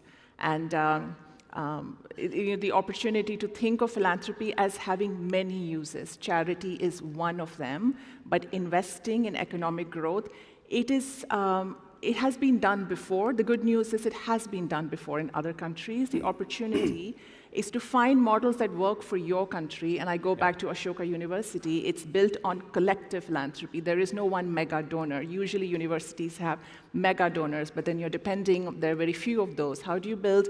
There should be 10, 20, 50 of these universities. So every country, the opportunity is to find the model, to customize the model to what works for you, and that is my call to action. That's perfect. And I can think of no better example of a country that's run with a model and a vision like Saudi Arabia, right? So perhaps, Dr. Fahd, your comments and call to action to the audience. Well, I have nothing to add, but referring to her suggestion regarding, just thinking of using the soft power for our title for next year. So, but it needs to be put for the criteria. So if you can help me with that one, I'll appreciate it. Thank you. Perfect. Thank you, Dr. Fahd. Munira, call to action and perhaps even drawing on your own extensive experience in navigating the landscape to set something up, please. Yes, أنا I just want to say something. أن أحد يعني لابد نعتبر أن أحد أهم. We should take in consideration that one of the pillars for the economical growth and the social impact is the non-profit organizations. That's it. نعم جميل جدا هناك نمو. أنا أعتقد أن الآن في المرحلة المقبلة. I think that we are here in the next level in the Kingdom of Saudi Arabia. We need to ensure for the non-profit organizations and charities to go in the field and try to imitate the field, the real life situation. Sometimes the services, and we have a problem here, sometimes the services is duplicated, sometimes it's a weak services, sometimes in a place that is not needed there. So we are here in Princess Sita Award. We try to contribute to close these gaps through our coordination office center to try to work together to join this center as a member, and it's a platform. It's a digital platform. The goal is to work together with other partners, and at the end of the year, we try to reward all these members for their contributions for the society. Thanking our panel. Thank you very much. Thank you. Appreciate it. Thank you.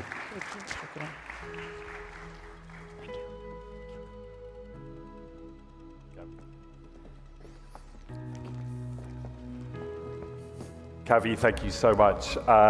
Now, we're going to move on to our next session that looks at the way that we may rethink financing around specific key issues, because at a time when international assistance is shrinking and many women-led organizations are at risk of closure, the sector faces some really difficult questions.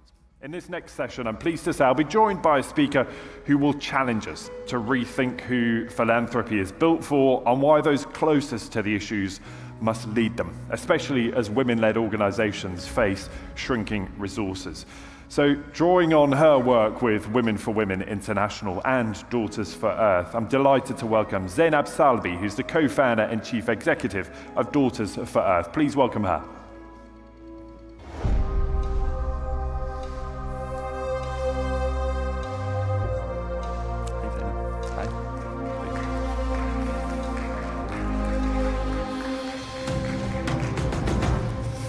Zainab, nice to see you. Thank you for being with us.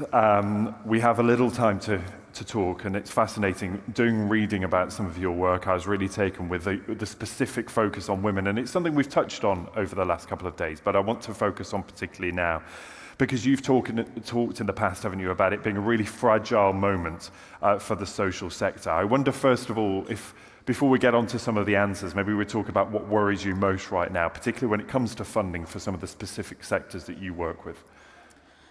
I mean, we are, I think, in a very critical moment at the moment. We have 5 governments cutting their international aid this year.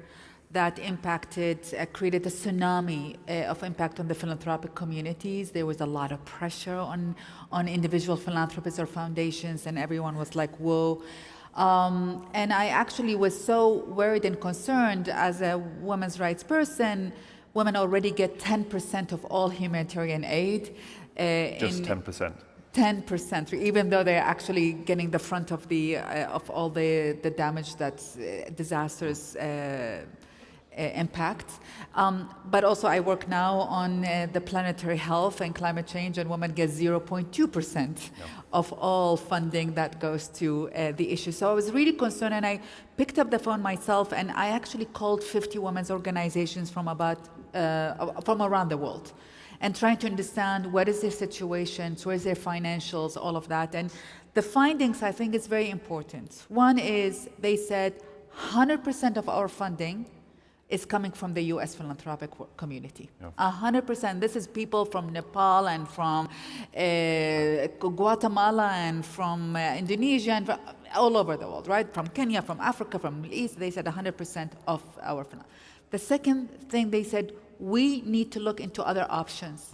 And we need to look into our own philanthropic community in our own countries, but we do not know who they are. And so these are conservationists in Kenya or women's rights activists or in different countries, and they say, we don't know who are the wealthy people in our countries and how do we reach them and talk with them and say, this is what we're doing. And then the last group were saying we need to actually look into sustainable model, how we can generate our own income so we're not dependent on philanthropy 100%, but also we're not dependent on US philanthropy 100% because right now we are in trouble because of that.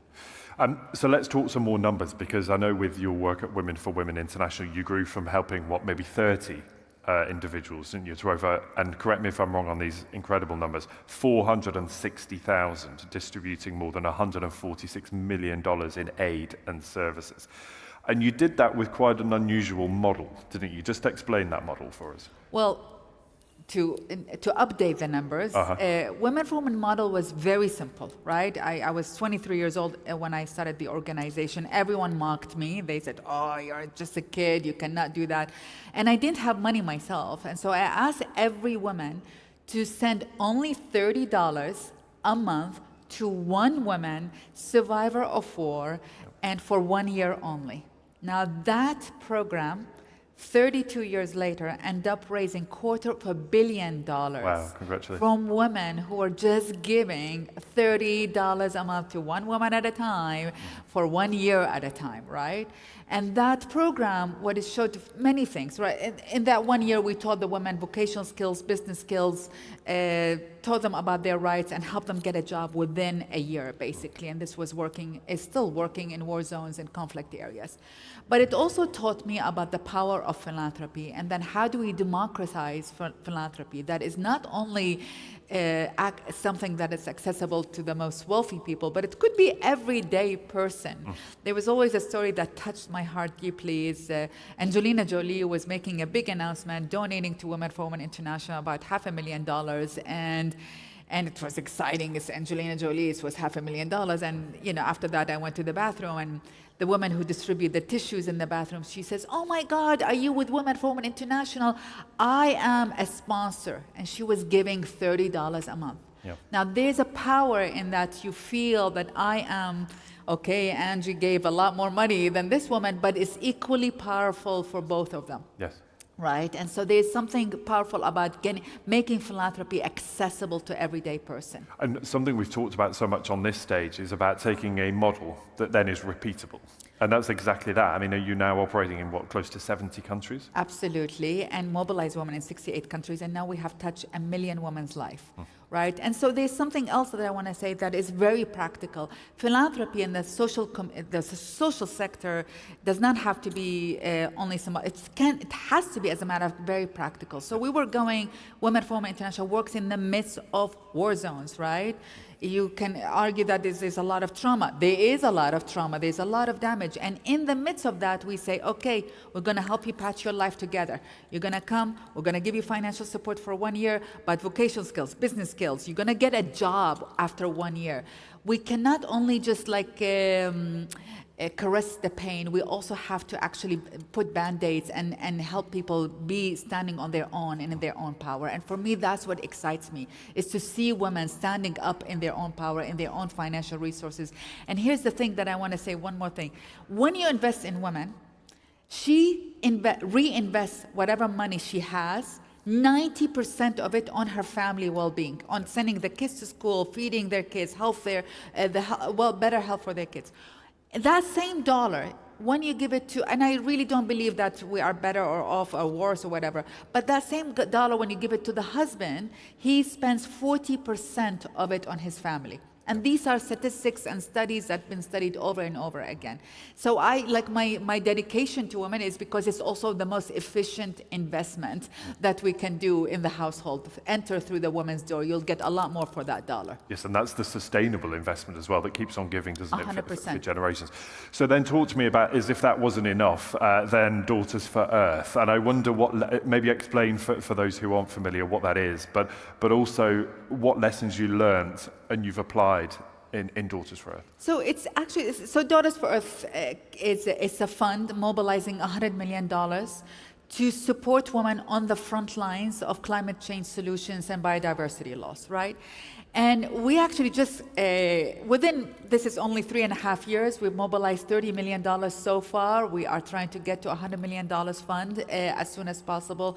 And we're finding out exactly the same thing. I'm focusing on it because the most existential crisis facing humanity right now is the planetary crisis. And it's very important, and nature is very important. The protection and the restoration of nature is one of the most efficient investments one can do in addressing climate change. Just the protection of nature leads to 37% of climate solutions.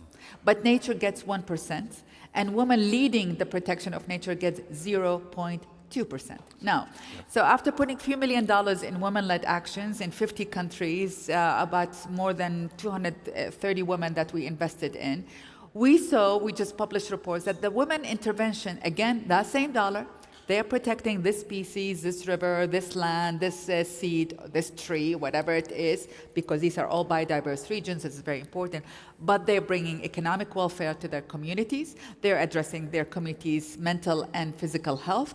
They are addressing education to their communities. And they have a byproduct of empowering girls and women to say, I want to be also leading that. And ultimately, they are changing the community's relationship with nature. So we're finding, I came from 30 years of humanitarian work in the development sector.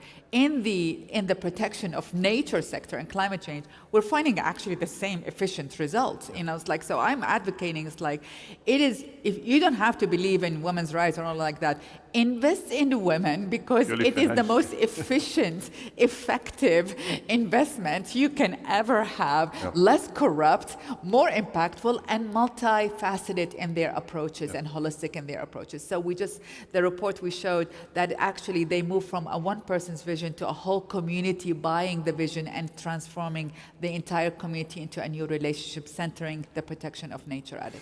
Now, I know you have your work cut out in raising that fund, and that's your latest challenge, isn't it? Your passion for this is so clear, it's so evident, it's infectious as well. Thank you. What are you most excited about this year? What are you hoping that this coming year will be able to deliver for you? Well, I'd like to reach the $100 million goal. If anybody's interested, let me know. But honestly, I think it is also starting with the first question that you asked. What is the sector going through? And the sector is important. It is the reason that I've invested my life in this sector. It is because it's covering a gap between government sector and between the private sector, for-profit sector. And in between, there is a gap, and that gap we cover. The social service sector covers that gap. If you take that away, there will be a collapse in society. So you actually need us. You need that sector.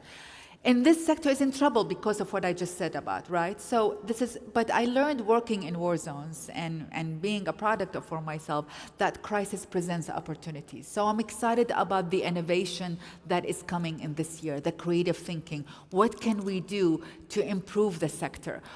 In a way, we have all been complacent in the things that has not worked in the sector, and you go along because that's how everything functions. So it is time to all of us to question, to innovate, to find new ways of collaboration. We have efficiency, effectiveness, it's sharpening our skills, and I'm excited about that. Here's to much more success. Congratulations with Thank all you. you've achieved so far. I wish we had more time. I really do. There's so much more we could talk about. But please show your appreciation for Zainab Salbi. Thank you so much. Thank you very much. Good to have Thank here. you. Thank you, Zainab. Thank you so Thank much. Please.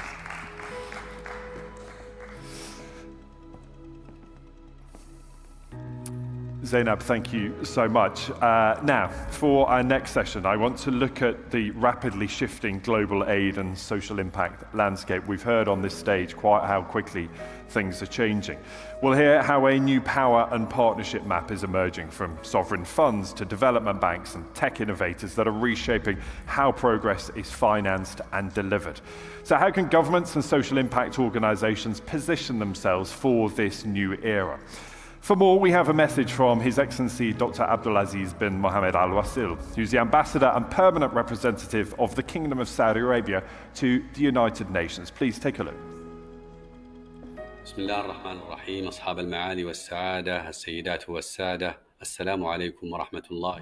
Peace be upon you, I'm very glad to express my appreciation whom work in this forum and to express my happiness to participate in this forum in a time that the world face a huge transformation and this transformation need us to increase the aids and our help and to try to support what we have here currently and what we have after 2030.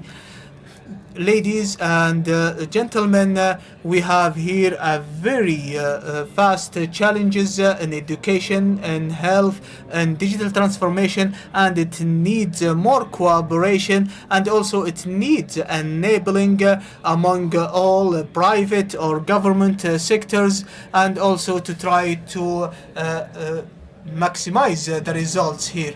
And from this point of view, the Kingdom of Saudi Arabia, under the role of the Holy Mosque's custodian, King Salman, and from supporting from His Royal Highness Prince Mohammed bin Salman, they always ensure that they support the international efforts for the sustainable development and to increase the aids and to try to achieve all the people who need this kind of help.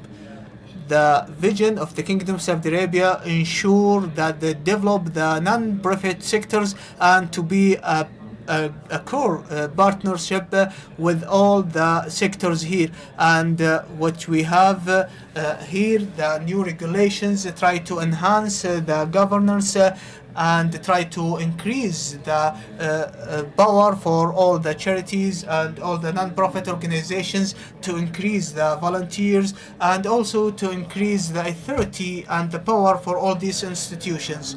And the Kingdom of Saudi Arabia now try to find all the results for this sector, the non-profit sectors. We find a great results, huge goals, and a cooperation between the youth, and they adopt the concept of non-profit organization. And this enhance these sectors, and of course it's rise the readiness of this sector. Also, this development reflect on the kingdom economic efforts for all fields, such as the Saudi Fund for Development and King Salman Humanitarian Center, and these all related to the Kingdom of Saudi Arabia vision through a different kind of programs that helped many countries, which enhanced the presence of the Kingdom of Saudi Arabia, and also to increase the international cooperation according to each country need.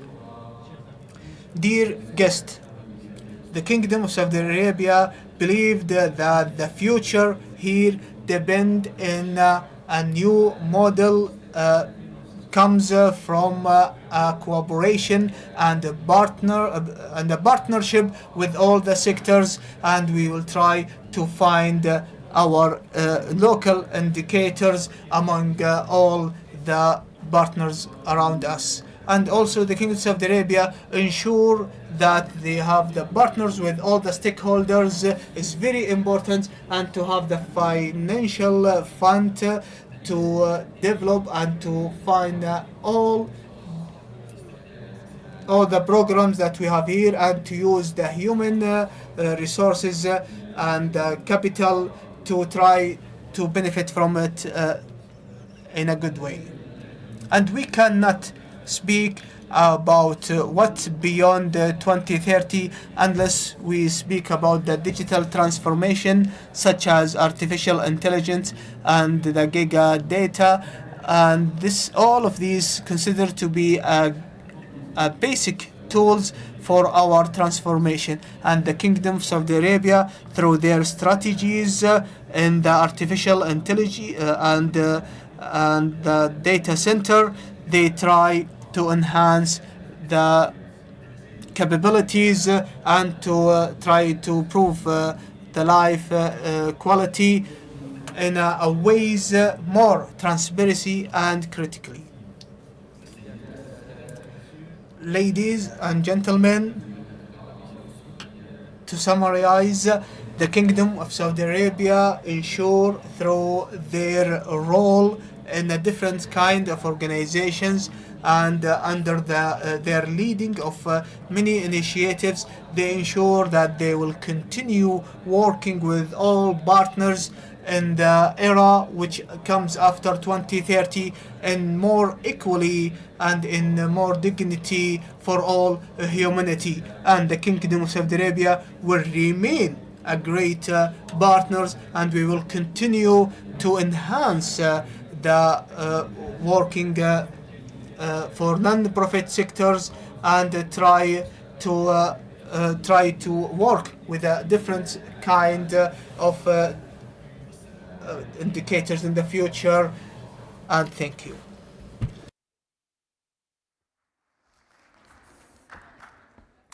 Our thanks to His Excellency for that. Sure.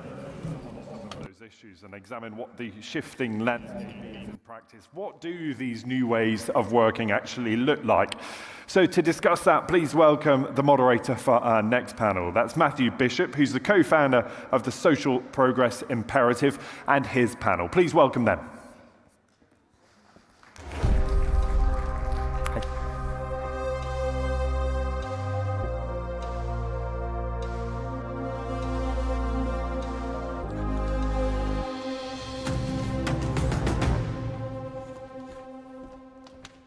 Well, good afternoon, everyone, and well done for getting towards the end of the day and still being ready to go and ready to get inspired by the conversation this panel is going to have. In this session, we're picking up on the themes that I talked about right at the start yesterday lunchtime, about how do we figure out how to get the different stakeholders, the different sectors, the different organizations to work together in a way that really delivers impact at scale and really changes the world. And we're asked in this panel to reflect on what's been learnt and to peer into the future beyond 2030, that year that we're all so focused on, whether it be here in the Kingdom or whether it be the world in terms of sustainable development goals, which are technically supposed to have been achieved by 2030 as well. And we're asked to say, what's this going to look like? Where do we need to go over the next 10, 15 years and beyond to achieve the kind of impacts we dream of? And we have four great panelists who are going to do, I hope, what I think the world has to do, which is to focus on examples of what's working and how we can build on those success stories in a time where geopolitically maybe things aren't so orderly and processes aren't so set in stone in the way that they were when the Millennium Development Goals were launched or the Sustainable Development Goals were launched back in 2015. I think the world needs to have a conversation now about what is working, what can work at a larger scale. And so I'm hoping that each of our panelists can talk a bit about their experience of that and their vision for that. And I'm going to start with Loay Al-Alfi, who is the Executive Director of Strategy and Partnerships for MISC City and was previously involved in the launch of the Science and Technology University at King Abdullah City, I think. Over to you. Thank you, Matthew. Good late afternoon, everyone. I'd like, first of all, to extend my appreciation to the National Center for Nonprofit Sector Development for the invitation. And I'd like to start, Matthew, with just really share with you, I already started with you, but maybe with everyone, the story of MISC Foundation, which is very entrepreneurial story that started in 2011 when His Royal Highness has established MISC Foundation like 15 years ago with the purpose of development of youth and becoming an ecosystem catalyst. At the time, there was no organization really focusing on that. A few years later, in 2016, he started the MISC schools to really advance the education of K1 to 12. 2017, he started the MISC Art Institute. which also contributed to the visual art scenes in the country. 2018, he started to think about the Misk City. In 2021, November, in specific, 10 years after the establishment, he announced the city as the first non-profit city in the world, Mohammed bin Salman non-profit city, which basically with the objective and the goals of doing the same, advancing youth, but really doing it with partners and with everyone. So three key objectives is the contribution to the goals of the foundation itself. A second goal would be the city would be the host of the Misk Foundation and the different entities that belong to Misk. And the third goal is it's going to contribute to innovation index of the kingdom, making the kingdom among the top 20 innovative country by 2030 as set by their goals of Vision 2030. So this is just on a nutshell. So Misk itself is really an organization that is built around a purpose and an ecosystem, really, and that's really what's unique about it. And what's your vision for how it will evolve over the next 10, 15 years? Well, of course, working closely with partners is really a key thing. So we're now, started to go out and work with partners on developing different ecosystems, developing different, direction on how we jointly deliver on our mission, which is the development of youth. And we have a number of examples that we can maybe share those examples throughout the session. So thank you. I'll move next to Wael Bouchard, a strategic leader and expert in sustainability and impact, and ask you, one of your projects I know is about planting 10 billion trees. But tell us how you see the next 10, 15 years. Okay, good afternoon, everyone. And again, it's very glad to be here and to be received by the Non-Profit Center and Beyond Profit. And it's a great opportunity to be with you. The Saudi Green Initiative that His Royal Highness Prince Mohammed bin Salman announced several years ago is a very ambitious initiative that really directs us toward being one of the most important countries in protecting the environment, dealing with the climate change issue, and also to reduce our consumption and to manage our renewable energy. So maybe from the environmental perspective, that initiative has a very ambitious target of planting 10 billion trees in the next decades, which is equivalent to restoring 40 million hectares. By doing that, Saudi Arabia will achieve so many things, and the whole region will achieve so many things, especially if it is considered also a part of the Middle East Green Initiative, which is a wider umbrella of achieving that goal.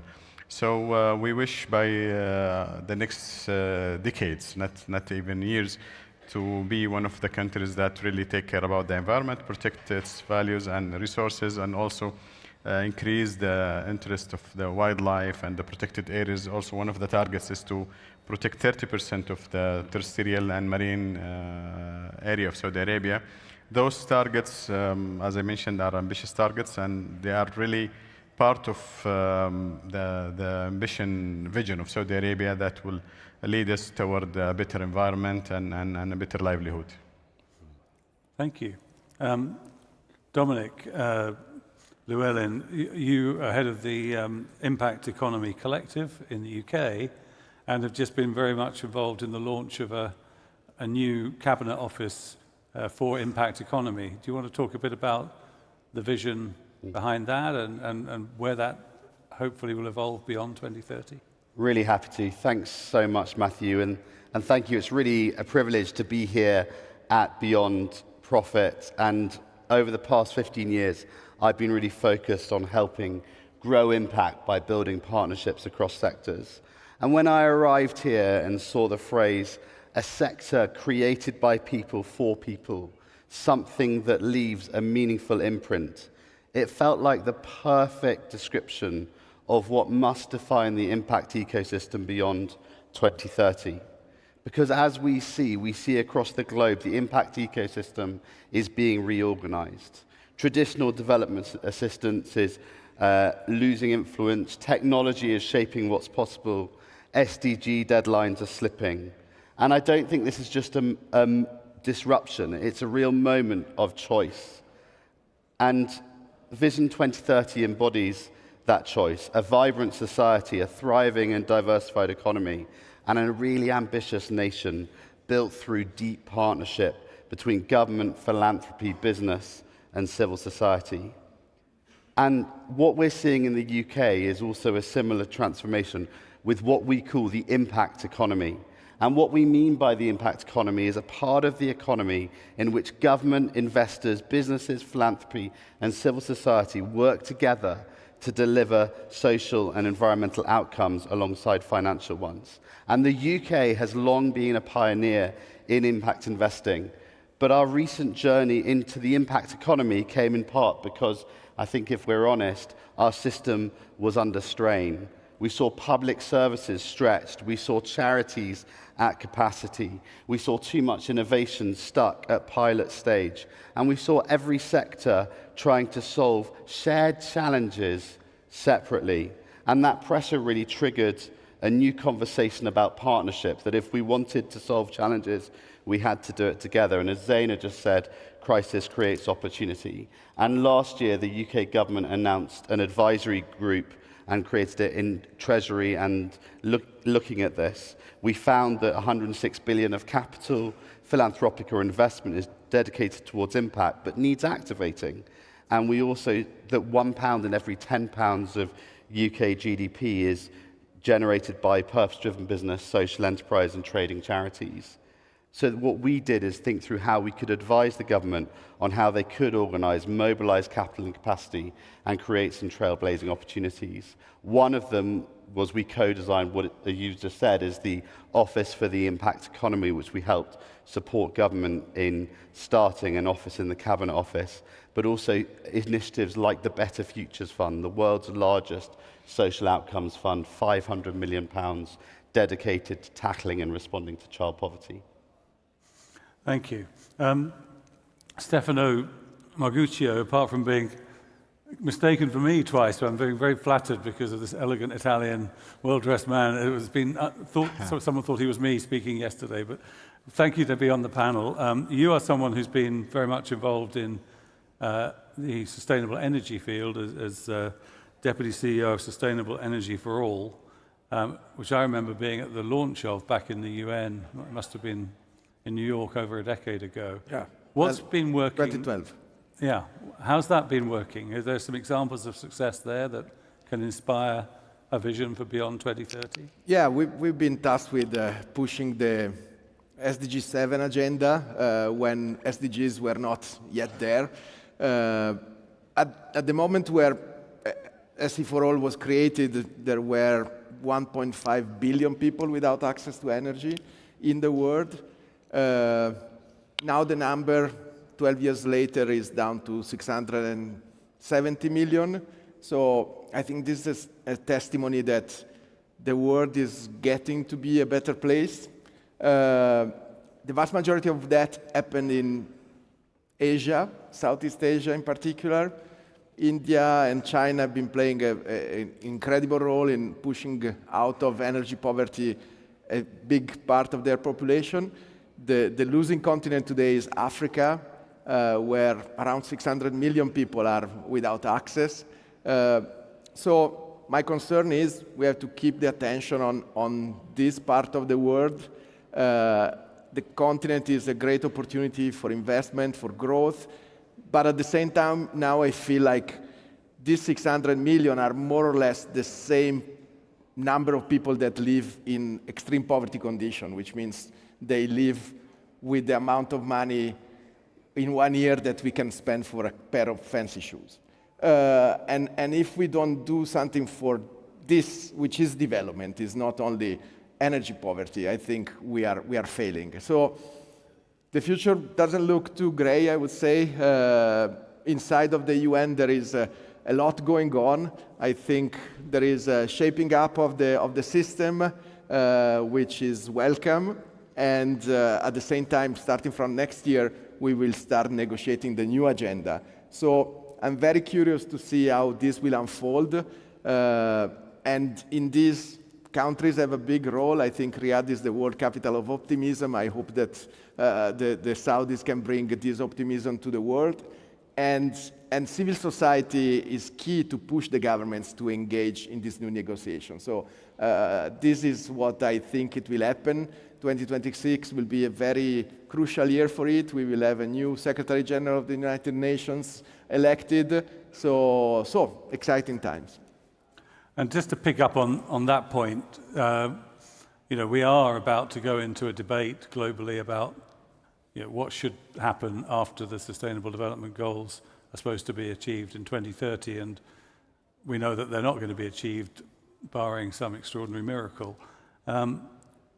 Do we need a new set of goals? And as I think about it, the Millennium Development Goals that were launched in 2000 had to be achieved by 2015. They were just the product of the UN system. The 2015 goals, there was a seat at the table for business, and there was a sort of effort to consult the global public and civil society, but they weren't as fundamental to this.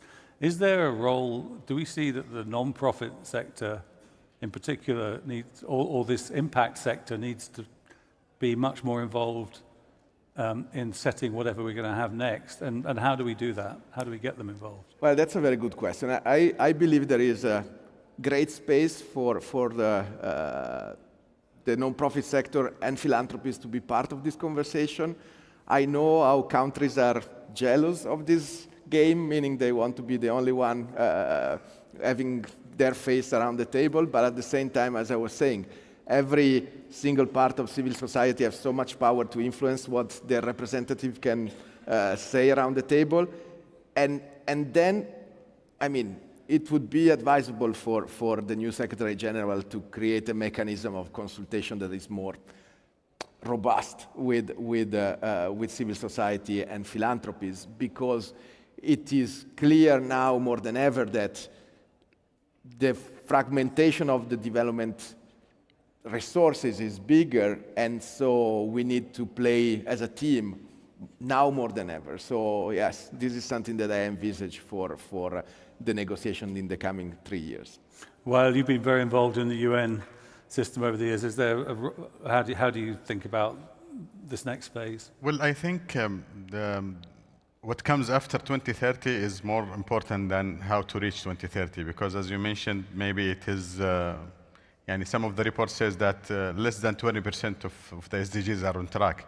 So I think we have to just not talk about how to achieve the goals, but what to do about, to do it differently, in a different way, and instead of doing it the same way. There should be a kind of lesson learned during the last period. So we have to shift from soil agenda to more integrated development models, because this kind of integrated models will help everyone to work together. As our colleague mentioned, the non-profit sector or the philanthropy has to do a great role. And here in Saudi Arabia, we are putting on the non-profit sector, because we are trusting them, that 5% of our GDP should be achieved by the non-profit sector by 2030. So this is the kind of support or trust that we have to put with the community, on the community, based on their contribution, and make sure that we have to make things instead of only top-down approach from kind of a bottom-up approach, so that we have to balance between those two execution and investment strategies to achieve those goals and to move forward. Thank you. Loay, your city is about to, non-profit city is about to fully open within a few months, and I wonder what's the vision and what will success look like for you in 10 years' time, 15 years' time? Sure. Just to pick on post-2030 to start with, I think the key word here is innovation, really the innovation of, on the way we do things, and innovation with customers, innovation with process, innovation with everything we do. And I think this is what we're applying in our thinking. And beyond 2030, we feel like we should be enabling others to do what we're doing. So we're working closely with partners. An example of that, we have, for example, the Bill Gates Foundation, the challenge of a youth leadership program that was developed jointly between MISC Foundation, Community Engagement Track, and also the Gates Foundation. And the end goal really is for Gates Foundation to do it within MISC City and then with other partners in Riyadh and in the Kingdom, and really greater the impact globally. Great. Dominic, one of the things I think, if I look at the Sustainable Development Goals, they're a mixture of outcome goals and also process goals, and it's a bit of a sort of a cocktail that doesn't really make a lot of sense in some ways. What I think is missing is maybe a clear set of outcomes and then funding mechanisms that drive towards those outcomes. And you mentioned in the British case that there's some new outcomes funds have been launched. Can you just say briefly what the idea is there and whether they could be something that's scalable around the world? The idea there is basically that governments pay and philanthropists pay for the outcomes that are achieved, and that upfront social investment funds the charities and social enterprise and civil society delivering them, so that therefore, and they are the ones taking the risk. And I think one of the key things here, and we've heard it across the piece, is when we're designing these systems, that convening across government, business, philanthropy, civil society, and investment is really key to delivering the change that we want, whether it be at the UN or whether it be in our own countries. Great. Well, we're almost out of time. I just want to ask each of you, you have an audience here of people who are trying to build a better world and have a vision beyond 2030. Do you have a challenge for them or a piece of advice that you'd like to give as they set about trying to think, what do they prioritize over the next 10 years or so? I'm going to start with you, Stefan. Well, challenges are many. What I think the Kingdom is already very committed to is giving access to what is called clean cooking, so taking out people from using charcoal and firewood for cooking, which is something that today 2.1 billion people are doing every day, with incredible side effects on environment or their health, on the time that they can carve out for their private growth. The Kingdom committing 700 million people to be moved out of this 2.1 billion. I think it's a great challenge, and I think we can make an alliance of countries around it and grow it to reach the 2.1. Great. Dominic, very, very short. Very quickly, I'd say no one sector has the answer, but each holds a piece of it. And beyond 2030, genuine legitimacy and impact will come from co-design and shared ownership. Oh, well. Yes, sure. Just finally, that I would like to say that SDGs are not a finish line. Let us learn more about how to move forward beyond 2030, and we need to integrated planning, local leadership, smart finance, and accountability to measure that the drivers of performance, turning commitments into outcomes that delivers real impact on the ground for healthier ecosystems and more resilient communities. And Loai? I think combining purpose, innovation, and capability building is really the way to go. And this is exactly what we're focusing on what we do within MISC City. Great, and I'd like to thank you all, and I would like to add my own challenge, which is I do think that over the next few years there's so much uncertainty and turmoil in the world that the more we can talk about the examples of what's working in this pursuit of building a better world and why it's working, and we can create role models that others can follow, the more the world will bet on those approaches and scale things up, and we will really start to see the kind of progress that our visions and goals point us towards and capture that human desire for us all to thrive. So thank you to the panel, and thank you all for your time and commitment. Thank you.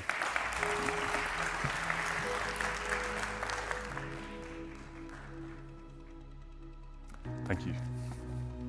Thank you.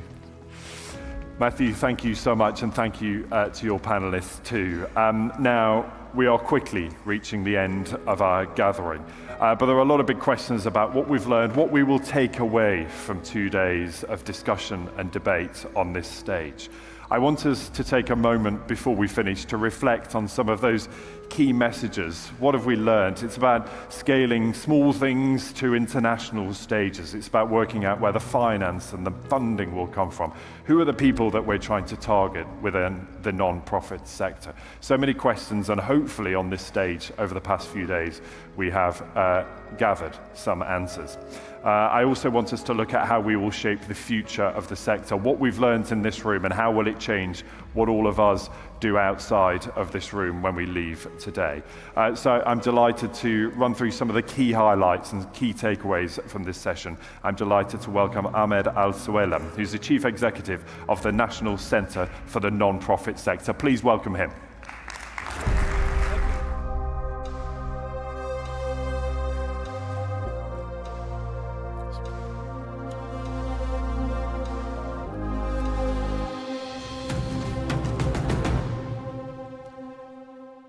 Your Royal Highnesses, Your Excellencies, distinguished guests, ladies and gentlemen, esteemed partners, Assalamu alaikum wa rahmatullahi wa barakatuh. I would like to begin by thanking our leadership for their constant support to the non-profit sector. Their guidance is the reason we continue to grow, improve, and serve our communities with confidence and purpose. I also want to thank our speakers, partners, sponsors, and guests. Your participation over the past 2 days is what gave this forum its depth, energy, and value.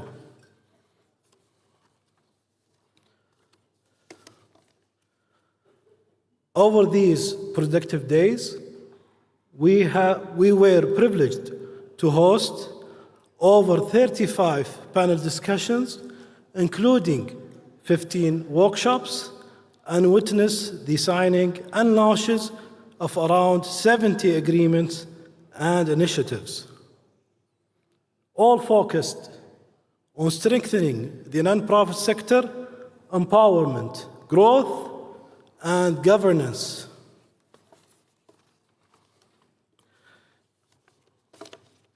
These activities reflected the strong momentum the sector is moving toward, where individuals, groups, corporations, and government organizations are coming together to achieve more.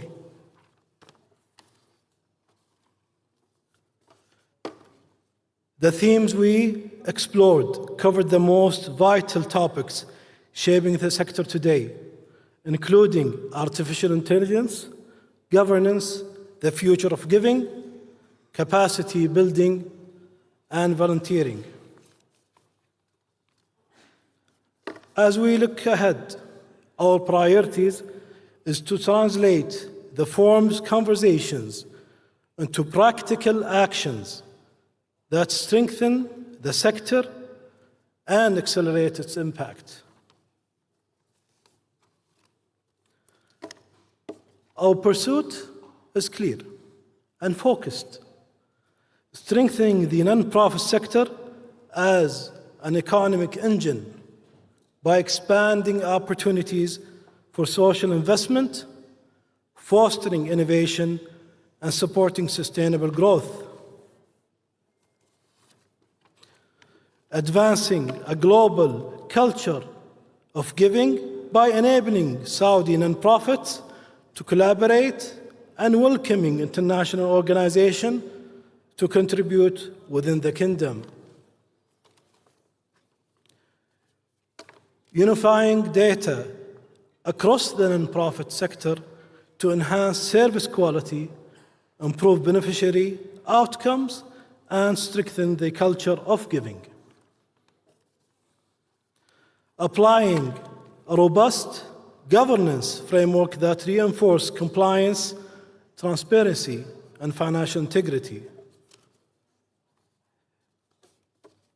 Elevating the role of family funds to support family cohesion, address shared challenges, and expand their contribution to the national economy. Before I close, I want to again thank our speakers, partners, and sponsors for making this forum possible. And I thank you all for bringing your ideas, your experiences, and your trust. Let us leave with this commitment, not conclusions. Let us build the future we want to see, beyond borders, beyond familiar boundaries, beyond what holds us back, and beyond short-term solutions, and always beyond profit.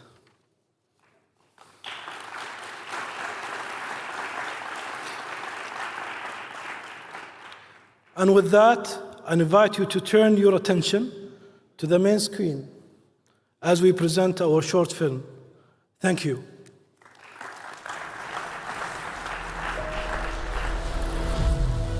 As we rise together, the world rises with us, and the impossible becomes inevitable. Welcome to the Beyond Profit Forum.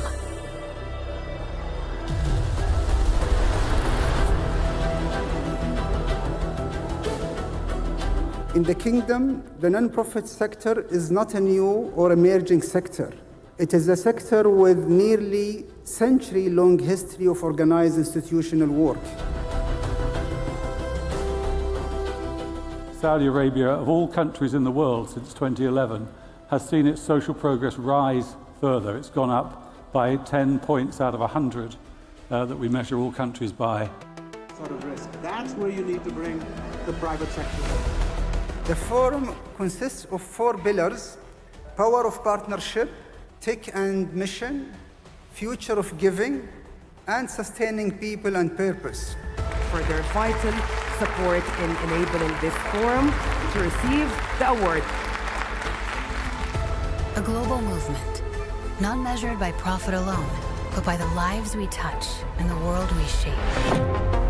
That non-profit organization doesn't mean a losing organization. It should be the most profitable organization to serve the society and sustain.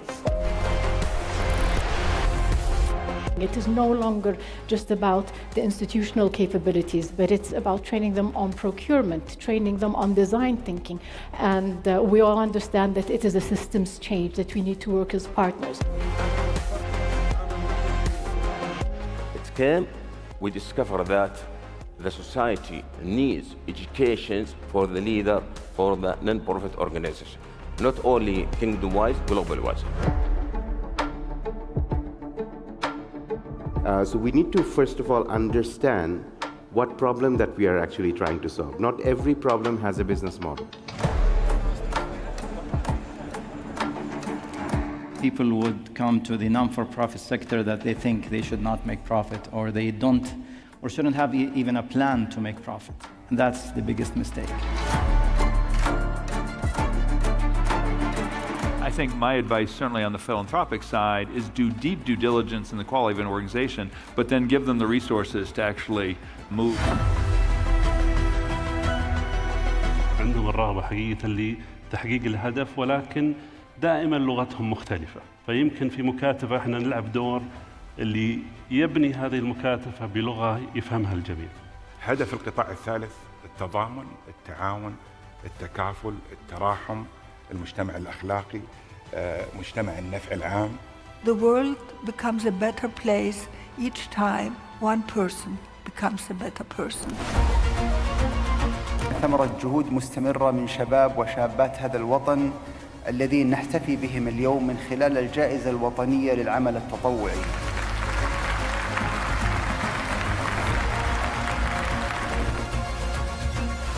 كما أتقدم بالشكر لكافة الشركاء النجاح من الجهات الداعمة ولجان التحكيم وكل متطوع ومتطوعة قدم وقته وخبرته لخدمة وطنه ومجتمعه.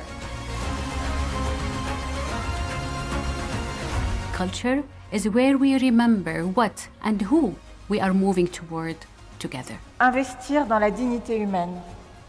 Et la dignité humaine, c'est l'éducation, c'est la culture, ce sont les sciences aussi. That's a really good way when we talk about soft power, when you want to understand a culture, it's those things that bring us together.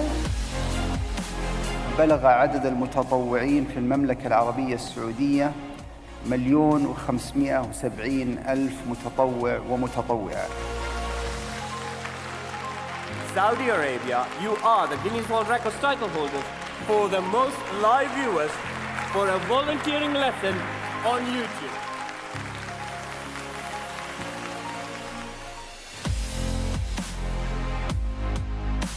L'homme est le remède de l'homme. C'est-à-dire que tout se fait à travers la solidarité, l'entraide. القطاع الغير ربحي هو روح التنمية وأثرها الإنساني، ومعا بإذن الله نصنع مستقبلا يحول قيم العطاء إلى تنمية مستدامة تثمر خير للوطن وتلهم العالم. والسلام عليكم ورحمة الله وبركاته.